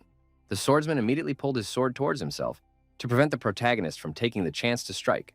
He noticed the young man's incredibly tight grip, by which it was clear that a strike was being prepared. At that moment, the situation was very much in flux, and the resistance was incredibly powerful, but no one wanted to give up. The leader of the enemy group clenched his teeth tightly with anger, realizing that the enemy's movements had become more precise. The protagonist was also nervous as he faced the problem that he couldn't find the enemy's vulnerable spot. He then turned his attention to the fiery arrow flying at him, signaling a change of plan of action. At the last moment before his death, Jake managed to use his new ability and move to another location. The excited swordsman exclaimed that the enemy had moved and ordered the rest of the group to find him immediately. The stealthy assassin was a little nervous because his senses are heightened, but even to them it appeared that Jake wasn't here. But suddenly he was dumbfounded to find a hero behind him, sticking a blade into his back. The cold-blooded Jake withdrew his blade from the dead man's back, saying that one was ready and thus showing his determined intentions. The mage continued to infuse her magical strike with power, which took quite some time, but the preparation was coming to an end. The team's archer remained unemotional and asked the others if they were hearing these strange sounds. Then he realized that danger was approaching and asked the others to save the others. But the leader of the group didn't understand what was wrong. His misunderstanding of the situation and confusion led to his death as a fiery arrow flew at the swordsman. From the horror he saw, the archer froze in place and trembled, realizing that he too was in imminent doom and needed to flee. Still, his mind and heart began to fill with anger because of some pathetic kid, he had lost more than one comrade. The enraged archer immediately began to draw the bowstring, asking Jake to come into view so he could fire. But suddenly the protagonist came up to him from the back and stripped him of his head, and the team mage didn't even have time to help her comrade. The girl's frozen face was stained with the archer's blood, and she realized she had no one else to help her. The bereaved archer's head snapped to the side, and Jake didn't even blink an eye because he was cold-blooded. The mage wanted to strike a magical blow, but the cold-blooded hero was ahead of her and pierced through, leaving the girl no chance. Jake whispered in an intimidating voice in the girl's ear that she had less than a minute to live, but if she answered his questions, he would give her a healing potion. The hero still hadn't taken out his blade and asked why Richard and William had sent their team to find him. The bleeding mage replied that it was all business together, and Jake asked why, if he was only defending himself against them. The blooded girl exclaimed that he had killed everyone and started this war, so he deserved to die. Jake remembered that William had mentioned that Richard was feuding with someone, and the puzzle in his head began to slowly come together. The girl continued to bleed and could barely breathe anymore, badly in need of a healing case. The protagonist did not recant and handed her a health healing potion for answering his questions. But to his surprise, the mage threw away the gifted potion, glaring angrily at Jake and continuing to bleed. The potion bottle shattered, and the mage said she would rather die than live thanks to him taking pity on her. A very agitated Jake asked why she had broken the potion, and the girl bled and stopped breathing. She then fell to the ground with no signs of life, and the main character looked at it with sweat on his face, not knowing how to react. The young man then used the gem on the necklace to release Cecil from it. The worried beast asked what it was, and Jake said he had no idea, but he sure as hell wasn't the one who started the damn war. Cecil asked if it was really just a misunderstanding. The hero replied that they weren't confused and they were being manipulated. The young man came to the conclusion that someone was trying to set him up, and the conniving William, with whom he had previously clashed, immediately came to mind. He then threw the bow on his back and resolutely declared that he would not stand by and let this happen. After a while, Jake gathered all the bodies of the non-occupants into a pile and set them on fire to leave no trace behind.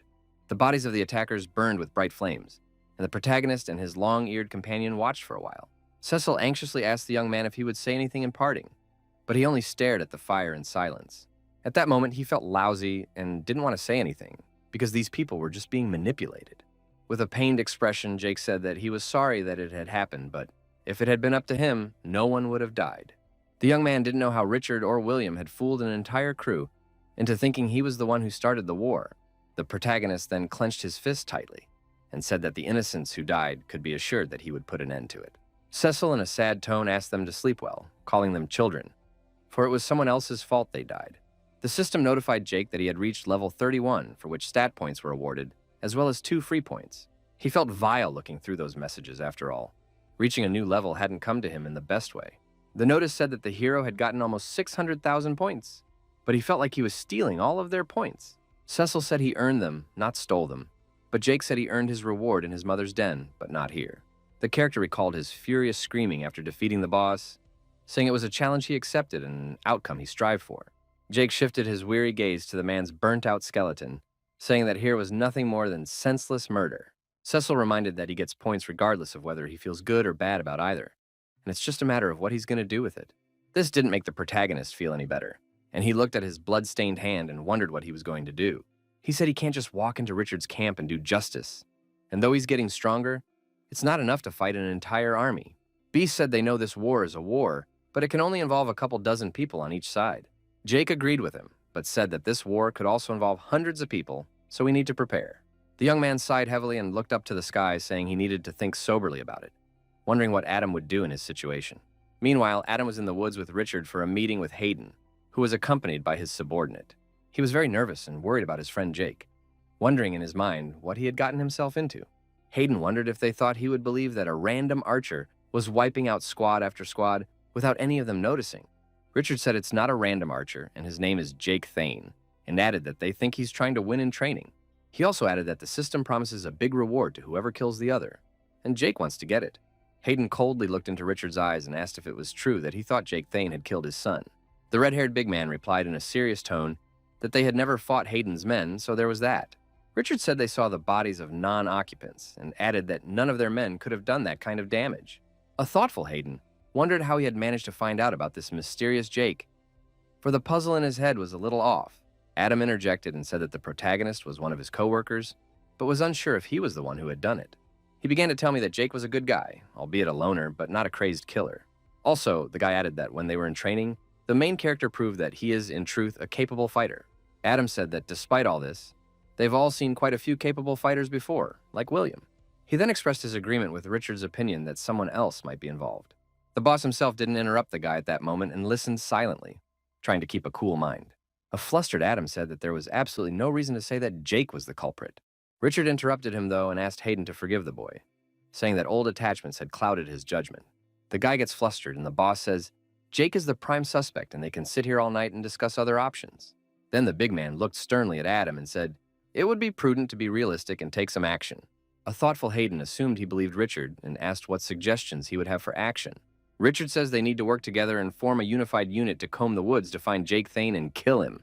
The gray-haired man pondered on the matter, as such an offer was not something he accepted every day. Still, he shook Richard's hand and said it would be a temporary alliance until they killed Jake. Adam panicked, realizing that he had come here because he thought there would be peace talks, but instead, they had targeted someone else. the boy realized that the real villain, which was the bloodthirsty William, was on the loose, and it was too late. At that moment, William was deep in the forest, standing around the undead velociraptors he was farming points on. The wily scoundrel wiped the sweat from his forehead, saying in his mind that if everything had gone according to plan, they should just about complete their meeting. He also said to himself that by next week that damned archer was bound to finally die, and it was imminent. The system notified William that he had received 48,000 points for killing the raptors, as well as a 43rd level metal specialist. Also, a new skill became available for his class, which made the guy look at the digital scoreboard with great surprise. William had access to the Spear of Thoros, which he immediately activated, and realized that things would now be different. At the same minute, an aggressive-looking velociraptor emerged from the bushes and cautiously crept up. The boy smiled excitedly and realized that the perfect opportunity to try out a new skill had found him on his own. The ferocious dinosaur began to growl and rushed to attack the guy, who managed to react in time and activated the skill. He assumed a fighting stance and took aim with his spear to destroy the approaching threat in one fell swoop. With a swift movement of his entire torso, Thoros' spear was thrown towards the velociraptor, and it was done masterfully. The sharp spear went through the throat of the approaching dinosaur, which didn't even have time to react and immediately died. William was pleased with the butt-doomed skill and realized that battles would now go much faster. Proud of himself, he recognized in his mind that Jake might have been able to beat him last time. The guy used the staff against the frozen velociraptor, saying that it's much stronger now and the hero won't be able to defeat it. All that was left of the slain dinosaur were bones, which William immediately picked up carefully to take with him. The young man had full confidence in himself and said in his mind that he would be the winner of this training without any doubt. Meanwhile, Viridia was in the hall, wondering how it was possible that the vicious viper had found a friend, as he had said earlier. She realized that it was unheard of for a primordial creature to be befriended by a mere mortal, let alone those who had not yet been trained. The mistress of the hall was supposed to hold the highest title among the mortal order, and now this man was trying to jeopardize it. A subordinate entered the vicious viper's hall at one point, asking the mistress if it was correct that she had asked to come. Viridia said she had a busy day, so she needed him to find something for her, and the servant asked what he should get. The hostess responded that to be needed a lot of records, and the man asked what exactly she needed records about.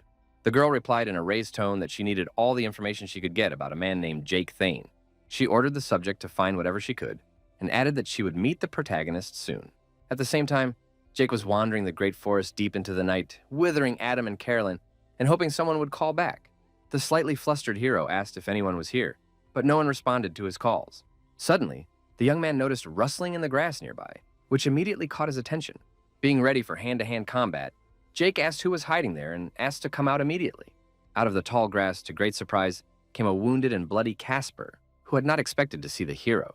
The exhausted Casper fell to his knees from helplessness and said in a trembling voice that he could go no further. An excited Jake immediately put his hand on his shoulder and asked who had done this to him, and he replied that William and Richard had attacked the whole camp. Frightened by the realities, the young man grabbed the hero by the blouse and said that everyone was dead, and his eyes reflected all the horror he had experienced. In a trembling voice, he exclaimed that absolutely all the inhabitants of the camp had been murdered by the bloody hands of the scoundrels. Casper started to burst into tears, and with pain in his voice, he asked Jake why he had decided to leave them then. Jake was confused by the question he heard and didn't know what to say, and the young man asked why he had let them all die. But suddenly, the main character in a cold coat woke up next to a burning fire, realizing that it was all just a nightmare. Coming to his senses, the young man was fully convinced that he had had a terrible dream and none of this was real. Cecil asked if it was really that bad, whereupon he said those mushrooms must be doing nonsense to his brain. Jake wiped his forehead cold, agreed with him, emphasizing that his dreams were getting worse every night. The imp said that rumor has it that dreams are what the mind uses to try to solve problems, and maybe it just needs to vent its energy outward. But the hero said Cecil just likes to talk and asked what kind of nightmares he was running from, since he also stays up in the middle of the night. Cecil said that while he was locked in the necklace, all he did was sleep, living out his worst nightmare. Jake ate the sausage greedily and said enough walking around, about to inquire about the demon imprisonment in the necklace. The hero asked what about him telling his dreams to Eeyore, and he in turn, how he ended up locked away. A disgruntled Cecil nevertheless agreed to this barter and shook the protagonist's hand, about to listen to his tale of dreams. The young man looked up at the starry sky and in a soft tone began to say that his dream was about his old co-workers. Jake got into this training with a few co-workers, where some of them were friends and some he barely knew. At his old job, he was just an administrator and a loser who couldn't hold a conversation to save his life. But when they reached the great forest, the hero had a feeling that everything had changed, and he thought everything was going to be okay. As time has shown, Jake was very much in the wrong, for his old coworkers wanted to survive and he wanted to live. Opinions were very much divided, and as a result, the hero and his coworkers had a big fight, and several times. And eventually he went about his business, leaving them in the hands of the men who later tried to kill him. These nightmares kept Jake up at night, and in them he saw all his old coworkers murdered. Each time in dreams, different people speak, but their words remain the same and frighten the protagonist. Tortured people in dreams ask why he left them and say it was all his fault. The character said that if he had stayed and protected his coworkers, they might be alive, and they might be right. With sadness, Cecil lowered his ears and said it was hard, while not expecting to hear such a painful story. Jacob exhaled and said that now it was his turn to talk about how he ended up in the necklace. Basie said he wished it was something worthwhile, but truth be told, he was very much the hero. Long ago, he was a low-ranking member of the evil Viper cult, and the object of everyone's jokes, and even the newcomers would poke him and laugh at him. Except for the one group of demons that treated him differently than the rest, and that was a little comforting. Cecil said that they always treated him well, and in return he helped them test new spells. But looking back, he thought he was more of a guinea pig than a friend, as much as that thought hurt. One day, the friends wanted Cecil to experience the necklace they created as a team. The naive beast agreed to help them because he thought they were buddies, but as it turned out later, it wasn't worth it. At that moment, Cecil was suddenly pulled into another dimension, where he found himself all alone. Fortunately, he could see what was going on outside, and immediately saw the upset faces of his well-meaning companions. He could see the panic on their faces and how they tried to pull him out, but it all went to waste and nothing worked. In an instant, the demons dropped the necklace, and Cecil saw them throw it to the ground and walk away as if nothing had happened. The imp clearly remembered how the layers of dust on the necklace appeared, centimeter by centimeter, and he was still inside. Every now and then someone would pass by, wondering where Cecil had disappeared to, but more than a chuckle, I suppose he died miserably. The long-eared beast had lost all hope of ever getting out, because no one had ever even looked for him. Being very upset, sitting by the fire, he was telling Jake that his friends had just left him inside the necklace. The protagonist looked at the beast and said that his friends had left him, just as he himself had left his own. Cecil said he was never upset about being dumped because everything happens at the worst possible time and they all make mistakes. The only thing that struck him was that his friends had no thought of returning, and though they assumed the worst, they pushed it to the back of their minds. The imp was nothing more than a forgotten memory, and told Jake that was the biggest difference between their life situations. The hero asked what if his companions were dead, and how he could get rid of the guilt if someone had already gotten to them. Cecil tried to reassure him, saying he would deal with it when the time came, but right now they must be in need. At that moment, Jake felt awkward and remembered telling his friends that he might have his own goals for his training. Then he put his hands on Casper and Adam's shoulders, telling them that their chances of survival would be better if they went with Richard than if they went alone. Also, in those long-ago moments, the hero asked his friends not to worry and promised that he would indeed check in with them. The feeling of guilt didn't leave Jake for a second, not even for a second, and he was pained by the realization that he had abandoned the people he cared about. With a serious face, the hero rose to his feet from the ground and said that Cecil was completely right in all his statements. The imp listened silently to the young man, who admitted that he had been running away from problems that had piled up for too long. Jake gathered all his strength in his fist and firmly declared that tomorrow he would find Adam and settle the matter once and for all. The next morning, he set off. Beside a flying Cecil, decided to inquire where they were going. The disgruntled demon said they'd been on the road for hours, and all they'd run into was just a couple wolves. One of the hungry and bloodthirsty wolves pounced on him, biting him lightly on the stomach, which scared the animal to tears. Jake smiled, saying that he had given Cecil a health potion, so he would be fine, and one could not worry about that. A slightly angry Eeyore said the hero can't heal emotional trauma, and the young man laughed, calling him a crybaby. He said he didn't know where Richard's camp might be, but if they walked along the river, they were sure to come across it. The protagonist was sure of this, because on the river, you could meet fishermen on boats who could give you a clue. Women could also be seen washing clothes, which would also signal that the camp was nearby. In addition to all this, one could stumble upon small children who were very thirsty, running to the river to drink. Cecil said that the kid was really starting to sound like a hunter, and Jake replied that he'd been in training for a month and had acquired survival skills. This pleased the demon, who asked the hero if he had already thought of what he would say when he found his old friends. The young man thought for a moment and said that he should first examine their camp and then draw conclusions. What the character meant was that Casper had already learned trap work by the time he left, which is important. Jake realized he had to be very careful, as his old friend could improve his skills just as much as he could. One had to keep in mind that if that was indeed the case, then the hero risked being in a minefield and falling into a trap. Cecil said it sounded like the young man was distracting himself from the upcoming fight and asked him to remember that they were going to his friends. Jake recalled former moments from his life and said, "Some of them are my friends," recalling a friendly hug with Adam. He also said that some people wanted to kill him, while seeing in his mind Richard and William, who were very conniving. The hero said that his first task would be to deal with the war, because Adam needs to know that he's been framed. And if he's lucky, he can convince the others as well. He listened carefully to the lad's intentions and asked what kind of arrangement awaited him if he was unlucky. Jake replied that if that were the case, there would be more traps he would need to watch out for. Cecil continued to follow the hero and suggested to just hope for the best and try not to think about the bad. Suddenly, the protagonist with a wary face stopped, as if sensing something wrong again. The agitated demon asked the guy why he had stopped, but he immediately shut his mouth, asking him to be quiet. Then Jake pointed his finger forward and asked Cecil if he could see it, while the wary beast tried to figure out what was wrong. Between the trees, he saw something that looked like it was an invisible veil, which they had not poked into anywhere before. Cecil said with surprise that it was water or something similar, but the hero corrected him and said it was magic. They got closer to the veil, where Jake said that perception gets distorted when he tries to see his reflection, so there's clearly a barrier. The surprised long-eared demon was even a little worried, because the translucent wall wouldn't let them go any further. He then speculated that she might be keeping something locked up, and those thoughts put a bit of panic in his mind.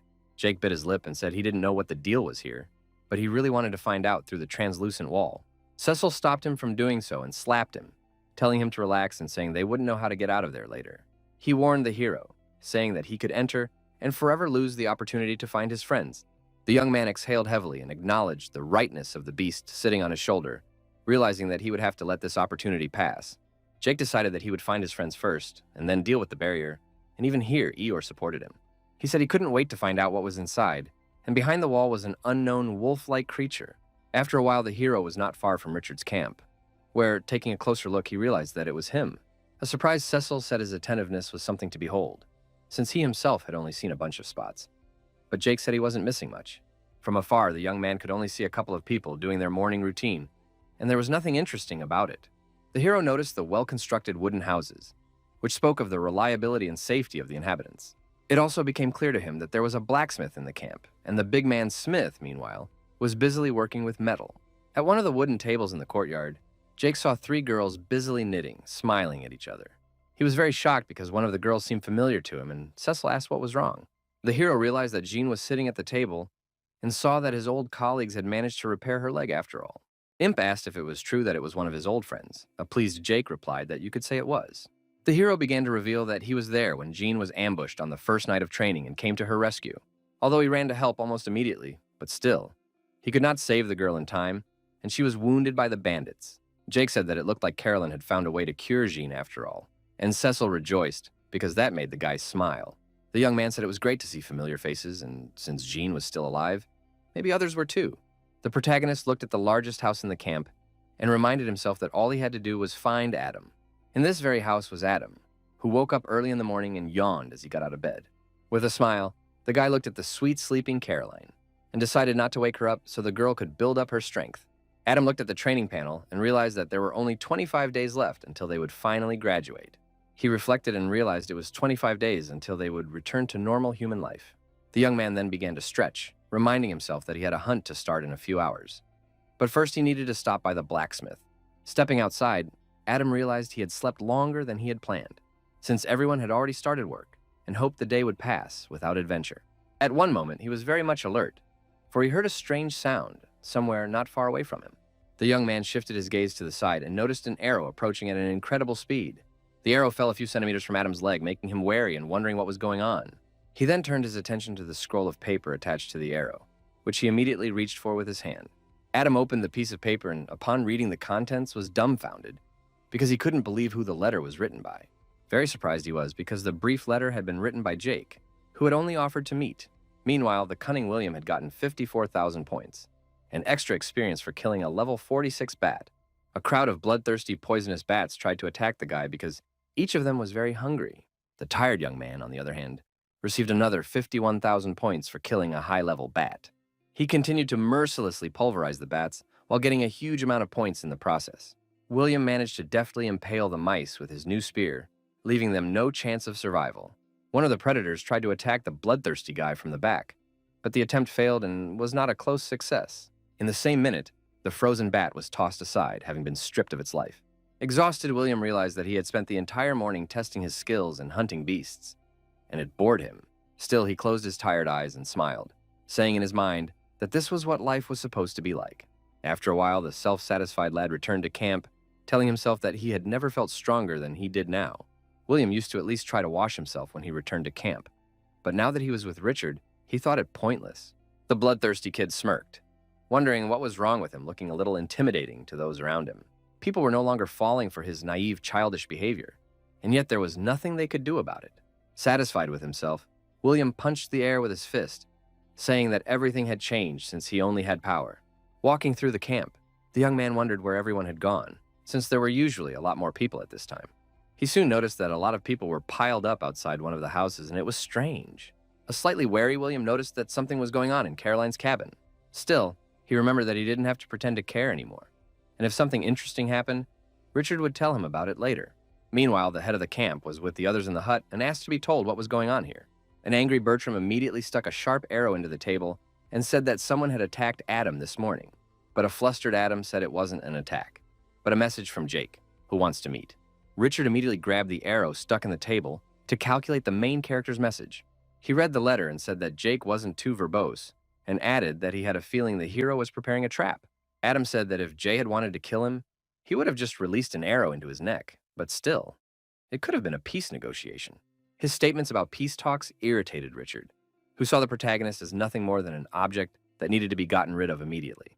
Adam said that maybe someone had relayed to Jake that they'd teamed up with Hayden, and if he thought they were after him, it made sense to talk. But Richard exclaimed that they were really after him, and added that to consider that the hero wanted to strike first. Jean frustratedly said that all the violence was breaking her heart, but it was Jake who started it, and they were just reacting to it. She said she didn't know him too well, but she never felt he was capable of anything bad, since the first night was saved by him. Caroline looked at a sad Jean, and wondered if Jake had really wanted to save her that terrible night. Hilaire suggested that the protagonist was just looking for a thrill, and Jean's situation helped him. Richard was bored with the conversation and asked if they could vacate the cabin because the discussions were pointless. He said Jean and Bertram were wonderful camp members, but he felt like they wouldn't come to a common decision if there were a bunch of people here. The camp head said in a serious tone that he wanted to discuss this serious matter alone with Adam and Caroline. Bertram immediately looked at Adam, who said that it made sense, asked not to worry, promising that he would lead them in afterward.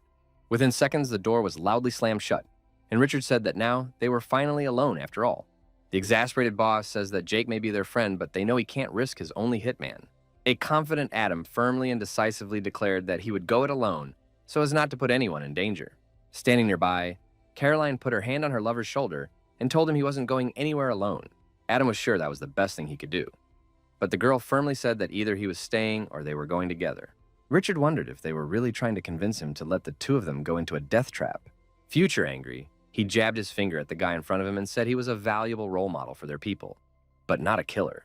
The boss asked how Adam was going to handle a man who could kill an entire team by himself. The excited young man said they could set up a meeting near their camp, and if anything went wrong, they would run away. Richard asked why he was already so stubborn, since he was willing to put his life on the line for a damn coworker. Adam said that the boss didn't know Jake like he did, and added that he had followed all the instructions for a month, and all he was asking in return was to trust him for once. The boss grabbed him by the shirt and said that all he knew is that Adam had been supporting Jake since day one, and asked who said he wasn't the enemy. Caroline intervened in the showdown, keeping the matter quiet and asking them to calm down immediately so it didn't escalate into something bigger. The frightened girl asked Adam why he shouldn't talk to Jean and Bertram and asked him to let her handle things. The guy realized that he was powerless in this situation and only looked at the floor with a serious look, about to leave the cabin. He decided to let it go and told her she could do what she wanted, then headed for the exit. Bertram asked how it went, and an angry Adam said it was bad. But he didn't care what Richard said because he was going to meet Jake. The associate put a hand on his shoulder and said he hated to admit it, but agreed with his boss because he didn't like the idea of going into the woods either. Stunned by his words, Adam asked if he really thought Jake would hurt him after so many years of friendship. Bertram said the first night they didn't see what the hero was capable of, and since then he's killed about a dozen of Richard's men. Adam asked if he trusted him, to which the guy replied that he always did, after which he said that the war that everyone was worried about had nothing to do with Jake. A smiling Caroline came out of the cabin and said that she had managed to convince Richard and they could go to the meeting tomorrow. With great surprise, her lover asked how she had made up the boss to change her mind, and the girl giggled. The girl said it wasn't easy, but she's the only hitter, so she has the ultimate trump card, and she threatened to leave. Even more surprised, and Adam asked his favorite girl if she really would have left the camp if Richard hadn't let them go. Caroline said that Jake and her had fought more than once, but he wouldn't have killed her just like that. Besides, it was very important to Adam, which meant it was important to her too. She lovingly cupped her palms over her lover's face, who smiled at her beloved and thanked her. Adam then hugged his favorite girl tightly, and Caroline said that she was with him until the very end, and he should remember that. At that moment, they didn't even realize that Richard was watching them from the cabin, getting angrier and angrier. Meanwhile, Jake was making his way toward the spot he wanted, orienting himself by the large rock he'd stumbled upon. The hero also noticed a small river running nearby, which also served as a landmark. The last factor was the stump of a felled tree, after which the young man realized that he had arrived at the right place. Jake looked around to make sure it was the right place, and Cecil, who was tired from the road, was already sitting down on a stump. The long-eared demon asked the protagonist why he thought his friend would choose this particular place to meet. The young man replied that the place was pretty close to camp, so they wouldn't have to worry about getting through the woods. The hero also assumed that his co-workers would think he could attack them and would want to find a shortcut to escape. Cecil asked if Jake was aware that being a pessimist was his job, and if he would have died if he had been a little more optimistic. The hero said he knows he can trust Adam and Casper, but he also can't deny that they've been with Richard for a while. He added that a month was enough time to turn the others against him, so Caroline, Bertram, and Jean could side with William. Cecil expressed his hope that he wasn't, because this kid is a deranged lunatic. The hero adding that he's also dangerous on top of everything else. Jake says that the demon should stay in the necklace, since he doesn't know what might happen here and can't guarantee his safety. Eeyore agreed, but also asked the hero not to die or leave him hanging. Then the companions bumped fists, and the protagonist promised to do his best, and Cecil believed in him. After these words, the process of dipping Eeyore inside the necklace began. And lastly, the friends only looked into each other's eyes. Meanwhile, Jake's old co-workers wandered into the woods, where Bertram asked Adam what their plan was. The first thing Adam asked his companion to do was to stop holding the hilt of his sword, reminding him that they weren't looking for a fight. Bertram lowered the hilt of his sword and apologized, saying he was just a little on edge, so he was ready for anything. Adam asked to be allowed to deal with it and said he would handle the conversation while trying to remain polite. He added that it was just a friendly conversation between old co-workers, and Caroline was sweating from nerves. The leader of the group then turned around and realized that Jake was sitting on the rock, whereupon he suggested to his companions that they should finally do it. A pleased Adam looked at the hero and asked if it was him, while the hooded man stared silently at the floor. Still, the young man took off his hood and said with a smile that they had made it, while being happy to see his friends. The surprised band leader froze in place and apologized belatedly, noting that Jake looked a little different. The character was a little embarrassed and said that it all seemed to be due to lots of exercise. Adam chuckled, saying to himself that Jake might have pumped up his muscles, but he was definitely still the same old ball of nerves. He then approached his old friend and asked how things were going, and the hero smiled back and said everything was fine.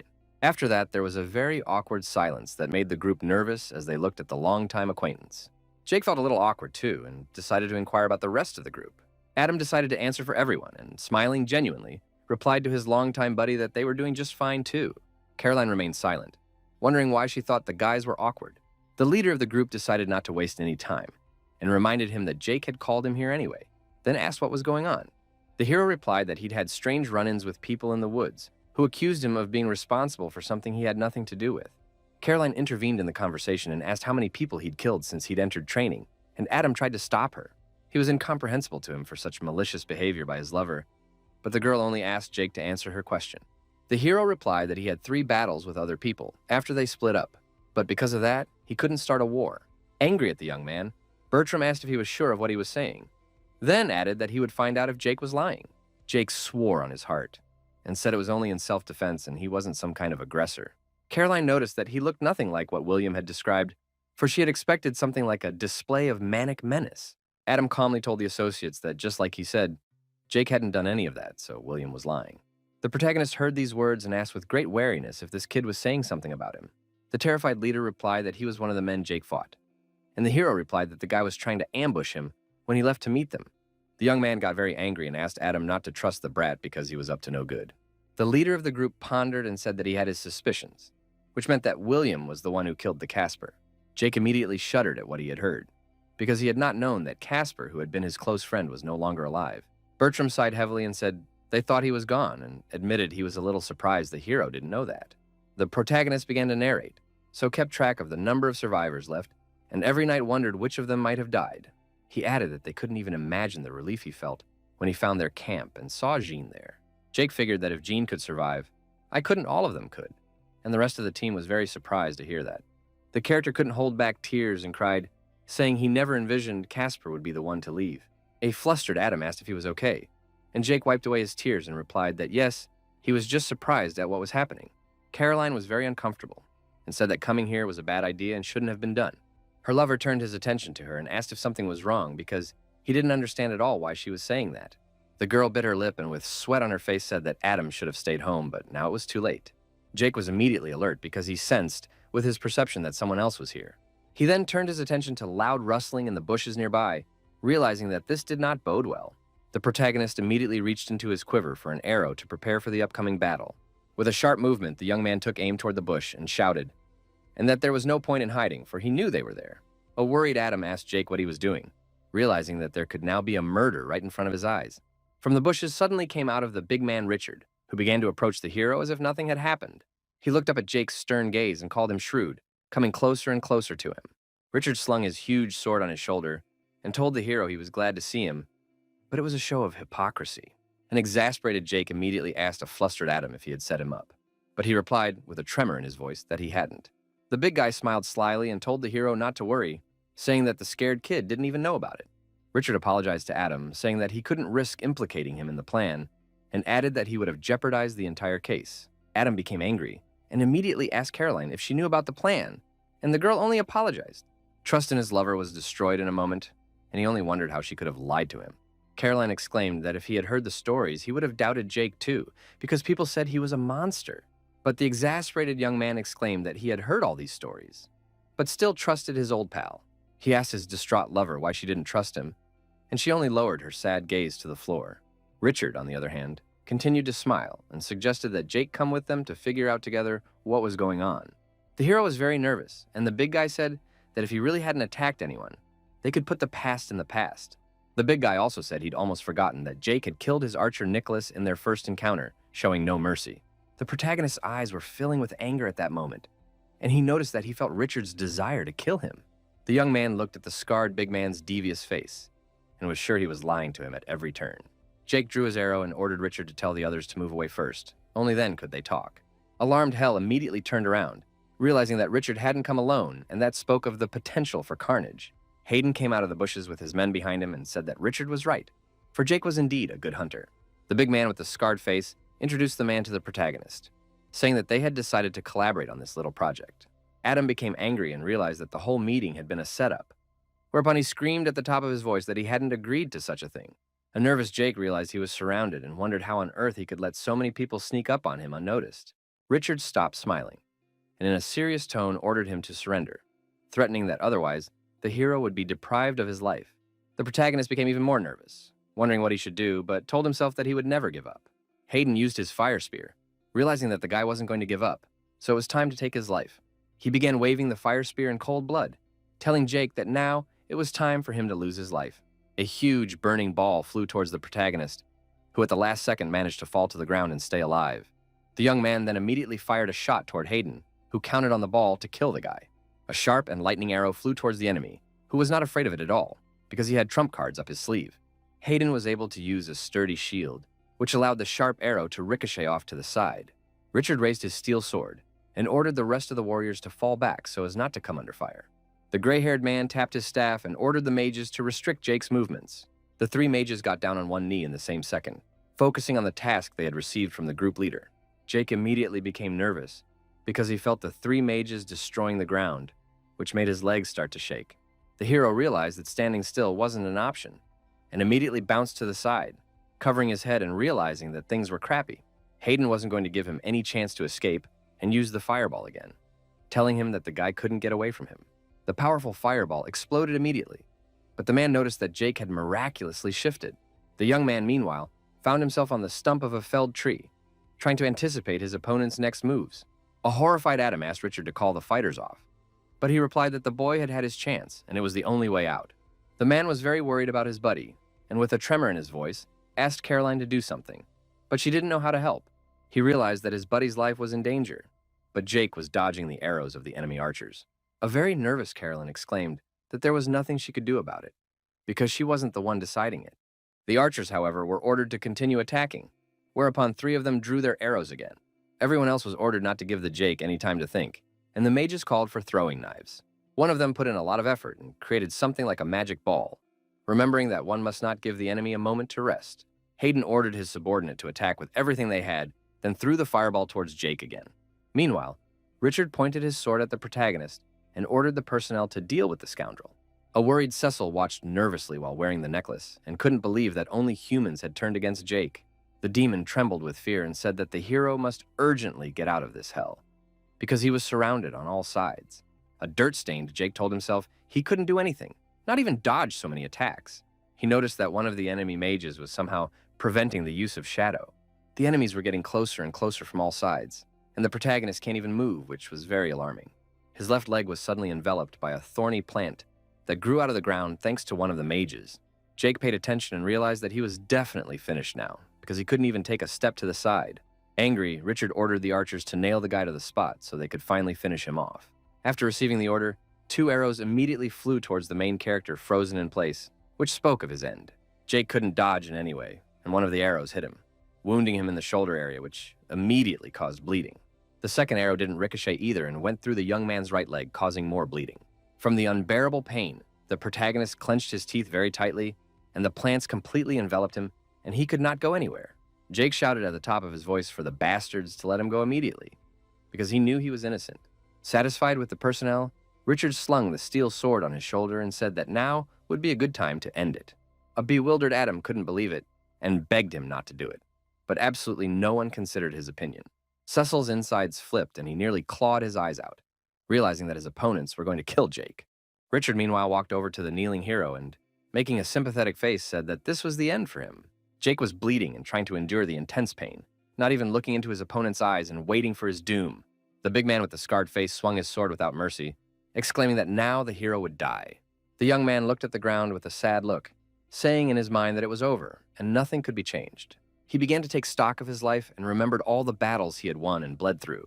Jake thought back to his precious victories and the monsters he'd managed to defeat single-handedly, though sometimes with injuries. Still, the hero realized that even after that he couldn't handle the betrayal, and Adam, on the other hand, rushed to save him, but Caroline stopped him. A bewildered and very excited Cecil couldn't believe that right now his fellow good friend was going to be killed. Jake closed his eyes, but even through his eyelids, his sad look was visible, and he realized that this was really her end. But all of a sudden, a system notification was received to start developing and improving the ability of the bloodline. With great surprise, the protagonist looked at the digital signage and read the notice he had received. The system added that the recently initiated man had climbed the evolutionary ladder, and Jake's body had adjusted to the energy of the new world. The protagonist couldn't understand what was going on from wide-eyed rereading the notice he received. He also noticed that his heart had started beating much faster, and it was even more alarming. It was very surprising to Jake that besides his heartbeat, his instincts had taken over and it was giving him new hope. When the tip of the steel ball island was near his neck, the hero felt as if time had slowed down around him.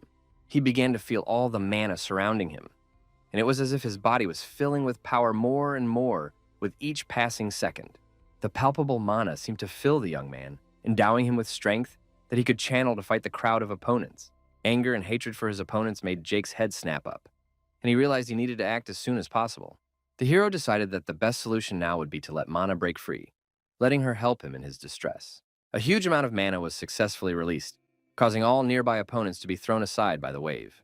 Even the big man Richard, holding his heavy steel sword, flew aside a decent distance. Enraged, Jake continued to spew the mana that had saved him from an innocent death. The previously confident red-haired big man with the scarred face was discouraged and wondered what the hell this was all about. A similarly surprised Hayden exclaimed that what was happening was something like magic, but how to fight it was unclear. Jake, meanwhile, remained furious and grabbed with his hands at the thorny plants that enveloped his entire body. Less than a minute later, he freed himself from the dark green shackles, limping slightly after being shot in the leg. Adam froze in place and stared at his old buddy, who he was very worried about, but who had saved himself nonetheless. Then he asked Jake what had become of him, but the young man answered nothing, and his look was like the devil's at that moment. A flustered Caroline looked sympathetically at the protagonist, realizing that they were all right. With her own eyes, the girl saw that Jake is indeed a monster who is capable of destroying everyone in his path. Richard tried to keep his subordinates in a fighting mood and ordered them not to let the enemy intimidate them, for he would not be able to defeat them all. He then jumped up and ordered all personnel to rush immediately to attack the enemy, who was alone against the crowd. The big man's subordinates immediately rushed at Jake, who felt no fear at that moment. The cold-blooded protagonist immediately drew his ice sword, ready to take the fight to the crowd of attackers. In the last few seconds before the bloody battle began, Jake only calmly breathed in the cold air. He then began to swing his sword skillfully, moving from one place to another, resulting in the first loss by the enemy. After a few more seconds, the swordsman died, who didn't even have time to swing and fell with his shattered blade. The assassin with the sharp dagger died next, who also didn't even have time to try to strike. Trinity fell to the ground in the first minute of the fight, which was stunning to those around them, who froze in fear. Richard got nervous because the enemy was trying to break through, then immediately ordered all personnel to line up. The knights in armor immediately obeyed the order and lined up, covering themselves with shields and waiting for action from the enemy. But the shields were no barrier at all to Jake, who had made a high jump and was preparing to attack them from the air. At that moment, in his hand were 3 small bottles of necrotic poison, which he was going to use in his favor. The bottles were immediately thrown at the knights frozen in place, who didn't know what to do, as shields wouldn't help them. The flasks shattered and the necrotic poison splashed onto the exposed skin of the knights, who immediately felt a burning sensation in their eyes. Swords and shields were expressed from the hands of the victims, who were agonizing in incredible pain, while Jake, on the other hand, landed calmly on the ground. Meanwhile, the necrotic poison was relentlessly eating away at the skin of the swordsmen, who were screaming in pain, but no one could help them. A worried Adam stood back and couldn't believe what was happening, but he had no right to interfere either. He was even more surprised that no one could stop Jake, who was lightning fast in taking the lives of all opponents. The loss of personnel didn't embarrass Hayden at all, who grinned as he walked towards the hero and said that they would see who won. He didn't bother with ceremony and decided to use a powerful spell he had been saving for last resort. Hayden began to vaunt himself above the ground with fiery wings and said that he seemed to have no choice. Enraged, the man began to attack Jake Thane, exclaiming that he would not let him get away and right now he was going to die. The protagonist tried to break away from his opponent to prevent himself from being attacked and recognized that he was pretty fast. Hayden tried to attack him, but the young man managed to dodge and end up at his back each time. The man tried to keep his temper in check, lest he become enraged, which would cause many mistakes. A slightly exhausted Jake took a knee to rest, reminding himself that Hayden's wings were very dangerous, and he would die if he didn't dodge. The enemy lifted off the ground again and rushed in to attack, telling the hero that he could escape, so he should surrender. The wounded young man looked into his opponent's eyes, and in his mind acknowledged his rightness, realizing he was slower than him. Jake also considered the fact that Hayden's reinforcements would be arriving any minute now, so fighting wasn't an option. He fell to his knees, coming to the realization that the only way out of the situation was to escape with the help of the shadows. The hero concentrated as much as possible to not make a single mistake, believing that he would succeed. Cecil, who was inside the necklace, was very worried about his companion and tried to tell him that there was some sort of barrier. But Jake didn't have time to react to that and hit the cubic barrier, then immediately realized he had been caught. He began to nervously wag his head in different directions, trying to figure out who had done it, and Caroline apologized to him. As it turned out, she was the one who created the barrier and said that as it was, they had gone too far. Caroline startled the young man by saying that they couldn't miss him, and he didn't understand anything and was even confused. Adam came running to the aid of an old friend, eager to thwart his lover and unleash Jake. The protagonist was very surprised to see the guy who so willingly wanted to help him, but became worried about him. Worried for his friend's life, Adam exclaimed that he wouldn't let them do it because Jack shouldn't die. Caroline continued to hold the protagonist in the barrier, and though her lover tried to dissuade her, the girl would not listen. Suddenly, the confused fellow was struck in the head with the hilt of the steel sword, after which he lost consciousness. He was hit by Richard standing behind him, who asked not to be disturbed and said that Adam couldn't be changed. The big guy told Jake that for a second he even thought they had missed him, because he acted very fast and nimble. The conniving creep then said that eventually their fears were confirmed and they were sure that Jake was the killer. Richard added that it was too dangerous to leave the protagonist alive, which made the young man in the barrier very angry. He asked Hayden if he wanted to play hangman, and the man landed on the ground and said he'd love to play. Blood was oozing from the wound on Jake's body, and he was nervous because there was too little room in the barrier, and he couldn't use the ability. The young man realized that if he had time, he would load an arrow and break through the barrier. But he didn't have that option. However, the protagonist realized that he could counterattack, and all that was left was to make it work. An enraged Hayden lunged at Jake, intent on avenging his dead son, whose death he blamed on him. The blow was struck directly into the barrier, with the man using a plume of embers, and the hero was even confused by the abruptness of what was happening. Hayden's sharp spear stabbed straight into the center of Jake's ribcage, who was dazed and thrown aside. Hayden rejoiced, for he had fulfilled his long-standing wish and quenched his thirst for revenge for his dead son. He continued to thrust the bloody spear into the main character's chest, saying there was nowhere to run now. The dazed Jake was powerless and bleeding, blood spurting from his mouth and preventing him from taking a breath of air. The bloodthirsty man pressed the protagonist into a tree, still not taking out his spear and saying that now the killer was finished. The tree behind him was stained with a lot of Jake's blood, and one of the branches had even fallen to the ground, having been broken. Hayden gloated at Jake's torment and muttered softly that he hoped the young man would die in terrible agony. Still bleeding, the protagonist tried to say something, and the man even fell silent in order to listen to his daughter. At one point, Jake exclaimed that he would take Hayden with him, and then grabbed him by the shoulder, which stunned his opponent. The young man's hand was doused with necrotic venom, and Hayden stammered and asked why he felt the burning sensation. The hero smiled slyly and said that it took him weeks to brew this precious poisonous poison. As it turned out, he had smeared necrotic poison on his hands when Hayden lunged at him, so he was sure he would poison him. Jake kept his hand on his opponent's shoulder and said that thanks to his resistance to the poison, he could hardly feel anything. Then he smiled even more intimidatingly and said, "I will burn through Hayden's body any second, so he should be worried." The man began to ooze sweat from nerves, realizing that he needed to retreat immediately before his body was still burned by the poison. In an instant, Hayden made a sharp leap backward, leaving the spear still stuck in Jake's chest. The young man seized the opportunity and immediately grabbed the wooden handle of the spear, experiencing intense pain while pulling it out of his chest. The unbearable pain made Jake scream at the top of his voice, and the blood continued to spurt from his mouth without stopping. Still, the protagonist's efforts did not go to waste, and the spear was pulled out of his ribcage, albeit with great blood loss. Hayden began wiping the sweat from his face and said it didn't matter, because Jake was too weak to fight him anyway. He began to put the maximum amount of effort into creating the fire sphere, saying that he would just kill the hero from afar. Jake held the wound site, realizing that his opponent was right, as he really didn't have any more strength. A huge fire sphere was released towards the protagonist, flying at an incredible speed, and Hayden was sure that victory was on his side. But as it turned out, the young man had already thought of everything and showed a devious smile with his bloody lips again. The fireball still reached its target and the huge tree flew apart, leaving only fire. Richard, in Caroline's company, immediately rushed over to Hayden, who froze in place, and asked what was wrong. The big man immediately asked where Jake had gone, and Hayden's poisoned hand began to burn. The red-haired boss was beyond furious and shouted, asking where the main character's body was. And Caroline looked at him fearfully.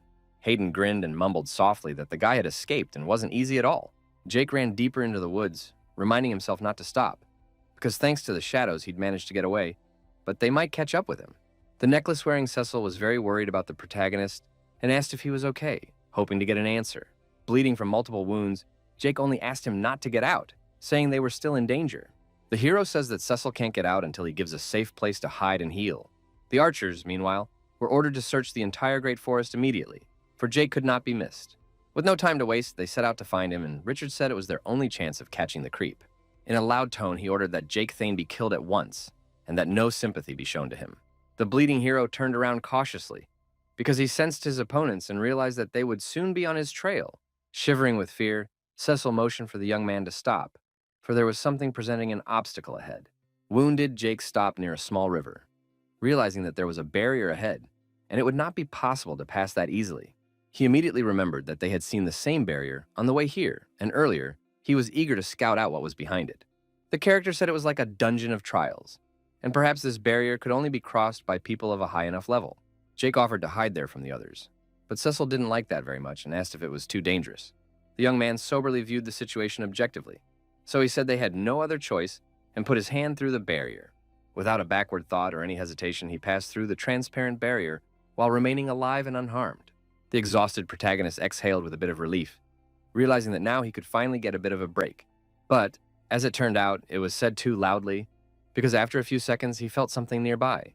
Not far from the young man were 3 hungry dinosaurs, who immediately looked at him and made it clear that there would be no peace of mind for him. Jake wasn't scared of the battle at all and said that it was a very stupid way to die, then clenched his fist tightly. A crowd of bloodthirsty beasts began to run around the protagonist, while he considered the fact that he had lost too much blood. He no longer felt any pain, but suddenly, one of the beasts rushed forward and bit him right on the arm. Another dinosaur bit the hero's already wounded leg, which made Jake wonder if he would end up like that. The predators continued to surround him and gradually bite him, but the hero became sad and frustrated at the outcome of the situation. Bleeding, he wondered if he would die, not in battle against a worthy opponent, but from worthless mobs. Suddenly, Jake found himself in front of malicious Viper, who asked if he knew it was pretty rude to barge into someone else's house uninvited. The knocked-out protagonist froze in place and asked him what had happened, since he had been in the woods a few seconds ago. Viper called it a good question and asked if the hero remembered the blessing he had given him the last time they met.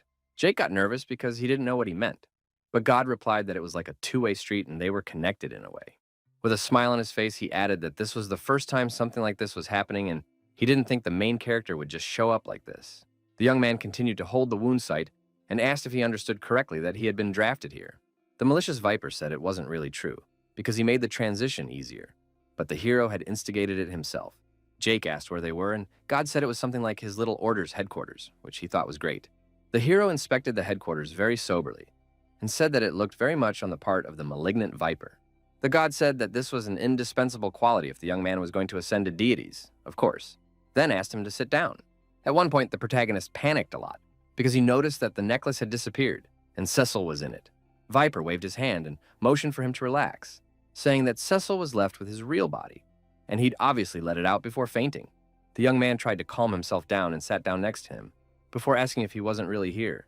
The god took a sip of wine and said that Jake wasn't dead, but he wasn't alive either, and the agitated young man asked to be sent back, for Cecil was in danger. Viper asked the hero to calm down, saying that his body was now recovering and stress could only hurt his soul. A bewildered Jake looked at him and wondered what the hell he was talking about, because it didn't even sound plausible. Malicious just said that karmic projections are a complicated thing for low ranks to understand, so it's not worth getting into it. He added that the protagonist's soul came here because deep in his soul he thought this place was safe. God said it was risky, but otherwise death would await Jake, so his instincts made the choice for him. The hero looked at his clenched fists and said that lately his instincts have been kicking in a lot. The young man asked how he could get back into his body, and Viper said to just wait for it to repair itself and hope no one found him. After those words, Jake's eyes filled with fear, and he stammered, asking what would happen if his body was found. The malicious Viper coldly replied that if his body was found by anyone, he would die immediately. Meanwhile, Cecil was dragging the hero's body with all his might, being very angry with him because he warned him that it was dangerous here. Eeyore made a great effort to pull it, angry that no one ever listens to demons. The demon then looked at Jake's bloody face and said thanks for letting him out just before he died. Cecil said that even though the hero left him alone with a bunch of raptor, he did what he could to scare them away. He was only slightly relieved that Jake had lost weight, or he wouldn't have dragged him, whereupon Eeyore grudgingly said he should have left him outside. But the anger was quickly replaced by sadness, and Cecil exhaled heavily, wondering who he was kidding. A frustrated Cecil looked at the dead Jake and didn't know what he was going to do without him. Yet he really wanted the guy to wake up. Meanwhile, Viridia was eavesdropping on the conversations and heard Viper say that he needed a break, for the plan seemed great to him. The girl was very curious about who the malignant Viper was talking to, and even more so casually. She realized it was some sort of test, after which she made sure of it by assuming that Viper wanted her to protect him through. After these thoughts, Viridia swung open the door to the room where the Lord was, and the thought said he could lay on top of her. The hall mistress entered the room without knocking, and with a smile on her face, she told the malicious Viper that she was here. The girl apologized for interrupting them, and Viper, along with Jake, looked at her in bewilderment. The Lord introduced Viridia to the seated Jake beside him and said she was in charge of the mortals in this place. The hall mistress coldly looked at the hero and realized that it was that Viper's friend, and didn't understand how he could resist God's aura. Jake felt a little awkward and waved to the girl with a smile on his face, saying he was very pleased to meet her. Viridia apologized for interrupting them, and Viper felt bad, saying she had embarrassed him. He asked the girl to take a seat next to them, saying they were discussing how to deal with her former lover, who was still trying to kill her. Jake said he still couldn't shake the idea that the whole thing was some kind of stupid misunderstanding. Viper said that he had once again fallen into a stupid trap because he doesn't learn from mistakes, and then added that he needed to get revenge on the scum. The hero wanted to voice his plan of action, but God wouldn't even listen and said he was too weak to make mistakes. Viridia decided to make her point and said that she believed the advice of the patrons, because whatever they said must be true. The malicious Viper said that devout followers are good, but they are terrible conversationalists. God then took another sip of wine and asked Jake what he wanted, to which the hero replied that he wanted to return to his body and survive. After that, the Viper stretched a bit because he was getting stale, and asked the hero to think bigger by asking what his goal was. With a sad look, Jake looked at the floor and said she hadn't thought of that yet, but she might want to clear things up with Adam and the others. The hero also added that he wants revenge on the scumbag Hayden for piercing his chest with his cursed spear. In addition to all this, the young man really wanted to straighten out Richard and William, who had brought a lot of trouble to him and his friends. But in the end, Jake clenched his fists tightly and said that he wanted to fight more than anything because he thought it was the meaning of his life. He wanted to find truly strong opponents, because that's when victory would bring him an unforgettable experience. His head started working, and the main character firmly stated that he wanted to get stronger and stronger to do whatever he wanted to do. Viper raised his glass of wine and said it was a worthwhile goal, but those who are truly free cannot afford to be constrained by the past. He said that freedom doesn't come without strength and comes at a cost, so it's up to Jake to strive and make sure he's never betrayed again. God said that when the protagonist crushes them like pathetic ants, he will find himself on a mountain of corpses. The hero visualized it clearly in his head, and the malevolent one asked him to be sure, saying that only he would stand on top. Jake listened to him silently, clenching his fists, and Viper said that this was what it was to truly be free. A surprised Viridia looked at Jake with wide-open eyes and said, calling him the chosen one, that he was shining. It was only after her words that the protagonist noticed that he actually began to glow with a blue light, which was quite unusual. The malicious Viper told his friend it was time to say goodbye, and added lastly that maybe they would meet again soon. Then they bumped fists as a sign of respect, and Jake gave Viper one last thank you for talking, saying he needed it. After a few seconds, the hero returned to the normal world, and left alone with the mistress of the hall, God asked what she thought about it. Viridia was very admiring of the chosen one and said that he was an amazing person, which also even made them blush. After a while, Jake was in the normal world and doing abs exercises and counting to 100 while Cecil slept next to him. At one point, the long-eared demon woke up and began to gradually come to his senses, unable to believe that there was a living hero nearby. The sweating protagonist continued to perform curls on the abs, having already counted to 99 repetitions. Despite fatigue, Jake met his goal and did a final 100th twist, after which he could take a break. A stunned Cecil looked at the hero with his mouth wide open and couldn't believe that he was alive, and it wasn't all a dream. The young man rose from the ground and, wiping the sweat from his forehead, said hello to the bewildered demon who couldn't believe what was happening.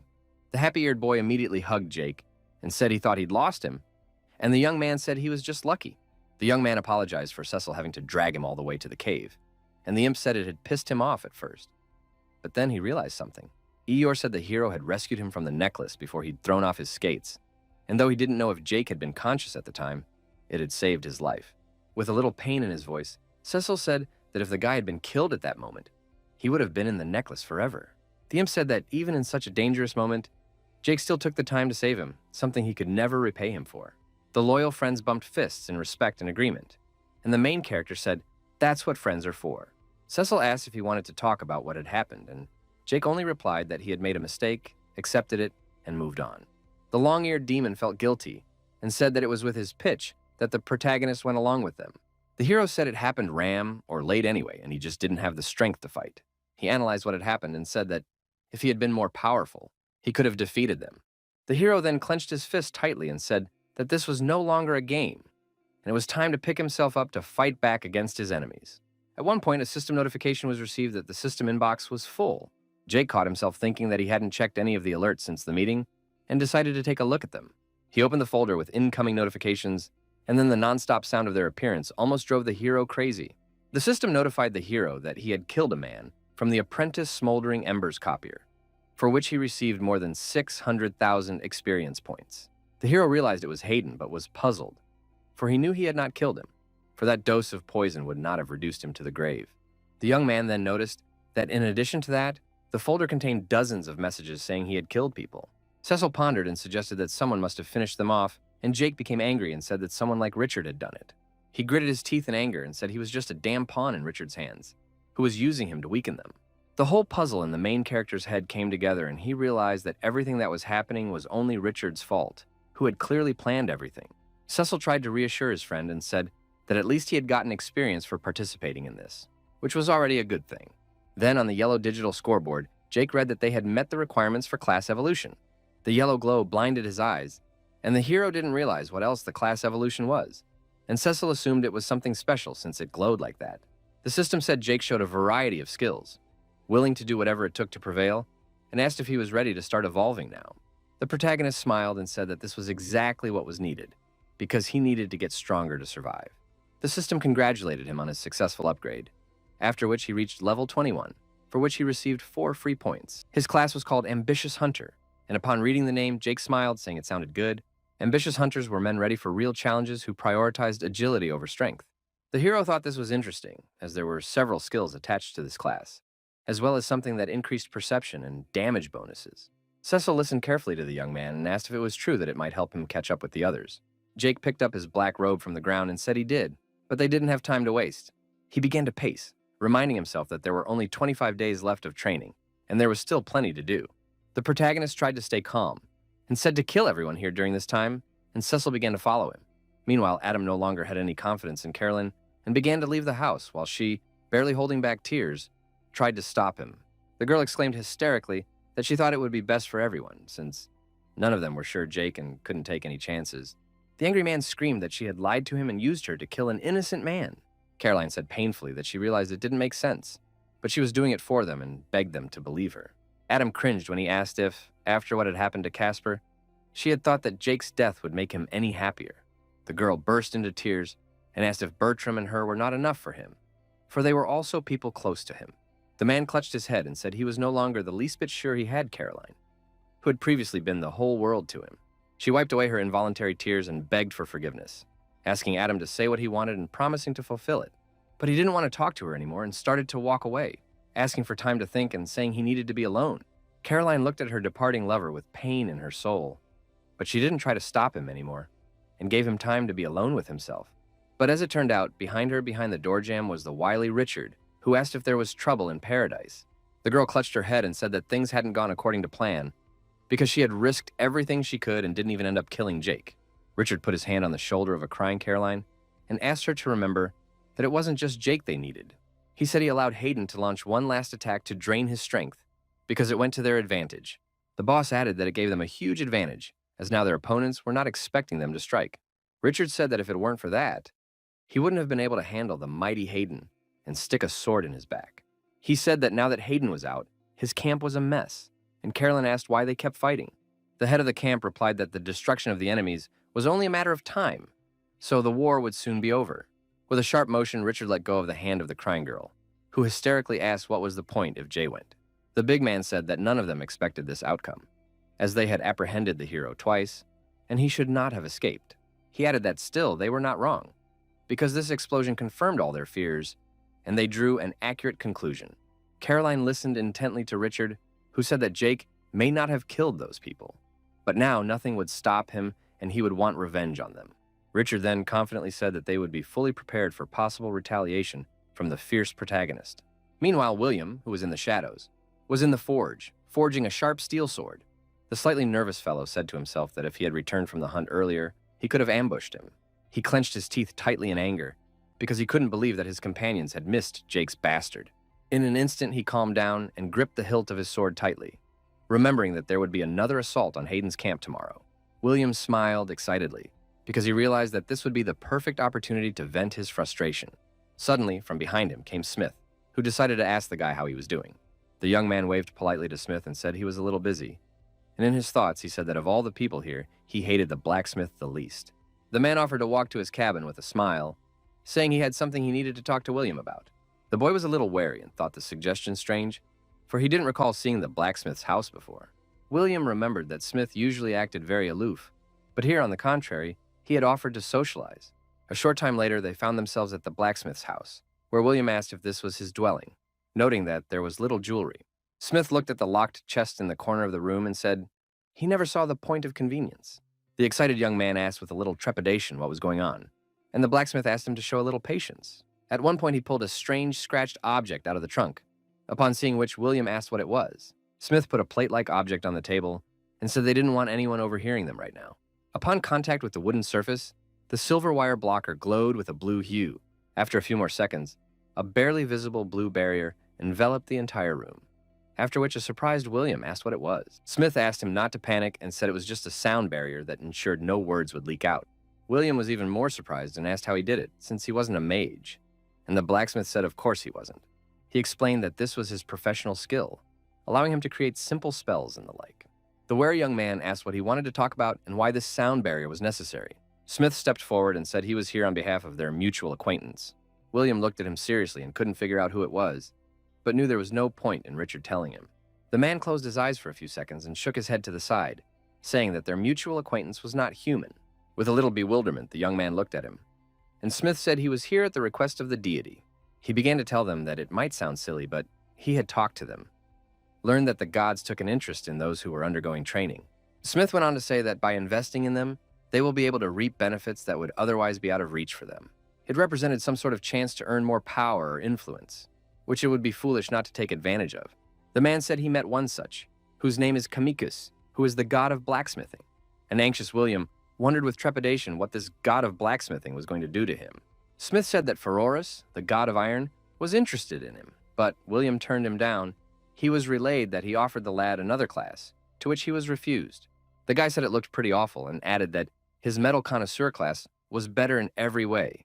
Smith said he knows that William later adopted one of Pheroras' skills, so now they are connected so he can call it karma. The young man looked at the man with a bit of disgust and asked if that made him one of the followers of the god of iron. Smith told the boy that he couldn't win alone, but together they could do it, and he could create something that would make the boy more powerful. The blacksmith promised that it would make him even stronger than Richard, and a shocked William asked why he had singled him out. A somewhat sad bearded man asked if the young man remembered that he had entered this training her alone, and with him were his son and his girlfriend. He began to tell me that at that moment he had confidently promised to protect them, and was making every effort to do so. But unfortunately, he screwed up, leading to the agonizing deaths of his young son and his beloved. An exasperated Smith said they were not killed by animals or brigands, but by the scoundrel Richard, right in front of his eyes. Frightened by what he heard, William could not believe it, calling it a terrible act, because he did not expect such a thing from his boss. But then he wondered why he said that, since he didn't care about what was happening or the fate of the people in the camp. Smith did not allow himself to cry and said his dead son was little more than William. Anxiety seized the young man's mind, and the blacksmith said that the son and his sweetheart had had a pure and innocent love, which Richard had destroyed. Out of anger, Smith pounded the table and said firmly that he wanted to pay the scumbag back, but he couldn't do it alone. However, the bearded big man noted that William was very strong and could serve him well in this endeavor. He poked his finger into the doubting lad's chest and said that God had led him to William, with whom they would take vengeance on Richard together. At one point, the young man was a little surprised because he heard about love again and realized that he had previously heard about it somewhere. The young man remembered that Casper had asked him earlier if he truly loved, but the very mention of love annoyed the guy. Still, he put a hand to his chest and wondered why this was starting to make sense within him. William still asked Smith what his plan of action was, and what was generally required of him. The big guy smiled and motioned for the guy to step back, then raised his hands glowing with red light upwards. The wary youngster became agitated and asked what he was doing, and the red energy continued to do its thing. A rectangular hole suddenly appeared in the floor, which was similar to the shape of a furnace, and William asked how the blacksmith had managed to do it. The astonished kid asked what it was, and Smith replied that he was calling his forge right into the dwelling. The draft process is over, and he said she's much better than the one he's showing everyone. William tried to blink because he couldn't believe what was happening, and then excitedly asked the blacksmith what he was doing. Smith, on the other hand, used an ability to summon an orange-lit hammer, saying that a great battle was coming. He then slung the oversized hammer on his shoulder and told William that he needed to prepare himself properly. Time passed, and the blacksmith began to forge metal, while the young man stood nearby and wondered how long he had been watching him work. It seemed to the young man that only a couple of seconds had passed by feel, but in reality, the blacksmith had sweated over the metal for more than an hour. William did not take his eyes off the work, and every swing of Smith's hammer mesmerized him. It was the first time the lad had seen such carefully crafted armor that would be of use to him in battle. He also remembered that at the same time, everyone was preparing for the attack on Hayden's camp, and Richard was personally talking to the personnel. Meanwhile, Caroline, a professional chemist, was going over all the necessary medications and tools to carry with her.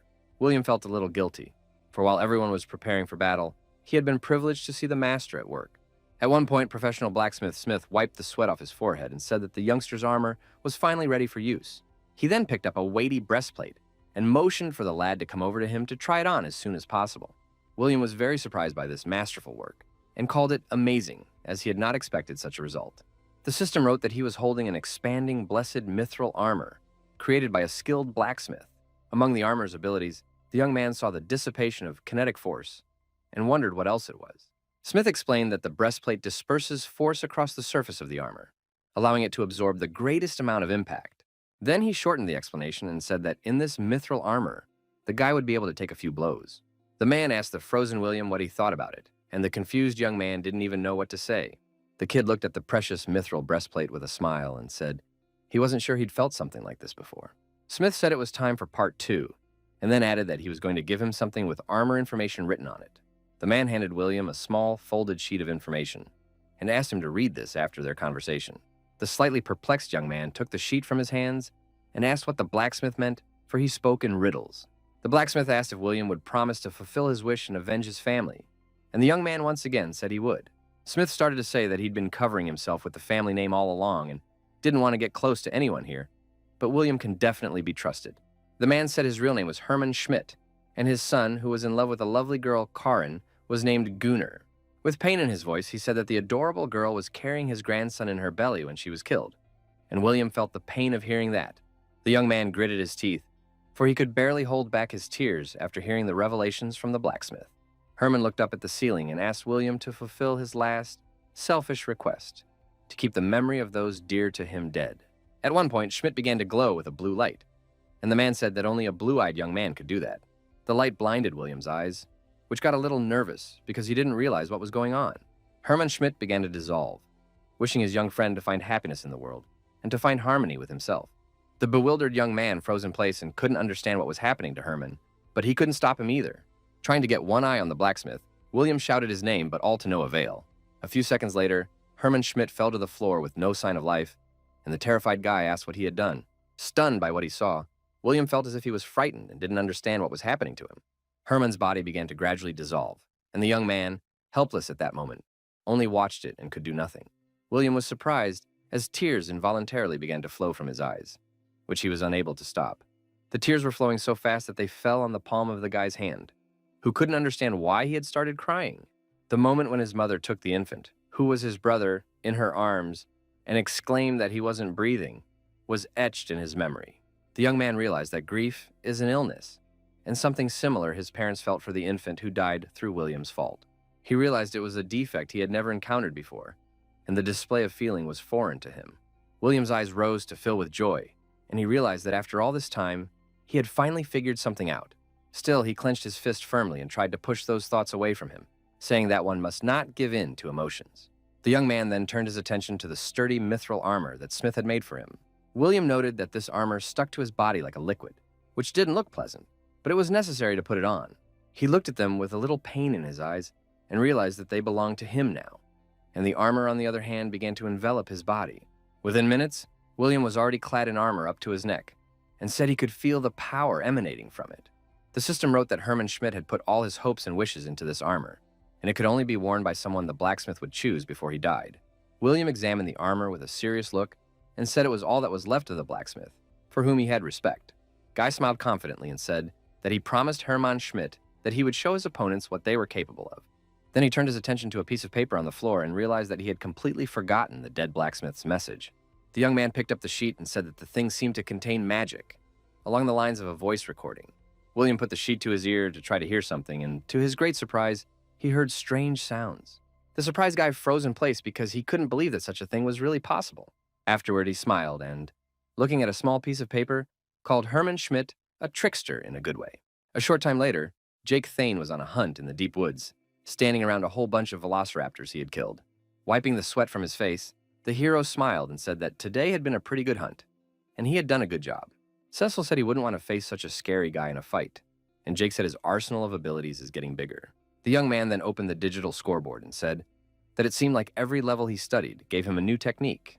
The system summarized the results, where it said that Jake had reached the 46th level of the Malignant Viper Alchemist profession and received 10 free points.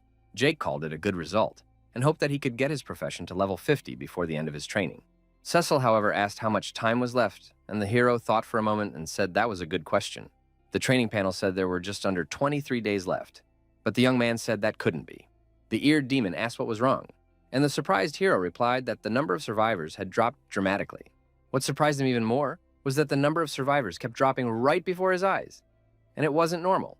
After only a few seconds, it was already shown that there were 193 survivors, and a nervous Jack didn't realize what was going on. A few hours earlier, Richard had briefed the personnel, ordering everyone to polish their armor. At the order of their warlord, the subordinates readied their swords, gradually setting themselves up for a further assault on the camp. Richard stated firmly and confidently that the insidious Hayden was dead, and now there was nothing to stop them from launching an assault on his camp.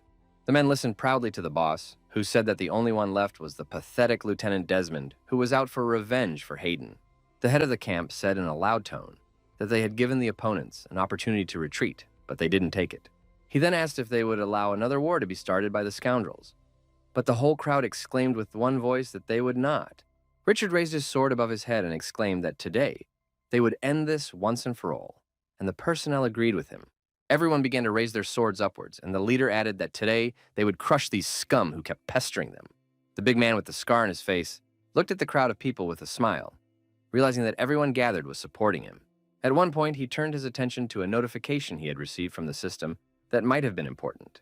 The leader birth quest was 57% complete out of the 90 needed, and it was also written that one leader had been successfully killed. A confident Richard said that after so many weeks of training, he has finally completed his quest, so he wants more. He realized that after dealing with Hayden's men, only the annoying archer Jake would be dealt with. The wily leader also noticed William standing nearby and said to himself that at some point that brat had ceased to be loyal to him. But that didn't matter now, so Richard decided to put the little dog to sleep once and for all after they had dealt with Hayden's squad. Richard then waved at the guy and asked if he'd seen Smith, and the young man said Smith wasn't a fan of that sort of thing. He added that the leader already knows that blacksmithing is more important to the old man than anything else in the world, so he will not be distracted from it. The big guy with the scarred face said it was unfortunate, as Smith's hammer would have been very useful to them in battle. Richard put his hand on William's shoulder and, calling him a friend, told him they still had him and asked him to show his opponents what he could do. His hand really annoyed the young man, and he also wondered in his mind, too, if this scoundrel was even such a bastard to call him a friend. Later, the treacherous boss and his men were already at the walls of the camp, where no one even had a thought of retreating back. Richard began calling out to Lieutenant Desmond in a raised tone, calling him a brat and asking him to come out to them and fight. At that moment, left to himself, the lieutenant stood behind a large wall, looking sadly at the ground. He did not respond in any way to Richard's cries and remained silent, without appearing panicked or nervous. The wily leader realized that no one was going to come out and said in a loud tone that in that case, they would come in. Richard put his steel shield out in front of him and prepared to go on the attack, with the personnel following faithfully behind him. Shield began to study a strange, bright blue light that could blind anyone's eyes, while he stood still and smirked insidiously. Unexpectedly, the shield began to emit a huge amount of mana that shattered the sturdy wall ahead. William covered his face from possible splinters, in his thoughts calling this ability of the wily scoundrel pretty good. But beyond the shattered wall, they could not see the crowd of the remaining men of the slain Hayden, but they could see a black silhouette in the thick smoke. Meanwhile, Lieutenant Desmond used his staff, and in a low tone, ordered the personnel to prepare. He then released a magical charge towards the enemies who had come to their land, signaling the start of the operation. Richard immediately understood his scheme, and ordered his subordinates to immediately raise their shields and prepare to attack. A strong protective barrier he had created appeared around the camp, so Desmond's men could do nothing. Caroline asked what they were doing, since the opponents would just keep pelting them with spells and the shield wouldn't hold. The boss merely ordered everyone to charge the attack and rush forward, while becoming enraged with hatred towards his opponents. At the same time, Desmond ordered his personnel to retreat immediately because they risked being defeated. Richard cheered as he looked at the pitiful opponents fleeing the battlefield and said that it was even easier than he thought. But the spirited countenance at the same minute was shattered by a sudden explosion from the rear, which frightened all the personnel and him among them. The leader of the group immediately turned around and nervously asked what was going on because he hadn't expected something like this. He immediately realized that the enemies had ambushed them and were in the trees, firing on them and not giving them a chance to get any closer. One of the agitated subordinates asked Richard what they should do now that they were trapped. The enraged leader swung his sword and ordered his opponents to be destroyed immediately, no matter the cost. Everyone has long known that war is a very dirty business, on account of which many people die. This was not at all the training of young fighters competing with each other in strength, but something else. It is a senseless and bloody massacre in which people died to further the interests of their bloodthirsty leaders. First attacked the mages, aiming at the most significant ones to paralyze the enemy attack at long range. Then came the less powerful archers, who were destroyed before they could even move a safe distance away. Healers tried their best, and if they are experienced, like Caroline, for example, you can't worry about them. Meanwhile, Richard mercilessly dealt with his opponents, swinging his sword in different directions. After killing another opponent, he smirked proudly. For after all, no one shines better than a true warrior. The system notified that there were only 108 survivors left, and the bodies of non-survivors were scattered around. Richard told the fallen kneeling Desmond that if he surrendered, he would stay alive, but he asked to just finish him off. The bloodthirsty leader immediately raised his sword, and, looking at the lieutenant with a smile, said that he would gladly finish him off. In this senseless battle, Desmond lost all his personnel and received several wounds. Just before Richard struck his head, the lieutenant shrank slightly and glowed with a bright yellow light. A blue protective barrier was immediately built around the wily leader, because there was a risk of him getting injured. The barrier was lined up by Caroline, who said it didn't matter at all what the spell was, as it would protect Richard. But, instead of thanking her, she was called an idiot by a stern boss, and another male voice said he agreed. Within seconds, Richard's face was stained with blood, and Caroline was barely breathing and didn't realize what was happening. As it turned out, William took his chance and impaled the team's hitman with a sharp spear, leaving her no chance of survival. Blood was spurting from the dazed girl's mouth, and she asked, with great effort, why he had done this to her. But the girl heard nothing in response and was simply turned into a stone statue that was no longer alive. William laughed slyly and called the rest of the group idiots that he had managed to fool around. A stunned Caroline lay on the ground and no longer gave any sign of life, having been betrayed by the young man. The guy, on the other hand, chuckled slightly and said that in the beginning they kill the healers who heal the personnel. The rest of the group was dumbfounded that William had killed Caroline, which could be seen as a betrayal. One of the swordsmen immediately rushed at him, ordering the others to immediately capture the traitor to the group. But William called for throwing knives with a smile on his face and said that the minions were the next to be killed after the healers. The two attackers were scrambled on the run by flying blades that left no chance of survival. Blood immediately began to spurt from the mouth of one of the swordsmen, and his eyes filled with great shock. But there was nothing that could be done. William stood in the middle of the bodies of the attackers he had killed and smirked, looking at Richard, who was alone. The young man was very happy that it was finally time to fight the main boss, who was very exhausted. The nimble fighter then put his spear in front of him and lunged at Richard, who was taken by surprise. The leader managed to block the attack at the last moment, but he still didn't understand what William was doing. All the guy said in response was that he was only doing what he should have done a long time ago, but still couldn't. Richard continued to block his attacks, and William said in his mind that one must not act rashly. Then, the leader struck, and the lad realized that although the armor added to his strength, he shouldn't forget that Richard was a high-ranking warrior.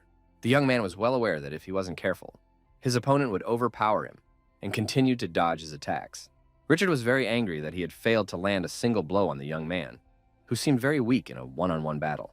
An exasperated big guy with a scar on his face called the guy a naive little mutt and asked him who he thought he was. The insults on his part made William very angry, who looked into his eyes as he clenched his teeth in anger. The head of the camp began to remember the very beginning of the training and told the guy that he would have died on the first day. The big man then added that everyone had figured William out a long time ago, but he saw his potential and didn't want to throw him away by kicking him out of camp. An enraged Richard swung his sword in a sharp motion and asked the guy if this was how he thanked him for everything. But suddenly, William swung his sharp spear, thus leaving a deep cut on the body of the big man who didn't think that such a thing could happen. The bleeding ringleader immediately fell to the ground and began to agonize more, and the young man said that he was no mutt.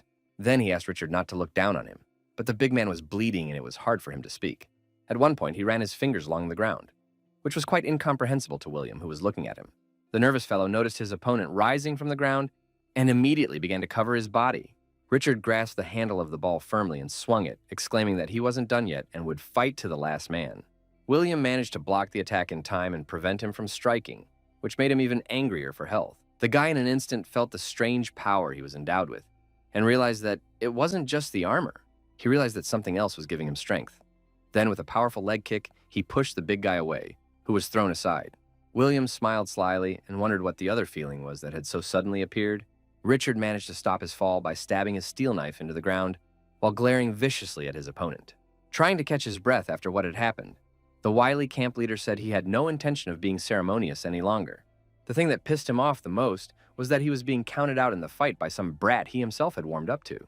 Richard then firmly and confidently stated that he was not going to die at the hands of the traitor William and would fight to the end. He stuck his finger in his mouth and pressed his tongue, which triggered more bleeding and was something of an ability. A surprised William realized that perhaps his opponent had the same abilities as Hermann Schmidt. The guy realized that his opponent was sacrificing some of his life force to get extra and keep fighting. Furious, Richard's head snapped up and he lunged at William, eager to take him down as soon as possible. The young man objectively assessed the situation because of nervousness, as the opponent was approaching quickly, and he realized that he would not have time to dodge. His premonitions did not fail William, and the minute he was stabbed through the blade of the bloodthirsty Richard, who exclaimed that it was all over. William was shocked at what was happening, and a large amount of blood immediately began to spurt from his mouth. Holding onto Richard's neck, the young man smiled and said it was a pretty good move, but the game wasn't over yet. He whispered in his ear that the move had been made too late, and the big guy looked at him a little worriedly. The enraged young man then grabbed Richard firmly by the shoulders, who was confused and didn't realize what was happening. The abilities were used to summon all the cold weapons that were lying around somewhere nearby. All of the assembled weapons were approaching William, who summoned them, and goosebumps ran through Richard's body. He asked the guy with great excitement in his eyes what he was doing, but he realized himself that all these weapons would be used against him. The big guy then received another scratch on his face, which immediately caused discomfort and made him grit his teeth. William slyly grinned in his opponent's face and said that it was his ultimatum ability that would help him in everything. The young man looked into the eyes of a nervous Richard and told him it was over, but he wasn't going to give up and stood to the end. The guy smiled and called this phenomenon dispersion, about to finally strike a fatal blow and finish off his opponent. Richard was confused and immediately began to cover himself with his hands, naively believing that this would help him in some way. A huge wind sphere enveloped the entire area nearby, triggering a powerful explosion. The bloodied big guy fell to his knees and barely remained conscious from blood loss, but he still wasn't going to give up. The explosion caused Richard to lose one limb and an eye, after which he asked with great surprise why all this had happened. William grinned and said that it would have happened sooner or later, after all. Richard was only a pawn in his hands. The boy laughed eerily and exclaimed that the worst of it was that the scoundrel had killed his friend, Hermann Schmidt. Then he looked at the precious armor and said that a blacksmith had made it for him, but he was sure they would defeat Richard. William, with pain in his soul, shouted at the top of his voice that they would defeat not only the vile ringleader, but all the henchmen as well. His behavior was similar to hysteria, but the young man continued to scream that he would then slaughter all the people in the camp and present their bodies to Hermann. Richard fell completely to the ground and stopped moving, while William fell to his knees and exclaimed joyfully that they had won. Letting out a tear of joy, the lad said that Archer Jake Thane would also get his revenge and prove to the system that he was above her. The lad repeated that he would fight to the last, but in an instant, his eyes filled with sadness, and he fell unconscious with a rumble. There were many dead lying on the battlefield, and an unfamiliar old man began to approach them, saying that he had never experienced anything like this. He called it a gift of the system to someone who is always watching others and even a little worried. The man told the kid that the gates were always open, and remarked that William thought his lack of emotion made him superior to others. A smiling old man approached the young man's body and expressed the hope that the gate would lead him to unusual things. He then held out his palm to William's head and said that it was not time to die, after which the regeneration process began. At the same instant, the young man's heart began to beat very often and filled with life, and he himself gradually regained consciousness. At the age of 16, Adam got a job as a tutor and came to the elementary school every day to help kids with their homework. The young man's first job was something like babysitting, but he had no other option at the time. One school he hated going to because it was in a disadvantaged area of town, and all the kids from there were always getting into trouble. Adam recalled how at one point a girl had run into the office and exclaimed excitedly that there was a fight in the hallway. One of the guys in the hallway knocked the other guy to the floor and yelled that he saw him steal his notebook. At that moment, a stern Adam came to the showdown and in a loud tone asked them to stop fighting immediately. He grabbed his attacker's wrist as he threw a punch, causing the young man to experience an unpleasant sensation. But suddenly, the cocky guy wrenched his arm away, elbowing Adam right in the face, much to his annoyance. After such trips, a new bruise appeared on his face, and the young man did not like it because he came to work, not to fight. At that moment, he was standing in front of the mirror, but his father showed up at home and asked if his son was home, and the young man replied that he was in the bathroom. His father asked how he got the black eye, and Adam replied that it was all from the same place, school. The man laughed and said it could have been worse, and added that he was sure things would get better, so there was nothing to worry about. An angry Adam exclaimed that he didn't want to work with children, and asked to be given a job with his father's company. He said he was willing to do anything to be away from rude children, and his father asked him not to say that. The nervous man said that the kids from that school had a hard life, and Adam had no idea what it was like. But the young man asked in what way. The father told his son that his care began when he was born, so he never needed anything. He also added that Adam never worried about whether he had enough stuff or food for tomorrow. The man said he got him a job to show him to appreciate what you have, so Adam should be an example to those kids. The stern father poked his finger into his son's chest and firmly asked him to become someone people would follow. Adam took this lesson to heart, so the next time he took both brawlers aside and talked to them. Things didn't go too smoothly, but in time they found common ground and all of the young man's students passed their exams. And he himself was offered a place in his company by his father after graduation, which made Adam very happy.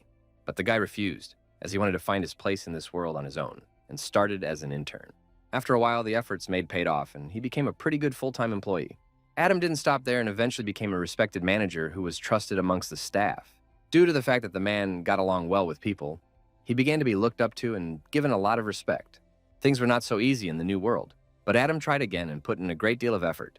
He suffered many failures and didn't stop. But this training took everything from him, and it really hit him emotionally. No matter what Adam did, his friends kept disappearing one by one, and there was nothing that could be done about it. He didn't have the strength to protect them, so he was left to just accept the loss of those dear to him. Adam realized that he couldn't even protect his beloved Caroline, for whom he was willing to give his life. The young man found his lover dead and petrified, which immediately turned the whole world inside him upside down. He immediately fell to his knees in front of her and began groping, asking who had done this to her. But there was no one to answer the question. Adam was feeling very heavy-hearted as he had never talked to Caroline, and the last conversation had become an argument. The guy was experiencing a very strong heartache and cried, realizing that he didn't even have time to say goodbye to his beloved. Bertram called out to his associate, waving his hand and telling him he had found someone, whereupon Adam went straight to him. On the ground, he saw a bloodied William and said he should have realized it as soon as he saw Caroline's body. An angry Adam gritted his teeth hard and said that it was the scoundrel William who had killed everyone lying on this battlefield. Bertram felt the young man's pulse, said he was still breathing, but seemed very seriously wounded, and there was little time to save him. The agitated young man asked the leader what they should do, but all he saw in his face was rage. Hatred swept over Adam's mind, and he only said in a stern tone that he wanted to kill William for all his misdeeds. Then he gripped the hilt of his sword tightly, about to finish the life story of the scoundrel who had robbed his and Casper's love from him. Without an ounce of compassion for the wounded man, the man said it would be a favor to everyone after what William had done. Adam asked his companion if it was true that the creep was no longer a man, but a monster who had been killing people mercilessly for a long time. Once more he asked if it was true, but Bertram still answered nothing and looked at his friend with pain. Still, the powerless young man dropped the sword from his hands and froze in place, looking at the bloody body of the badly wounded William. Adam was puzzled and wondered why he couldn't end the monster that was mercilessly killing people. A surprised Bertram heard words to the effect that with his head Adam knew he had to kill the scoundrel or he would come after him, but something kept him from doing so. Being powerlessly defeated, the man sat down on the ground and sadly said that he could not straighten out the rascal. He said this cursed place broke everyone who got here, and they were just turned into killers. Wiping away his tears, Adam said that now was not the time to be discouraged, as it would not make anyone better. Trying to gather his strength, the man clenched his fist tightly and said that one should not give up hope under any circumstances. Suddenly, the system notified him that class evolution was available, much to Adam's surprise at that moment. With his mouth open in surprise, he began to reread the text of the notification, not understanding what was going on. Adam became a shepherd, ready to lead the lost behind him, whose credo was not to fight battles but to guide others to the right path. A slightly nervous Bertram asked what he was doing there, and the surprised young man froze in place and said he didn't understand. He began to receive many notifications that the various gods had invited him to their realms. Adam didn't realize what was going on, as he was inundated with not even hundreds, but thousands of invitations from creatures he didn't know. An equally surprised Bertram asked where they all came from, and the man replied that he didn't know, but seemed to sense something. He began to read the invitation carefully, some of which were from Umbra, Otimus, and Yggdrasil. Adam noticed that each invitation had a different purpose, as if it was a small hint of who the sender was. A somewhat flustered Bertram asked his associate what he would do with all these invitations. The young man wondered if this wasn't what he'd been waiting for, and realized that this was an opportunity to understand everything that had happened over the past 2 months. Clenching his fists tightly, Adam said that this was a precious chance to find his place in this new world, and to lose it would be the stupidest mistake. The system also notified the young man that the Blessed Mother had invited him into her realm. Adam looked at the digital signage with great surprise, as he hadn't expected such an invitation at all, and accepted it without a second thought. Within seconds of accepting the invitation, he found himself in a beautiful realm, whose beauty was mesmerizing. A flustered Adam looked around and tried to figure out where he was, wondering if this was really heaven. Suddenly, a charming woman with long and slightly curly hair appeared in front of him and greeted the young man. From surprise, the guy froze in place, and his cheeks reddened, and he stared silently at the magnificent beauty of the woman. The Blessed Mother smiled politely and very sweetly at Adam, asking him if he agreed that it was very beautiful here. The frozen young man stammered a little and replied that it was indeed very beautiful and mesmerizing here. The nice woman asked him to sit down in the seat she pointed her finger at with a smile on her face. The Blessed Mother asked if Adam would like a cup of tea, and the somewhat confused young man did not refuse. She said he must be very surprised, and asked to start by letting her thank him for accepting the invitation. The woman said that many creatures had shown interest in Adam, and he asked, with even more surprise, why that was so. The Blessed Mother pondered a bit and replied that he had originally caught her attention because of his connection to the magician William. She added that the mage in question had become stronger after meeting the chosen one of the malignant viper, which was Jake Thane. Adam asked if that had happened to anyone else, and the woman replied that many had gone through class evolution, but not all had had such encounters. Mother then took a sip of tea and said that his connection to the others was only one factor, and she was interested in him for another reason. The woman said that in the entire training, only one person had never killed anyone, which impressed her greatly. She said he was the Adam she had been looking for all along, for he was the merciful shepherd who could bring more light into the world. The excited young man asked if it was true that she was trying to get him involved in religion, in which Viper's chosen one and the mage were in question. The mother replied that the mage had interested her old friend, and the hunter had awakened the Viper by his actions. She said she didn't see the other one anymore, and Viper was probably involved, but she was told he was a friend of Adam's. A surprised Adam racked his brain a little and assumed that this friend of Malicious was Jake Thane. He asked what it meant to awaken a Viper, and the mother explained that it was an ancient creature, born long before the system itself. The woman began to tell that the malignant spent many eras wandering until their world was united. She was fully convinced that Adam's friend was the only person who had managed to awaken him. The young man still didn't understand whether the Viper's return was bad or good, or what to expect from it. The Blessed Mother lowered her head a little and said that no one knows that, but time will tell. She then expressed her joy for the malignant Viper, no longer moping around in his empty kingdom. A wary Adam said and thought that the woman spoke in riddles alone, so he understood absolutely nothing. He decided to ask if he was right to come here, and his mother said he was too fixated on what was right and wrong. With a genuine smile on her face, the woman replied that it all depended solely on his actions. But if she had to choose, she would say it was a good deed. The bewildered young man asked what he had to do and why the Blessed Mother had brought him to her kingdom. The woman continued to smile genuinely and said that what she would give him would be both a gift and a fate of responsibility. She suddenly used her long angel wings to give Adam her blessing and exalt herself above the earth. The mother said that in return for her blessing, he would become a faithful servant and spread her will throughout the world. With his mouth open in amazement, Adam stared at the importunate woman, finding what was happening unbelievable. Putting his hand on his heart, the lad was curious as to what he would need to spread around the world for Mistress. The Blessed Mother smiled at him and told him in a calm tone that everything was simple, because he just needed to serve her and the sacred light. She began to tell me that her sincere teachings were based on hope, justice, and devotion. The woman added that this is the impartiality and love for each other that people value very much. It was also noted that this is also the punishment of the wicked, and all of this will help Adam become a better version of himself. A young man, a little confused with surprise, asked the Blessed Mother if it was true that she was a deity. The woman covered her face with her palm and, giggling, admitted she was a deity, but not one he'd heard of before. She then told Adam that he would get that opportunity someday, but that it would require a hard road. A path began to appear near them, and the mother said it might take a long time, but if he followed it, she would help put him on the right path. Adam didn't make those decisions every day and said he needed to think about it for a while, so he wouldn't regret it later. The Blessed One said their time here was limited, but if he wished to join her, she would bless him and send him back. She then excitedly said that it was impossible to be here for long, and asked Adam what he had to say about it. The worried guy pondered a bit and said he thought he'd finally figured it out, and concluded. He said he'd been wandering aimlessly all this time, remembering how he'd told his companions on the first day that this was a new world and the old rules didn't work here.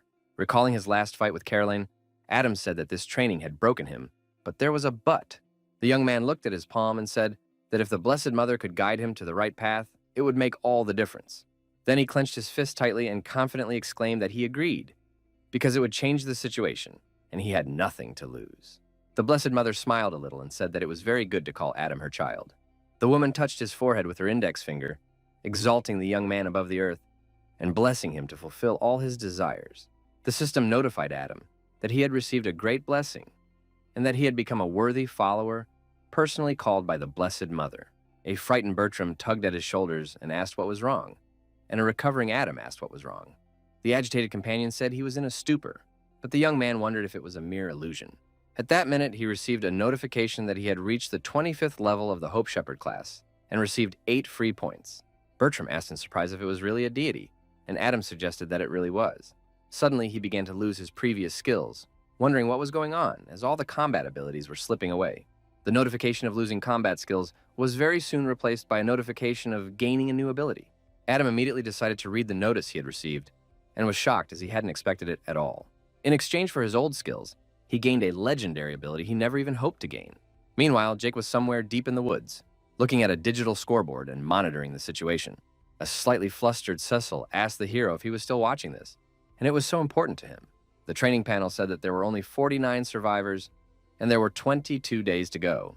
A wary Jake said that as many as 200 people had died in just a couple minutes, so something must have happened. The imp was worried about him and asked if he cared, and the hero replied that of course he cared. At that, the hero exhaled and said that everyone but Adam had betrayed him, even though he had trusted them, and they had stabbed him in the back. He clenched his fist tightly and said that he couldn't fall for this trick again, so right now, he needed to focus on training. Jake went to the dungeon ahead, firmly saying he would go and kill another Beast King to become stronger. The system alerted to the discovery of a dungeon where power and treasure could be gained, and asked the hero if he wanted to enter it. Without any hesitation, the protagonist agreed to enter, and soon found themselves together where the views were beautiful. Not far below, he saw a small pond, the water in which was bright blue, and wondered if this was the dungeon. In a sunny meadow, Jake saw deer grazing and said he expected to see a dark cave or something. Eager to explore the new dungeon, he looked off into the distance and said he needed to talk about the upgrade. The system alerted him to enter a dungeon with the name Plains of Lucenti, the purpose of which was to defeat the great white deer. Jake said that deer aren't the most intimidating creatures, and Cecil asked him not to complain when they hit him with a big antler. But the young man asked the demon sitting on his shoulder to wait a bit, because he noticed something nearby. Near a clear body of water, he noticed a Lucenti deer drinking water, the level of which was over 60. The hero then turned his attention to a level 65 deer and assumed it was the head of the pack. Assessing the situation objectively, Jake recognized that the deer's level was pretty good, but he had prepared for the worst. But suddenly, he felt a vibration under his feet and immediately began to look around, being wary. As it turned out, a huge white deer, which was the king of beasts and posed a great danger, loudly stepped on the ground. A slightly confused Jake looked at the large beast and said that he seemed to have been hasty and mistaken with what he had said earlier. The young man realized that they needed a great white sloth, whose level was unknown, but he looked very threatening. Jake immediately rushed over, saying he needed to get a closer look at the deer, and an excited Cecil asked to let him in on the necklace. The hero hid behind a rock and watched the deer drink the water, realizing that this was the largest creature he had seen here. He also noticed that the huge and beautiful deer had a majestic appearance, which emphasized its status among the beasts. There were 3 white fallow deer hanging around him that were some sort of guards, but they were so high level that Jake couldn't tell. The gambling young man was eager to fight with a huge deer, and he realized that he had not come here in vain. But suddenly he crushed a wooden branch under his feet that he hadn't noticed, which provoked a commotion. The white fallow deer, who were the guards of the majestic deer, noticed the noise and immediately looked in Jake's direction. One of them immediately used a magic ball to launch it towards the person posing a threat. At great speed, the fireball flew towards Jake, who was a little confused. Then, as he hadn't expected such a thing from the beast, the ball crashed into a huge rock in front of the hero and blew it up, and the young man froze in place and didn't know what to do. Jake exhaled heavily, realizing that he had to be careful because he could kill a few of them, but the rest of them might be trouble. Though Lonnie still remained wary, the hero realized there was no way around it without a plan and would have to spend some time on it. Half an hour later, he finally thought it over and concluded that he couldn't get a good look at the seats from his previous position. Jake realized that these 7 ponds seemed to form a circle around the plane, and it was definitely something to consider. He also realized that in the center was the 8th larger circle, where we the Lord of Beasts dwelled. Deer never stray far from their original spot, but the rest of the deer are a different story. Every few minutes, they move on to the next pond in an organized group, which is something to keep in mind for plotting. Jake calculated everything and concluded that he would have some time to attack one of the groups. To make a long story short, the ponds are an annihilation zone and the hero has time to deal with each one before the next one comes. The young man saw no point in procrastinating any longer and reached into his quiver for an arrow to launch an attack against one of the group. He realized that the theory must necessarily be tested in practice to make sure that the train of thought was correct. One of the deer was calmly and unsuspectingly quenching his thirst in the clear pond, not even thinking that he was already being hunted. Jake used a charge of concentrated energy, for a powerful shot is still his strongest ability. The young man remembered that he could only use it on one of them, and decided it would be the biggest deer. The arrow, charged with powerful energy, hit the exact target, and immediately took the life of a sturdy deer that was drinking water. The protagonist then reached into his pockets, from where he took out the 2 blades that had saved him from the most hopeless of predicaments. With great excitement, he rushed towards the deer, realizing that he had to hurry before the others came up. Without showing any compassion, the hero swung his blades, mindful that it would be about a minute before the next group appeared. At the same minute, the powerless deer was stripped of its head by the ruthless and cold-blooded Jake, who was in a great hurry. The hero remembered that there was no room for error, and he needed to finish them off in one blow before another group arrived. Less than a minute later, a whole group of deer were brutally killed, and Jake said that should help. Cecil, who was in the necklace, had been watching the whole situation and recognized that the kid had worked out pretty well. The hero was curious as to why deer lived near ponds, if animals of their level didn't need too much water and food. Seeing his surprised reflection in the water, Jake realized he had a few more seconds and had time to check. He used the ability to carefully and thoroughly analyze the body of water from which the deer drank. The young man said you can't see it from the surface, but there seemed to be holes in the bottom of the lake, and it's a little strange. The holes formed a sort of tunnel to the center of the circle and back, and the hero assumed they were somehow connected. Jake concentrated on that thought as much as possible, and he was very curious as to what was out there. But in a moment his thoughts were interrupted, and the young man looked forward with a very shocked look. A rather tough and fierce deer ran at him with an aggressive attitude, and the hero didn't understand how he survived. It was not at all clear to him how the animal had managed to survive after he had nearly blown its head off with his powerful shot. Jake assumed the deer had some kind of healing ability, since there was no trace left of the wound. The hero used the powerful charge again, telling himself that he had to find out everything before it got to the animal king. But the deer was too fast, so the young man couldn't aim and it made him nervous. Still, he tried with all his might to remain calm and fired a shot, hoping it would hit a running deer. It didn't turn out that way at all, and the not at all frightened deer just bounced away. The powerful charge for the arrow was used in vain, because it just hit a huge rock nearby and destroyed it. The alert white fallow deer, who were the guards of the king of beasts, heard the loud noises and turned their attention to them. The shot was so loud that besides the fallow deer, even the king of beasts himself heard it. A very nervous Jake was confused, realizing the situation was a stalemate, but he hadn't figured out how to get out of it yet. The hero immediately rushed out, realizing that a lot of deer could be turning against him right now. His bad premonitions had not failed him, for by his actions the young man had indeed angered the entire herd of deer. A nervous Cecil watched the situation and asked Jake with trepidation what had just happened.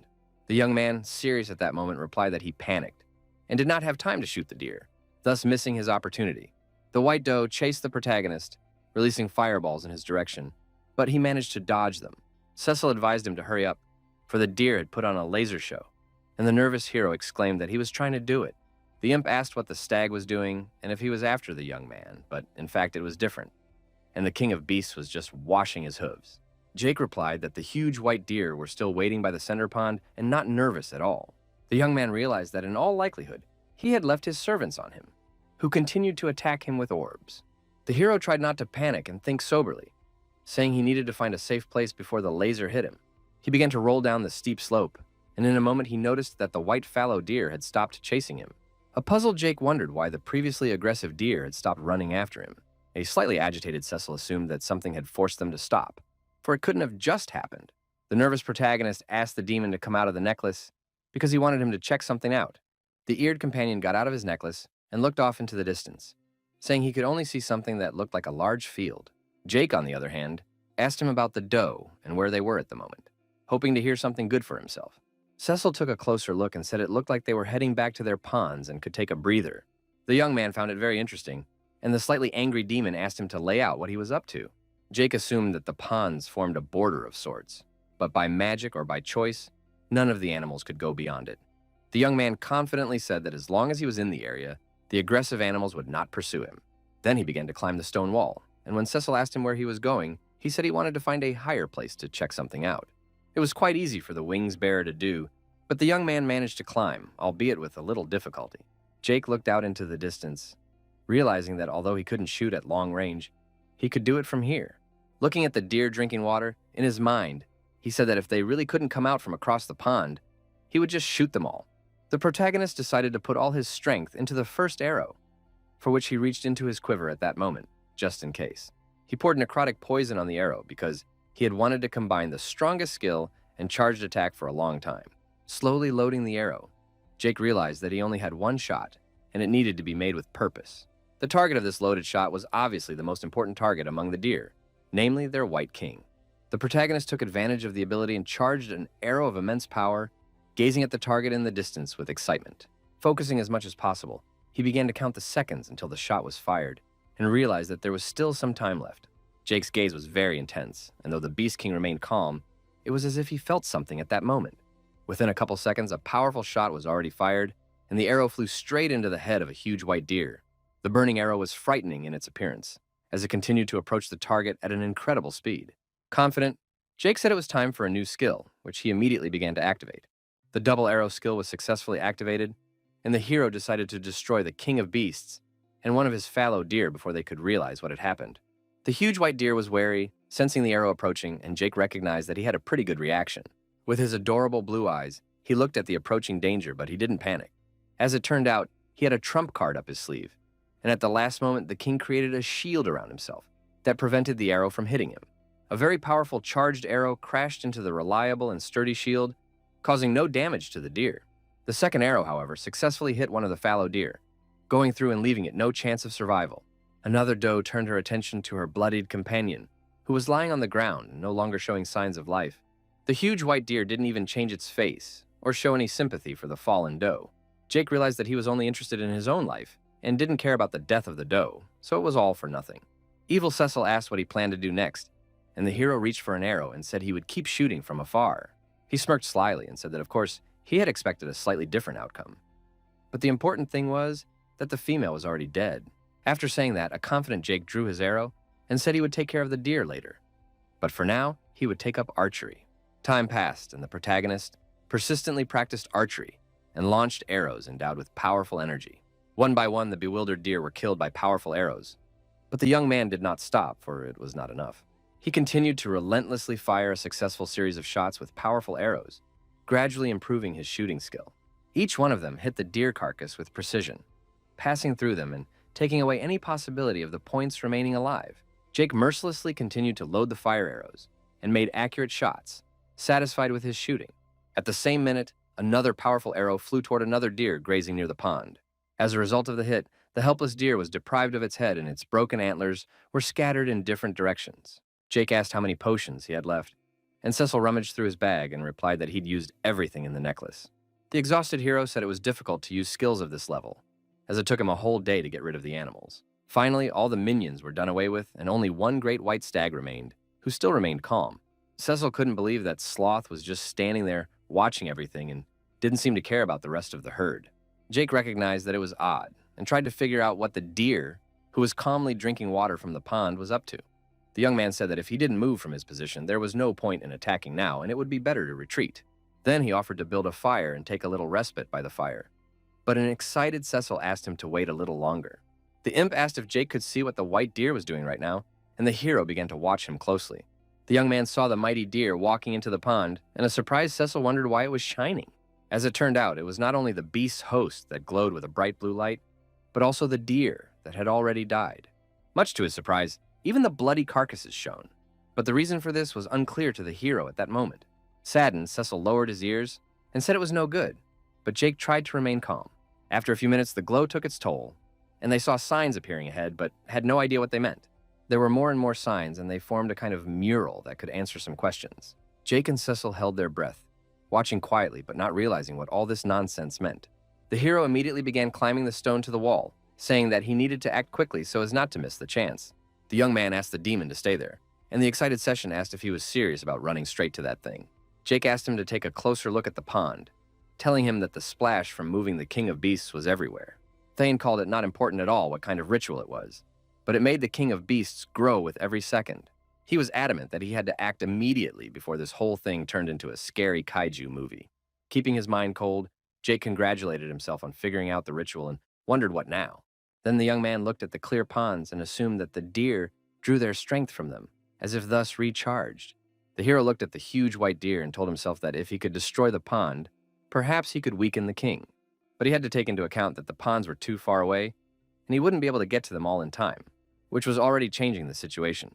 Jake concentrated as much as possible, and a little nervously forced himself to think, as time was very short. In his head, he pictured the approximate layout of the ponds, and remembered the crevices that could help him accomplish the task. In the moment, the protagonist was illuminated and realized that the crevices at the bottom of the lake provide the answer to the questions that have been troubling him. The hero rushed forward running, saying in his mind that if the water was connected, he didn't need to destroy all the ponds. Standing at one of the ponds, Jake realized that his task was to poison only one of them in order to defeat the deer. But things didn't turn out so smoothly, as the hero remembered that it took him a lot of poison to kill those deer. Fortunately, the young man had saved something for an emergency and used the necklace to retrieve the item from it. From his inventory, he took out the den mother's poison gland, which contained a concentrated toxic liquid. The protagonist remembered his battle with Mother Lair and was sure that against this poison, Even resistance wouldn't help. He also recalled how the badgeress had managed to wound him by poisoning him with a powerful venom, after which Jake had said that nothing stronger than him would do anything right now. Looking at the poisonous iron with a smile, the hero said to himself that he knew it would come in handy someday. Then he clutched the iron tightly in his hand, crushing it and spilling the poison, saying in his mind that today was the day she would help him. The green concentrated and very toxic liquid flowed in huge quantities into a nearby pond. The poison quickly reached the bottom of the pond and got into the crevices leading to the rest of the ponds, which was just what the Jake needed. Meanwhile, a majestic white deer was in one of the ponds while remaining perfectly calm. But each of the reservoirs began to gradually fill with poison and no longer had a blue hue at all, but a greenish one. Already after a few minutes, all the ponds were poisoned, and this spoke of the success of the protagonist's actions. Jay was jubilant as his plan had worked, and he realized that most likely he would be able to handle the deer. The glowing signs were no longer as visible, signaling that the young man had managed to interrupt the stag ritual. A shocked Cecil froze in place with his mouth hanging open, saying that it looked like Jake had indeed succeeded in thwarting the Beast King's plans. The white huge deer became alert because he felt something wrong, and then he saw the hero. A jubilant Jake smiled confidently and said that the hard part was over, and now we could have some fun. The King of Beasts, however, was very displeased and became furious, realizing that some boy had interrupted his ritual. He jumped up, his whole voice shrieking with anger, about to lash out at the hero who had come to him. With a smile on his face, Jake picked up his blades and said it was time to do so, being ready for a fight. The enraged deer prepared to run at him, and the hero said there was no way he could defeat it if the fight dragged on. Jake hypocritically told the King of Beasts that he was sorry, but it looked like he'd have to end this soon. With two blades in his hands, he rushed at the large deer, exclaiming that he would deal it a single blow, while the king set up his antlers for the attack. Suddenly, the primal hunter moment that was the bloodline was activated, and Jake was endowed with immense power. A large white deer almost succeeded in knocking him down with its antlers, but the hero got under him, which was what his plan called for. The young man took his chance, leaving a deep cut on the deer's abdomen, from which blood immediately began to face him. Bloodstained, Jake bounced to the side, holding his bloody blade, and the deer was already barely on its feet. The King of Beasts fell to the ground with a thunderous crash, and the system notified the hero of the killing of the great deer, for which 146,000 points were earned. The goal of the dungeon was successfully accomplished, and Jake, exhausted by what had happened, said tiredly that he had done it.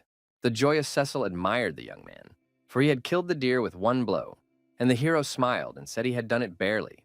With a smile on his face, he added that if he had hesitated even half a second, he would have gotten caught in the deer's antlers. Jake looked at the poison pond and said he wouldn't have won without the den mother's poison, which got into his bloodstream when the deer absorbed the energy from it. The hero added that it was this technique that gave him an advantage, which he successfully utilized. Be that as it may, the youth had done so by killing another beast king, which was a great cause for pride. A slightly wary Cecil noticed something glowing in the body of a large deer and asked what it was. Jake moved closer to the cut abdomen and, taking a closer look, said it looked like a crystal. Inside was a damaged lunar core shard that contained highly concentrated variable energy. The hero assumed the deer was trying to make the shard. The flying demon asked what he would do with it. The young man had no idea, but said that if it was like what he'd taken from the den mother, he could use that shard. The system notified them that rumors were rising in the forest about a king who ruled from the shadows, and the goal of the mission was to defeat him. The hero has read that 2 kings have fallen, and the king has noticed this, but has not yet taken action. So the quest must continue, and an encounter will be inevitable. Jake was very interested in the information he had read, and he wanted to continue his quest to meet the king. Meanwhile, 2 men came to the rainy battlefield, noticing the many bodies of the dead. One of the boys asked the other what he was doing, and the young man reached out with the palm of his hand to one of the bodies. With a smile on his face, he replied that he was looking for some items, and added that it didn't look like the fallen would miss them. His comrade asked him to check out William's body, which was clad in armor that had quite an attractive appearance.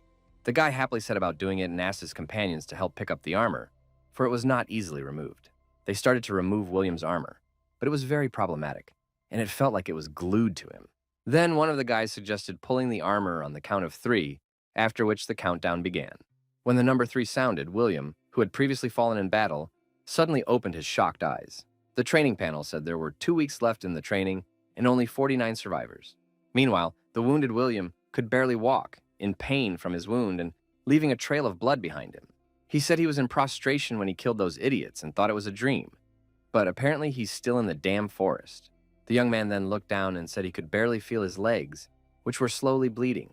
Still, William realized that no one cared, and the most important thing was that he was alive, even though he should have died on the battlefield.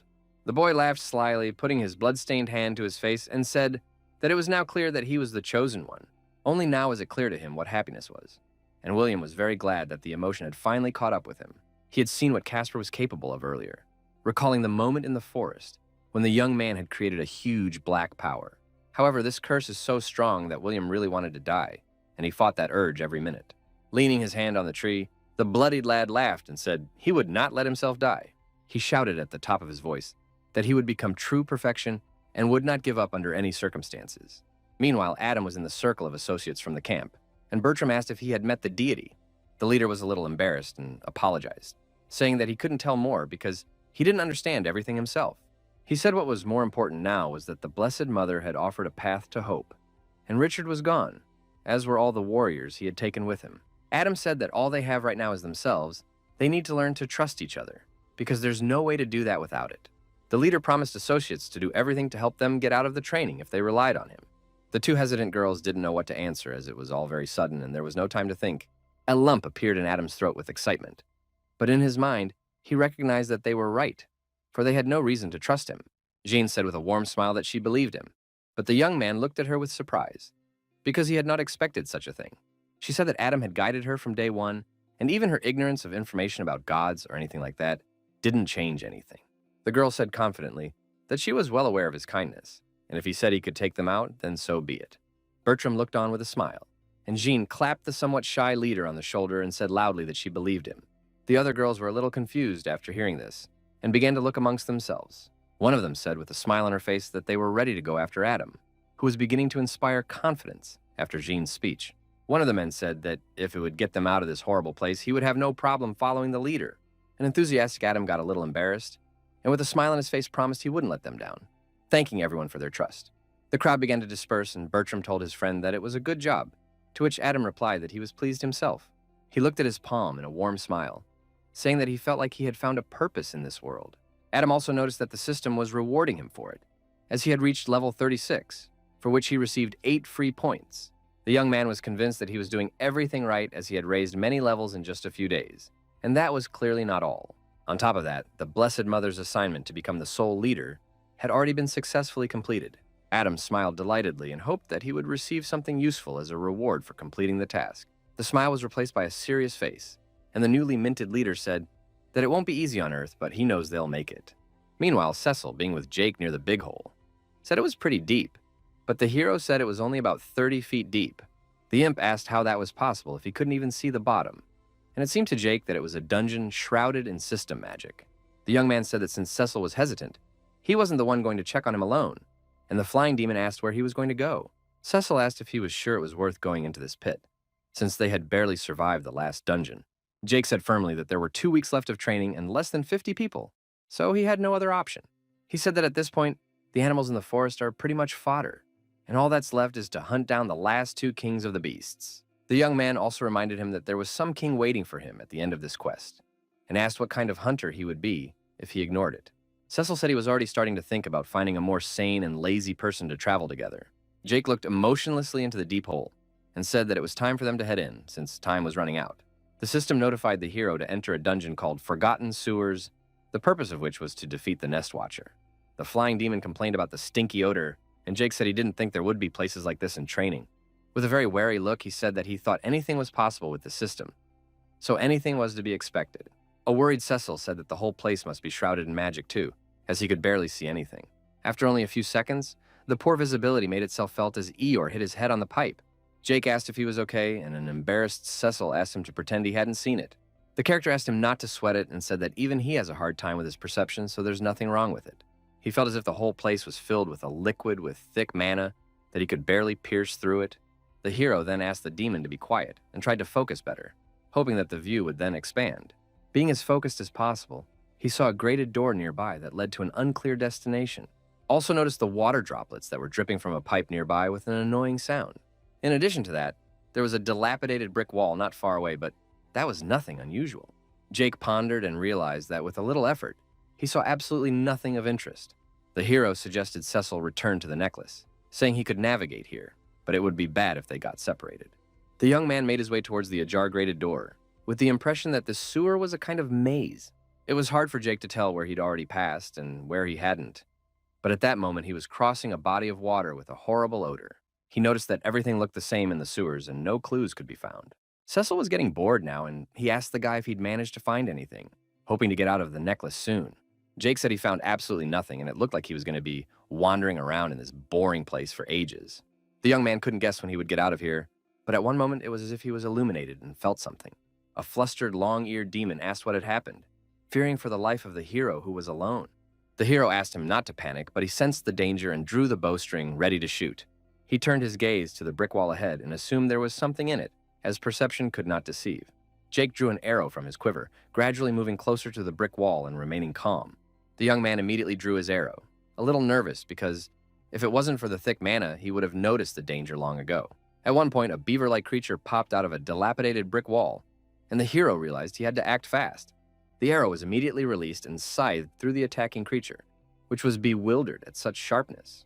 The digger then fell to the ground with an abdominal arrow and began to suffocate, gradually dying from blood loss. Jake looked at the dead creeper and said it was the ugliest creature he had ever killed. He was glad that it was already dead and in no danger, but suddenly he was wary, sensing something wrong. The hero admitted that he had jumped to conclusions, as there were similar creatures hiding in the wall behind him. He immediately grabbed his bow and began to draw his arrows to defend himself from the attacking creepers. One of the abominable entities was immediately pierced by an arrow, before falling to the ground with a clatter, bleeding out. Another creeper was luckier and managed to dig its sharp, protruding fangs right into the hero's arm. Jake immediately grabbed an arrow and began to hammer the tip into the abdomen of the vile creature that was gnawing on his arm. The young man's face was bloodied, but he continued to lead the attack and fire on the attacking diggers. One of them was, like the others, shot through and fell to the ground with a great loss of blood. A few minutes later, an exhausted Jake was trying to catch his breath, standing in the middle of the slimy bodies of the crawling diggers. Cecil was very uncomfortable looking at their bodies, and he hoped that the main character had already killed everyone. The young man wiped the blood from his face and said he hadn't killed everyone yet, and this was just a big breather before the fight continued. He said there were more diggers hiding somewhere in the wall, which he could barely feel, but was sure they were definitely there. In the fog, the protagonist saw yellow glowing eyes and asked Cecil to pay attention. An intimidating voice asked Jake why to kill, but the young man only listened silently, remaining calm. The guy then asked the creature in a completely calm tone if it could speak, which he didn't expect at all. In response to his question, a voice asked in a raised tone who he even was, followed by a breeze. The voice asked if the king had sent him and why he'd even come, and Jake was confused and didn't know what was going on. The young man delved into recent memories and assumed the creature was talking about that man from the system message. With excitement, he said that he had come to defeat the king and the beasts, and then to kill the king of the forest himself. But the unknown creature said in an intimidating tone that the protagonist was still a puppy to set such goals. The bloodstained Jake became angry, and a voice said that the king is strong and the man is very weak. The young man turned his attention to something unknown and approaching as he was beginning to feel it better. Trying to remain composed, he reached into his quiver for an arrow as he was insulted by the unknown. Jake then drew his arrow and said they would see who the pup was yet, and took aim at the unknown creature. The sharp arrow flew into the target with lightning speed, and the young man tried to remain calm and composed. The creature of the canteens emerged from the shadows, holding a huge blade that he was going to use to deal with Jake. The main character's flying arrow was at one point chopped up right in flight, which was quite unexpected. The unknown being turned out to be a nest watcher of unknown level, who stepped out of the shadows, once again saying that the man was weak. The wounded William, meanwhile, was walking through the camp, which was deserted, and said that since Richard's death, things had gone downhill here. Being wary, the young man wondered where everyone had gone, since there had been quite a few people living here before. He then entered one of the huts, where he saw Adam sitting at a table, who greeted him emotionlessly. The new leader remarked that William seemed to be getting better, for he had not looked well the last time they met. A slightly surprised William asked if he had been there too, trying to remember if he had seen him. Adam said he had, but he wasn't talking about the young man's wounds, and added that he'd had a confused look then, as if he'd made a mistake that he had to correct. The man added that it looked like the guy had succeeded, and a nervous William didn't know what he was even talking about. The guy asked if he was going to talk him out of killing him. Completely calm, Adam asked what was the point. With a small smirk on his face, he said that William had already chosen his path, and he would not be affected in any way. The young man pointed his magic staff at him and asked if he wanted to say he would just give up and die, and inquired about the others. Adam confidently replied that there were no others, as they had already found their place, and now it was his turn. William looked at the digital scoreboard and was very surprised as the number of remaining survivors was 4. With a smile on his face, he asked if Adam had killed everyone, and yet people were calling him a crazy psychopath.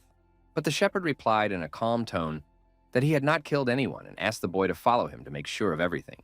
A dumbfounded William asked what the hell this was about, seeing people lying on the ground in the street with their eyes rolled up. Adam asked the young man if he now understood the meaning of it all, but William froze in place at the sight.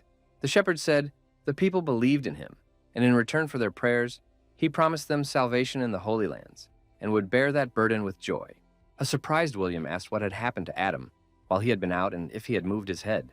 The man admitted that this may be true, but it had to happen and they could only hope to fight their fate. The wily youngster immediately used his abilities and summoned throwing blades, saying that it was time to end it all. Bertram and Adam did not respond to him with aggression and closed their eyes, then began to pray while standing in one place. William didn't care about that as he wanted to massacre him and unleashed dozens of throwing blades. The opponents didn't even offer any resistance and lost their heads to the sharp blades that quickly reached their target. Then the bereft Adama and Bertram fell to the ground, and William was left all alone among the heap of non-dwellers. The peaceful shepherd's body began to gradually dissolve into space, leaving only a golden fervor. Knocked out after what he had seen, William froze in place, not realizing what was happening to Adam's body. Soon, all the bodies began to leave behind them only a golden fervor, and the young man assumed it was some kind of spell, for the wind was carrying everyone away. William continued to observe the strange phenomenon hypothesized the wind of the deceased on holy ground. Calmly looking up at the sky, he said with a smile on his face that it looked pretty fun. The young man said that now that he had sorted it all out, there was only one goal left for him to fulfill. The main objective was to kill the archer Jake Thane, who posed a great danger to William. Meanwhile, the Nest Watcher lunged at the protagonist, who was looking to waste no more time talking. Like a rat, the enormous creature struck the ground, causing nearby rocks to fall. Jake wasn't confused at all and made simple maneuvers to dodge and avoid getting caught in the enemy's clutches. Eager for the fight, he smiled confidently and said that the danger was close, but he managed to get past it. The Nest Watcher remained confident in his abilities and kept saying that the man was very weak. The protagonist analyzed the enemy's action and tried to think of a plan of action to avoid falling into a trap. The most important factor he noted was that the Watcher moves very fast and also hits very hard with his sword. Jake wasn't frightened at all, but he took into account that this situation couldn't be relied on archery alone. He came to the conclusion that he had only one option left and reached into his pocketbook, from where he pulled out his precious blades. The reprisal-hungry Nest Watcher ran his paw along the blade of his blade and called the guy's actions interesting. The protagonist swung his daggers, saying in his mind that he would have to fight the huge beast up close. He didn't stand in one place for longer than a few seconds, jumping in different directions to keep himself from being attacked. The Nest Watcher was also quite shallow and tried to anticipate his moves so he could still attack with. In a moment, they were facing each other as Jake's original plan was to get up close. The confident young man said that now they would test who was truly weak, whereupon the opponents clashed blades. Jake wasn't going to give up and, gritting his teeth tightly, continued to hold off the onslaught of his enemy, trying to push him away from him. In an instant, the system notified him of the activation of the primitive hunter's bloodline of the moment. His incredible strength helped him confront his opponent, causing the Nest Watcher to be pushed aside. After only a few seconds, the first powerful blow was delivered, which left a deep cut in the creature's body. Jake didn't stop and continued his successful series of attacks, leaving more and more deep cuts to his opponent. This made the Nest Watcher very angry that he would not give up, and the young man realized that he had almost defeated him. Possessing great excitement, the protagonist rushed to attack again to deliver the fatal blow to end it. The monster, however, still continued to fight and swung a huge sword at him, which didn't scare the guy at all. They clashed blades again, and Jake, smiling confidently into his opponent's face, wondered in his mind who was no match for whom now. He used his movement ability to not stay in one place and prevent the enemy from attacking the flower girl. The Nest Watcher continued to deliver sword attacks, remaining bloodthirsty and eager for battle. Then, he recognized that Jake was strong and had proven it in battle, and the hero stared at him incredulously, wiping the blood from his lips. Still, the yellow-eyed creature swung his sword and said that, although the young man was strong, he was still a long way from being a king. Raising the tip of his blade upwards, the Nest Watcher said that the king was a pinnacle that no one had ever been able to defeat. Jake watched his actions and said in his mind that it looked like a charged attack, and realized this was his chance. The monster swung his blade, but the protagonist managed to use his ability to move and prevent himself from being attacked. Once behind enemy lines, the young man took advantage of the powerful shot and fired a very aimed arrow. Charged with a very powerful and fiery energy, the arrow reached its target, which made the monster very angry. The nest watcher, who hadn't expected such a move, looked fiercely at Jake, who was glaring at him with equal hatred. The powerful shot caused the monster to lose a limb, losing a large amount of blood with each passing second. Losing his right hand, the nest watcher clenched his left fist tightly and recognized that Jake had won this battle. Looking at the blood dripping from the severed limb, he wondered if he had really lost to some human. The protagonist looked at his defeated opponent with a smile, saying that it was a pretty good fight.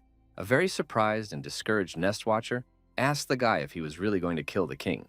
Beast said he hates the king for locking him up here, and if Jake really wants to kill him, he's willing to help him. The young man asked what he could do to help, and the nest watcher said that he had uttered a curse long ago. He then held out the protagonist's curse and said he could take it to kill the ruthless king. Also, the saddened monster asked the young man to promise to avenge him, and Jake agreed to do so. The exhausted nest watcher could no longer stand on his feet and only thanked the guy, then began to dissolve. The system alerted Jake to the killing of a 96th level nest watcher, for which he received 152,000 experience points. Cecil was soon released from the necklace and said that this battle was crazy, adding that he wasn't kidding. From the watcher, the hero received a dark bead that would spew all the resentment outward if used against the Forest King. The young man smiled, said he was indebted to him for that, and added that he promised to see the now dead monster through to the end. Then they made their way outside, where Cecil cheerfully said it was great to see the sun again after the dark sewer. Jake stretched, exhausted by the events, and said that he could use some rest now, for the fight had been hard enough. But suddenly he became very wary as he once again felt something not far from him. The wary hero immediately grabbed his blades and asked who was there, and a familiar voice greeted him. William appeared in front of him, acting innocent, and asked the young man if he had missed him all this time. An angry Jake immediately asked his longtime adversary what he was doing here, while preparing to start a fight. A wily William asked him to relax and not make any more jokes like that, insinuating that he knew everything himself. But the protagonist was utterly perplexed by the words he said, and asked what he was even talking about. The guy asked him not to mess around and exclaimed that it was just the two of them left, so this would be the last battle. He said it would be a fateful fight, the outcome of which would reveal the real winner, and Jake didn't realize what he was carrying. The hero then looked at the digital scoreboard and verified that the number of remaining survivors was only 2. Jake was very surprised and with a tremor in his voice said it was impossible, but the system couldn't cheat. William laughed abnormally at the top of his voice and asked him not to say that he hadn't checked the digital scoreboard all this time. He smiled menacingly and said that he had killed Jake's old friend Adam until a few days ago. After hearing this, the protagonist, in a stern tone, immediately questioned the psychopath about what he had done. Wily William's face was turning crazier, and he said he'd blown Adam's head off, as well as everyone else's. At lightning speed, Jake ran up to him, palm firmly around his face, which was unexpected for the creep. Looking coldly into William's face, the hero only mumbled softly that right now, he was going to die. Jake didn't have many friends as a child, but he had one best friend with whom they had a good time. It was a young man named Patrick, but the hero called him for short Pat, as it was much more convenient that way. He remembered moments from his childhood when Patrick had run into his room, holding an object in his hand that Jake hadn't expected to see. At that moment, a friend brought the first issue of Grave Dancer, the one that all comic book fans have been talking about for the past few months. The entire print run had been sold out in only about 3 minutes, but Patrick had somehow managed to get a copy, so Jake had been able to read it. Friends shared everything with each other, including comic books, which they often preferred to read together because it was more fun. They also shared food completely unselfishly, often sitting at outdoor picnics in their favorite park. Loyal friends shared even clothes because even when they were small, they valued friendship very much. They even shared video games, which they also liked to play together to relax and take their minds off reality a bit. That's why in exchange for the Grave Dancer, Jake had to give Patrick something too and shared a video game. A week later, they were sitting at school, where the young man told Patrick they could trade, as his video game was at a friend's house. Pat got a little nervous and asked if he could return the video game to him tomorrow, which was already a little weird. Jake only wondered what was wrong, and a worried Patrick replied that he just wanted to play some more. At that point, the hero replied that he and his family were going away for a week, so he needed the video game today. Sweat was running down Patrick's face, and he said that he hadn't brought the video game with him to school and apologized to Jake. The protagonist remained persistent and offered to come over after school because he really needed the game. Nerves made a lump appear in Patrick's throat, and at one point he boldly asked his friend why he was picking on him. Still, he gathered all the strength in his fist and exclaimed that he had broken his video game, after which it was as if a stone had fallen from his soul. A bewildered Jake questioned what he had done, and Patrick apologized once more, not knowing how to behave in such a situation. It will sound silly, but after this situation, they did not communicate for 2 weeks, as the hero was offended by the carelessness on the part of his friend Patrick didn't hold out first and said he had something for the young man while maintaining intrigue. At recess, Jake went to look for his friend, but never found him, which made him a little worried. Ironically, Patrick changed schools shortly afterward, leaving his best friend to sit at a desk by himself. It wasn't until years later that Jake learned that Pat hadn't actually broken his game. It had just been taken away from him by the bullies. Local bullies attacked Patrick, just as he was about to return the video game to the hero. Excited about what happened, Pat even saved up some money to buy one and return it to his best friend. But unfortunately, the video game he bought with his own money was also taken away from him by local hooligans. Patrick was beaten so badly that his parents had no option but to move their son elsewhere. Jake always thought Pat wanted to protect him, because if he found out about it, he certainly wouldn't stay in the country. All his life, the main character has regretted something because he didn't do the right thing when he found out the truth. As it turned out, after learning the truth, he just did nothing and never contacted Patrick, who was his best friend. Jake had never apologized to his friend for leaving him, and the thought had never left him.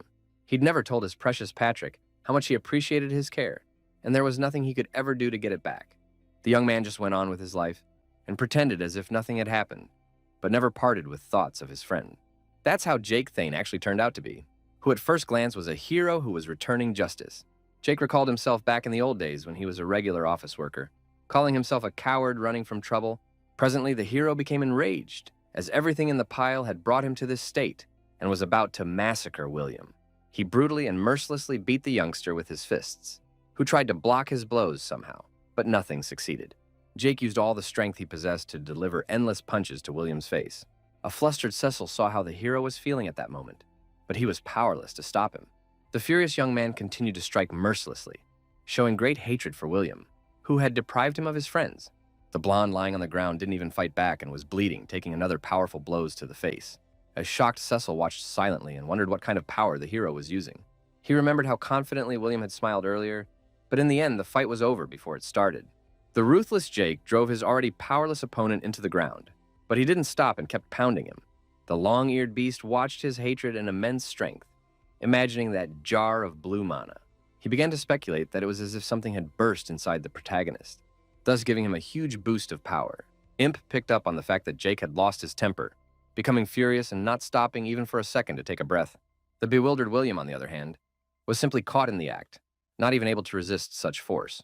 Loud sounds came throughout the great forest, scaring away birds and attracting the attention of the deer grazing in it. The ground shook and vibrated as the still fierce hero could not calm his feelings and continued to beat up his opponent. His bloody fist worked in reciprocating motion, and Cecil exclaimed that William was already dead. He tried to stop him, and the frozen hero stopped punching his opponent in an instant. Looking at Cecil in surprise, frightened by the situation, the imp said with a tremor in his voice that Jake needed to stop, for it was as if he had lost his mind. The bewildered hero didn't understand what was happening and began to wonder what he had done. He then sat helplessly on the ground, with sadness in his eyes, saying that they were all dead, while the session tried to calm him down. Jake let his emotions grip his hair, barely holding back tears and saying that his friends were gone. The first thing he remembered was Adam, whom he had always respected for his leadership skills and collectedness in all situations. Following close behind was his dear friend Casper, whom he could trust completely, and with whom they had come a long way at work. After the hero remembered Caroline, who turned out to be hostage to the situation and betrayed him at the will of the scoundrel Richard. She was followed by Bertram and Jean, who, though they didn't trust much, were loyal and stayed at Jake's side. Powerless, Jake could no longer hold back his tears and said with pain in his voice that none of them were there anymore, and he was alone. 10 minutes later, Cecil tried to get his attention and said it was time for them to move out and get out of here. The imp said there was no reason for them to stay here, but Jake, who had lost the meaning of life, replied that he didn't want to move at all. Eeyore asked what he was waiting for, because you can't sit here forever, but it was like the hero was paralyzed and didn't want to do anything. At one point, he felt something strange, as Cecil began to approach him with a paw with sharp claws. Not far away, 2 green leaves fell from a tree, and did so rather loudly and with a crunch. The body of the bloodied William was at that moment approached by a stranger who was watching without much joy. The oddly smiling old man admitted he was disappointed with what he saw, as he had high hopes for the lad. He decided to try again to give it another shot. But suddenly the malignant viper appeared and said it wasn't very kind to just someone else's prey. The elder said he wasn't often seen here, and Viper smiled and replied that someone should have stepped in and stopped the thievery. The man asked if it wasn't Malignant's fault, for he himself had said to get behind his man, but his boy was being picked on for some reason. Viper kept it polite and said he needed a body, and the old man folded his arms at his chest and asked why he needed one. The Lord replied that it was none of his business, but that the fellow belonged to his man, and therefore to himself. The strangely smiling old man asked the malicious viper what he wanted, for he had clearly come here for a reason. God warned that if he took this body, he would owe him another in return. But the man replied that they both knew that was not the case. The elder turned his attention to Jake and asked, how about compensation in the form of him? But the Lord was not so simple. He spoke as simply as possible and said that either the old man would leave the body here, or he would owe him. The man smiled and said that Viper had already done a lot of damage, and his chosen one had ruined the area. Malicious looked sternly into his eyes and said he wouldn't tell him twice. If he touched William's body, he would owe him. The old man did not interrupt again and turned his back to him, saying he would do as Viper said. He then squatted down beside William's body and continued to perform strange machinations while smiling. 2 more leaves fell from the tree, signaling the old man's departure. And the cold-blooded Viper, who was watching, hypocritically expressed his pain. Jake asked him who it was, and Malicious calmly asked if he really saw the whole thing, since they kind of stopped time. The protagonist replied that they stopped time, but not his blood, so he could feel all the energy around him. God said that he could use it in the future, as blood is a rare ability. And his seemed to be very strong as well. A nervous Jake exclaimed that he didn't care about that right now, and asked who the man was and why he had taken William's body. Viper replied in a calm tone that it was the ever-smirking deity who was now owed a debt, which stunned the hero. The hero angrily asked if he had really let him go with the man who had killed all his friends, and God replied that claiming a debt was no hooey. He added that if it made Jake feel better, his friends weren't quite dead, which gave the guy hope at that moment. Malicious said that Adam, Bertram, and even Casper are alive and waiting for them on the other side, so there's still a little hope. A very surprised Jake asked in awe how such a thing was possible, while still not fully believing it. Viper said that when it comes to powerful guys with high class like Adam, this guy will still outlast them all, because they're hard to kill. He didn't give any details about Casper, saying that Jake would just have to wait and see for himself. A concerned Cecil asked what was wrong with William, and the Lord replied that he would definitely be brought back to life, for he was the favorite of that deity. Viper said he'd done everything he could to get revenge on Jake, even arranging this little encounter so that he could throw William off a little. He admitted that the hero did not disappoint him, and the angry young man replied that he thought the system did not tolerate interference. The Lord lightly and calmly replied that he didn't know since he didn't get involved much, but it seemed fine. Hate-filled Jake asked what the smiling old man meant by ruining everything here.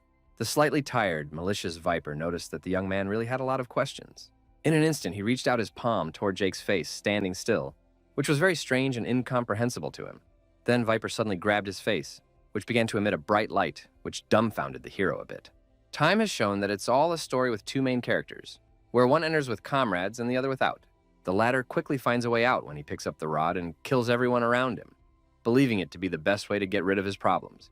The other was a little harder, as he had to think for the whole team, but they were attacked on the first day. 2 end up dead, Jake and Jean. But that's not the point, as this is not Jake's story and it was destined to happen. The malicious Viper said, worried about his losses, Adam's group joined Richard and Nicholas. Jake said that this archer he killed, whereupon the Lord said that the fact that the young man was still living spoiled everything. He began to tell that while Richard was manipulating William, he didn't notice how he had fallen into Nicholas's archer's trap. In fact, that's what produced Richard's demise, and Nicholas simply shot his back at the appropriate moment. The Viper also said that Nicholas was cunning but weaker in battle, which made it easy for William to take over. Eventually, the conniving young man would do the same thing he did in their version of the universe, kill everyone around him, and Jake wouldn't get in his way. He would emerge the only winner, which would bring the ever-smirking god the strongest disciple. Jake said it turned out differently, and malicious Viper said that fate changed because of one variable. The Lord added that one hunter had awakened a power no one knew he had, and survived a battle where he was originally destined to die. Malicious Viper said that was why the grinning man said so, and Cecil, sitting on his shoulder, listened intently.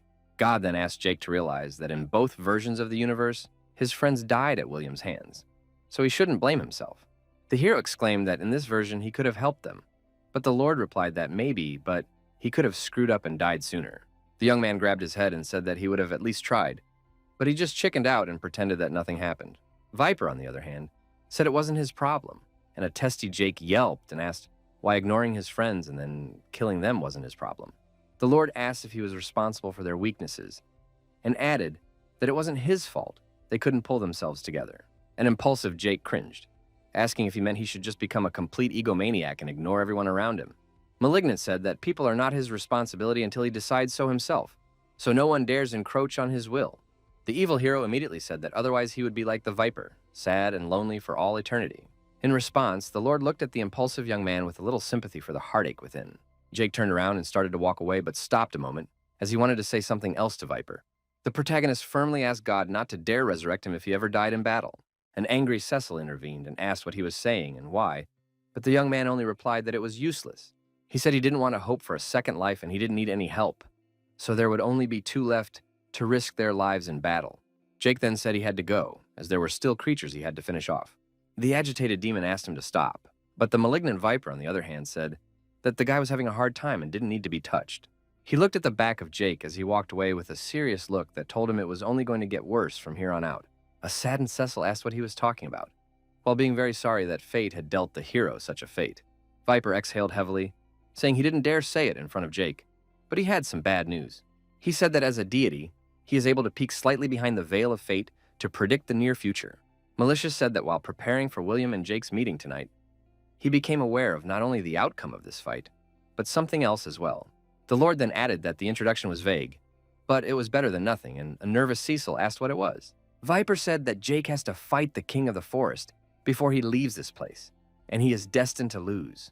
After a while, Malicious stood by the orb, and Viridia said that rumor had it that the dimension would end soon, and asked how his chosen one was doing. The gentleman replied that you could say not bad and better than the others, which surprised the girl a little. With great bewilderment, Viridia said she didn't understand anything while looking at the malicious Viper. He replied, however, that much had changed since the clash with the ever-smirking deity. After the fight, Jake became more silent and also took the plunge and began hunting beasts, gaining experience and becoming stronger. The hero began to kill more, and the system notified him more and more often that he had reached a new level of outstanding alchemist. The young man even took the task of killing the king of beasts, which he didn't get scared and didn't turn back, walking clearly towards his goal. Jake managed to defeat the boss of the Weprays, and the Viper watching him said he doesn't judge him because he needs to get stronger, but there are nuances. It wasn't long before the protagonist reached the 55th level of alchemist, gaining more and more points and improving his abilities. The malicious Viper considered his excessive coldness unnecessary, as there was no longer any compassion or emotion in Jake's eyes. He believed that the hero had become a soulless machine, for he had reached the 74th level of an ambitious hunter very quickly. At this point, all obstacles were behind Jake, and all that remained was to defeat the mighty king of beasts. Meanwhile, the protagonist was sitting by the fire sharpening his dagger, with just under 15 hours to go before the end of his training. Cecil lay on a rock and asked what their plan was, and Jake extra loudly replied that it was the same as before. The young man examined in the dagger and said that the king would appear at dawn, and all that remained was to kill him. The eared demon who was worried about him asked if Jake was nervous before such a fight, for the king of beasts was clearly not a pawn. The hero lowered his saddened gaze to the floor, remaining silent and still holding his dagger. Cecil said that he could share his worries with him, since he'd been feeling cold all week, but Jake replied that he was fine. The young man said that everything in this god-forsaken place leads to this, so this was the only way he would justify all these sacrifices. Eeyore asked what would happen if he lost, but the hero stuck his dagger into the ground and said firmly that there was no way he would do that. Imp looked sadly into Jake's eyes, who wasn't feeling sorry for himself, and whom he felt very sorry for. The hero then lay down on a log and said he needed to rest, wishing him a good night, but Cecil asked him to wait. Cecil lowered his sad gaze downward at that moment and said he wanted to thank Jake. The slightly flustered protagonist asked what he wanted to thank him for, listening intently to his companion. The imp said that if it wasn't for Jake, he wouldn't be here and he'd still be sitting in that necklace in that dungeon. He discouraged Jake by saying he was there all alone, but thanks to him, he had a dear friend. Cecil was very uncomfortable and said that it was a difficult time, after which he once again expressed his gratitude to the hero. Eeyore then winked shyly at the surprised young man, saying that he could now rest and regain his strength. Jake listened intently and held out his fist, thanking him for being with him all this time. Cecil respectfully batted his fist and said they were together to the end, whereupon the hero lay down to rest. The imp couldn't sleep, for he remembered the Viper's words that Jake was destined to lose in the coming battle with the king of the forest. He was very worried and couldn't find a place to be, really hoping that the malicious Viper was wrong and the hero would succeed. The next morning, the young man woke up not with a smile on his face, but with the shocks and vibrations of the earth. The hero, a puzzled Cecil, assumed it was an earthquake, but Jake said he had no idea.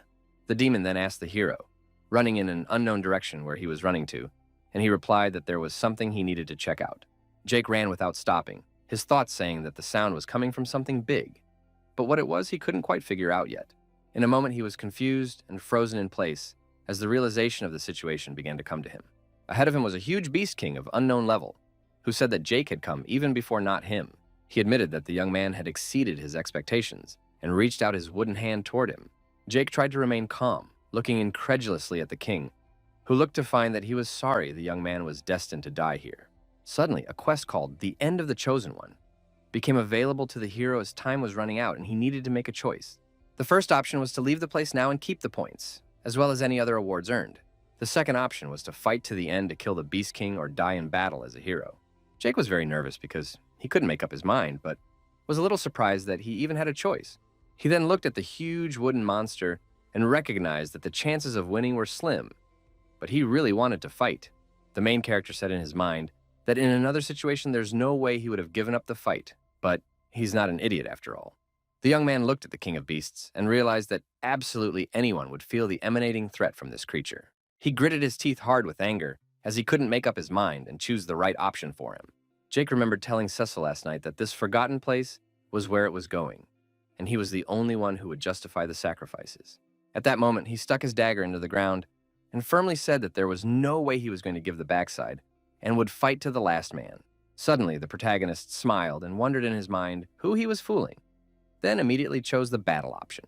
He then shouted to the Beast King that he only had one request, and he only asked in a calm tone what it was.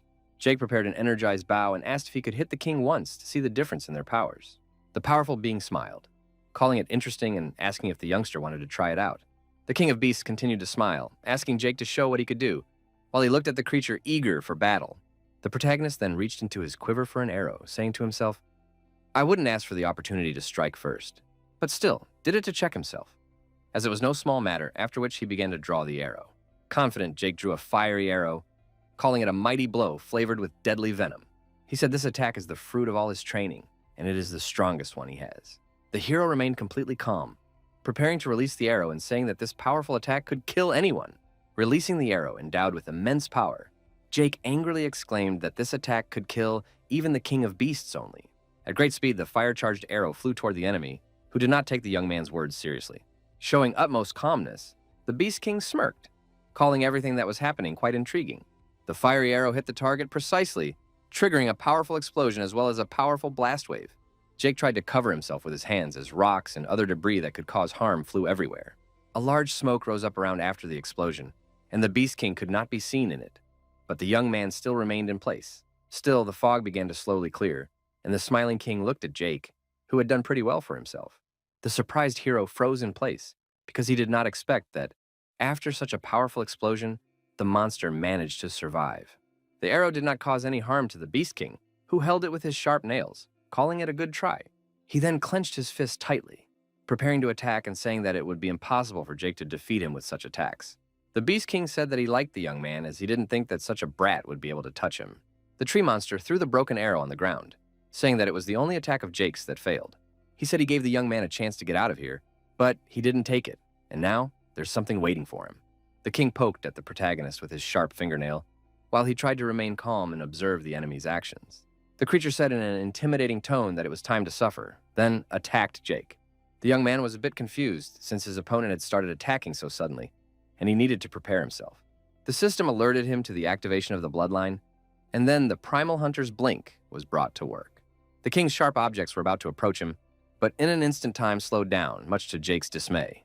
The excited young man didn't freeze in place, as he quickly realized that he needed to dodge while he had the chance. He didn't stop there and realized that now was the best opportunity to attack and reached into his quiver for an arrow. The Beast King didn't slumber either and continued to launch attacks, saying that Jake's actions were too slow, which stressed him out even more. The wooden creature continued to throw sharp objects at him, confident of its lightning-fast victory. Maximally stressed at that moment, the protagonist tried to put up a block to keep himself at least somewhat safe. Still, the wristbands didn't save him and he was thrown aside by the force wave, crashing into the rock behind him. A knocked-out Jake couldn't understand how this had happened, while coughing up blood but remaining conscious.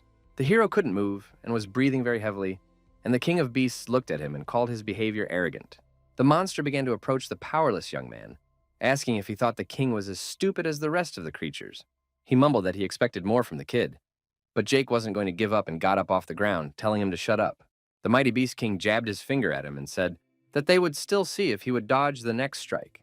This time, he was no longer going to be ceremonious with the cocky kid and wanted to get it over with as soon as possible. In the same second, a wooden finger with a sharp claw flew at Jake, who couldn't slow down time and realized there was only a shadowy jump left. The hero managed to use his ability and bounce aside in time, but his claws crashed into a thick tree trunk. Without wasting a second, Jake immediately began to draw his arrow, realizing that he needed to keep his opponent at bay. 2 arrows were immediately fired towards the Beast King, who was a bit confused, but not confused.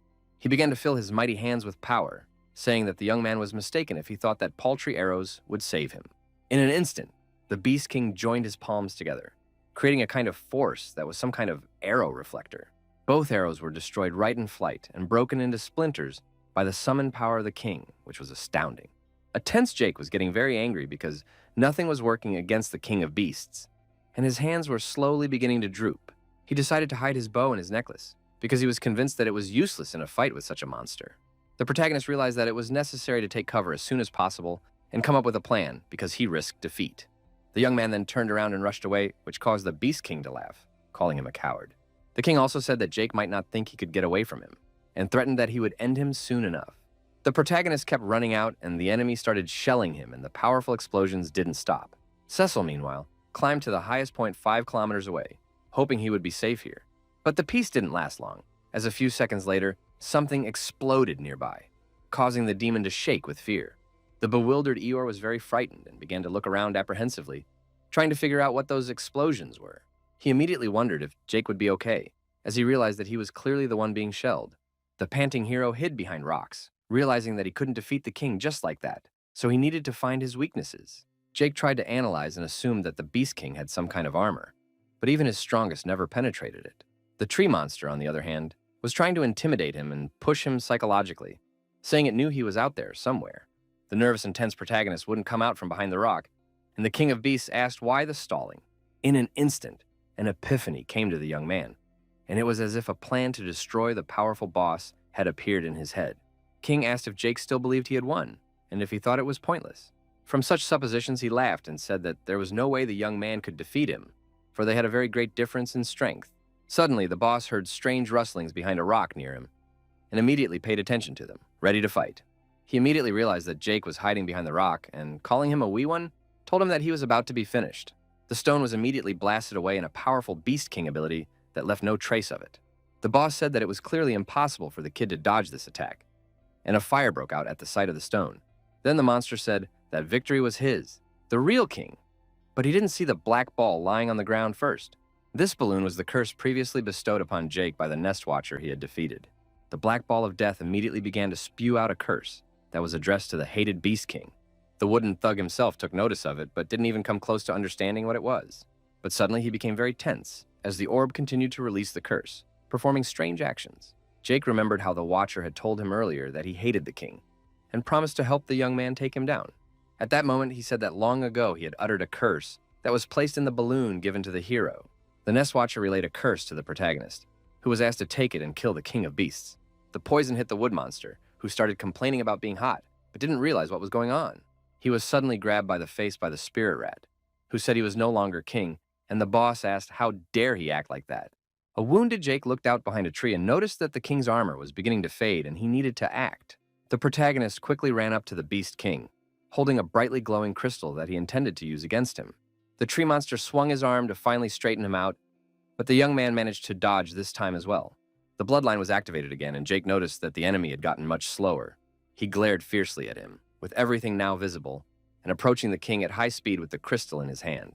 Jake deftly dodged the claws the king of beasts was throwing at him, trying to get as close as he could.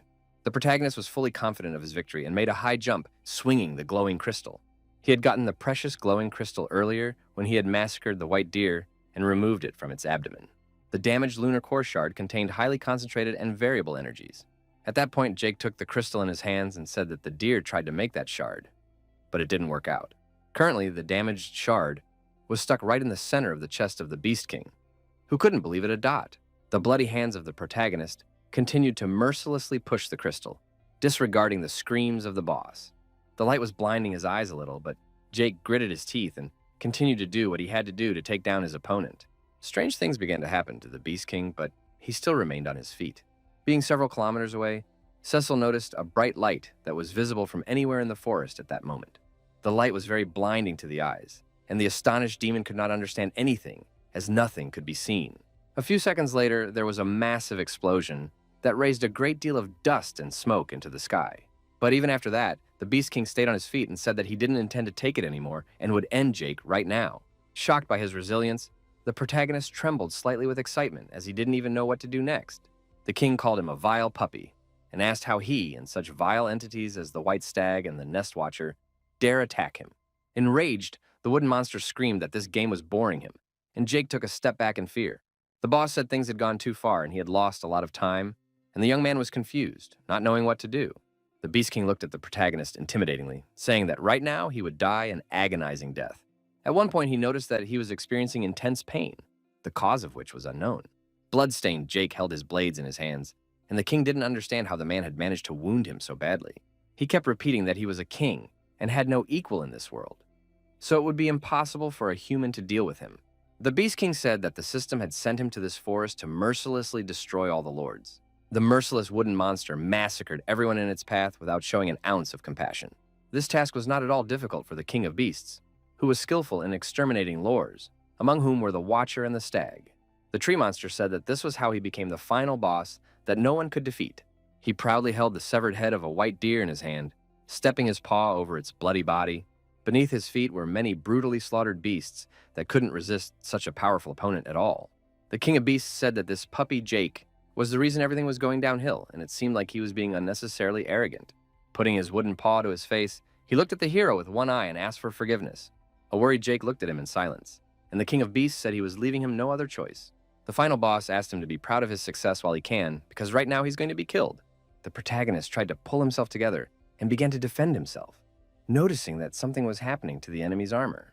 The monster said he didn't think he would ever show his true colors, as it's not easy to do. He started throwing tree bark off himself, saying that against Jake it had to be done or he couldn't be defeated. The sturdy wooden mask was thrown to the ground, and the Beast King frighteningly asked the young man to look at the difference in their strength. A nervous Jake continued to cover himself with his daggers, hoping he could survive and defeat his opponent. The force of the wind that his opponent had picked up began to carry the young man backwards a bit, but with all his might, he tried to stay on his feet. Suddenly, something happened in his head, and his psychological state changed, which made the hero very wary. The condition was very similar to a psychological attack that was caused by the Beast King's strength. Jake was immediately knocked off his feet and began coughing up blood, feeling as if he were being wrenched from the inside out. Not only he felt it, but all the living things around him, as birds flying nearby, began to fall and crash to the ground. Concerned, Cecil wondered anxiously what was going on as he saw the lilac-colored barrier from afar. He grabbed his ears, as even at such a great distance, he was stunned by the Beast King's attack. The long-eared demon was troubled by the question of how long Jake, who was in the very epicenter of the attack, would last. The protagonist, meanwhile, could barely tolerate the noise in his head and gripped his head tightly, barely remaining conscious. The attack was so powerful that his eyes began to roll up and bleed, and he was almost out of breath. The blood made his eyeballs redden, and Jake clutched his head even harder and screamed at the top of his voice. The ruthless Beast King called the lad a hunter, saying that he had fought gloriously, but now it was over. Jake still remained conscious and told himself that it was impossible to give up, especially after all he had been through. With blood gushing out of his eyes, the protagonist gritted his teeth tightly, telling himself that he had to end this. He, being powerless, kneeled, trying to resist the king in any way, but nothing worked. That's the minute Jake started coughing and a large amount of blood came out of his mouth and he couldn't control it. The Beast King didn't take any more time and said goodbye to the hunter, intending to finally be done with him. The protagonist fell to the ground, no longer having the strength to continue fighting, and ducked into a pool of his own blood. As the situation shows, Malicious Viper's words that Jake would be destined to lose were becoming true. The digital scoreboard showed a figure of 25%, and Jake remembered how mercilessly he had dealt with William. At that moment, he was in a furious state and mercilessly struck his fists in the face of his opponent. The number on the scoreboard had reached 40%, and his memory flashed back to the moments when Sessions thought it was as if there was something inside Jake.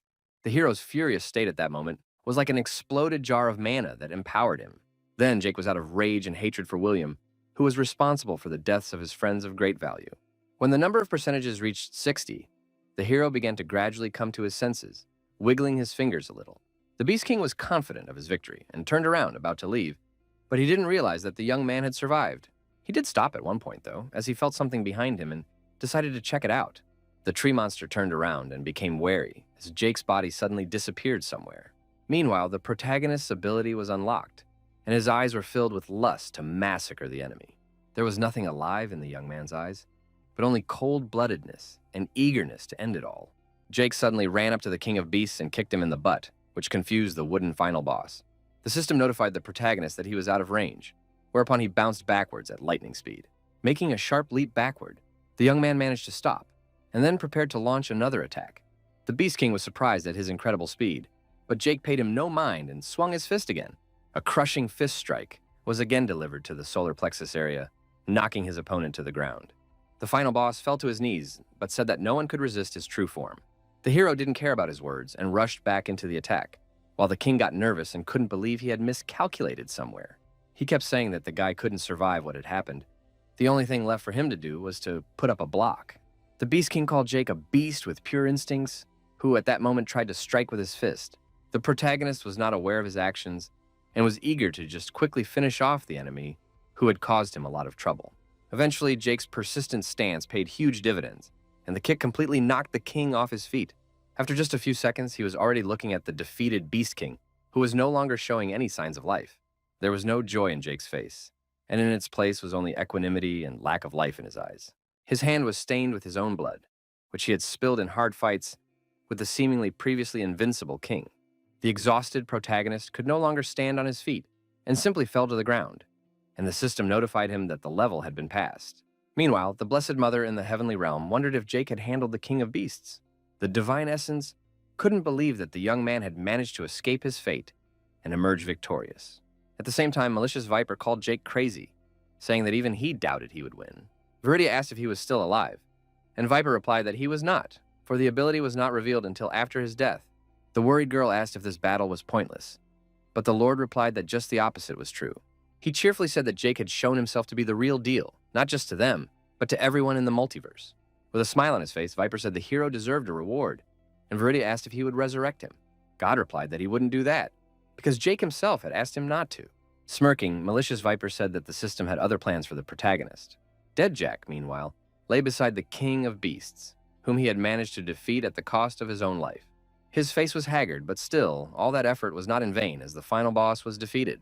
There were multiple abrasions and scratches on the protagonist's face from the unequal battle with the monster. Suddenly, his face at the bridge of his nose seemed to wrinkle a little, which gave hope that the hero was still alive. In an instant, Jake felt alive, but in a different world, and he slowly opened his eyes. The young man was greatly disturbed and abruptly opened his eyes and tried to realize where he was. Breathing heavily with excitement, with wide open eyes, he looked ahead, still not realizing what was happening. The bewildered protagonist began groping his body and wondered if he was still alive. A confident Jake clenched his fist tightly and smiled, assuming he was out of the game.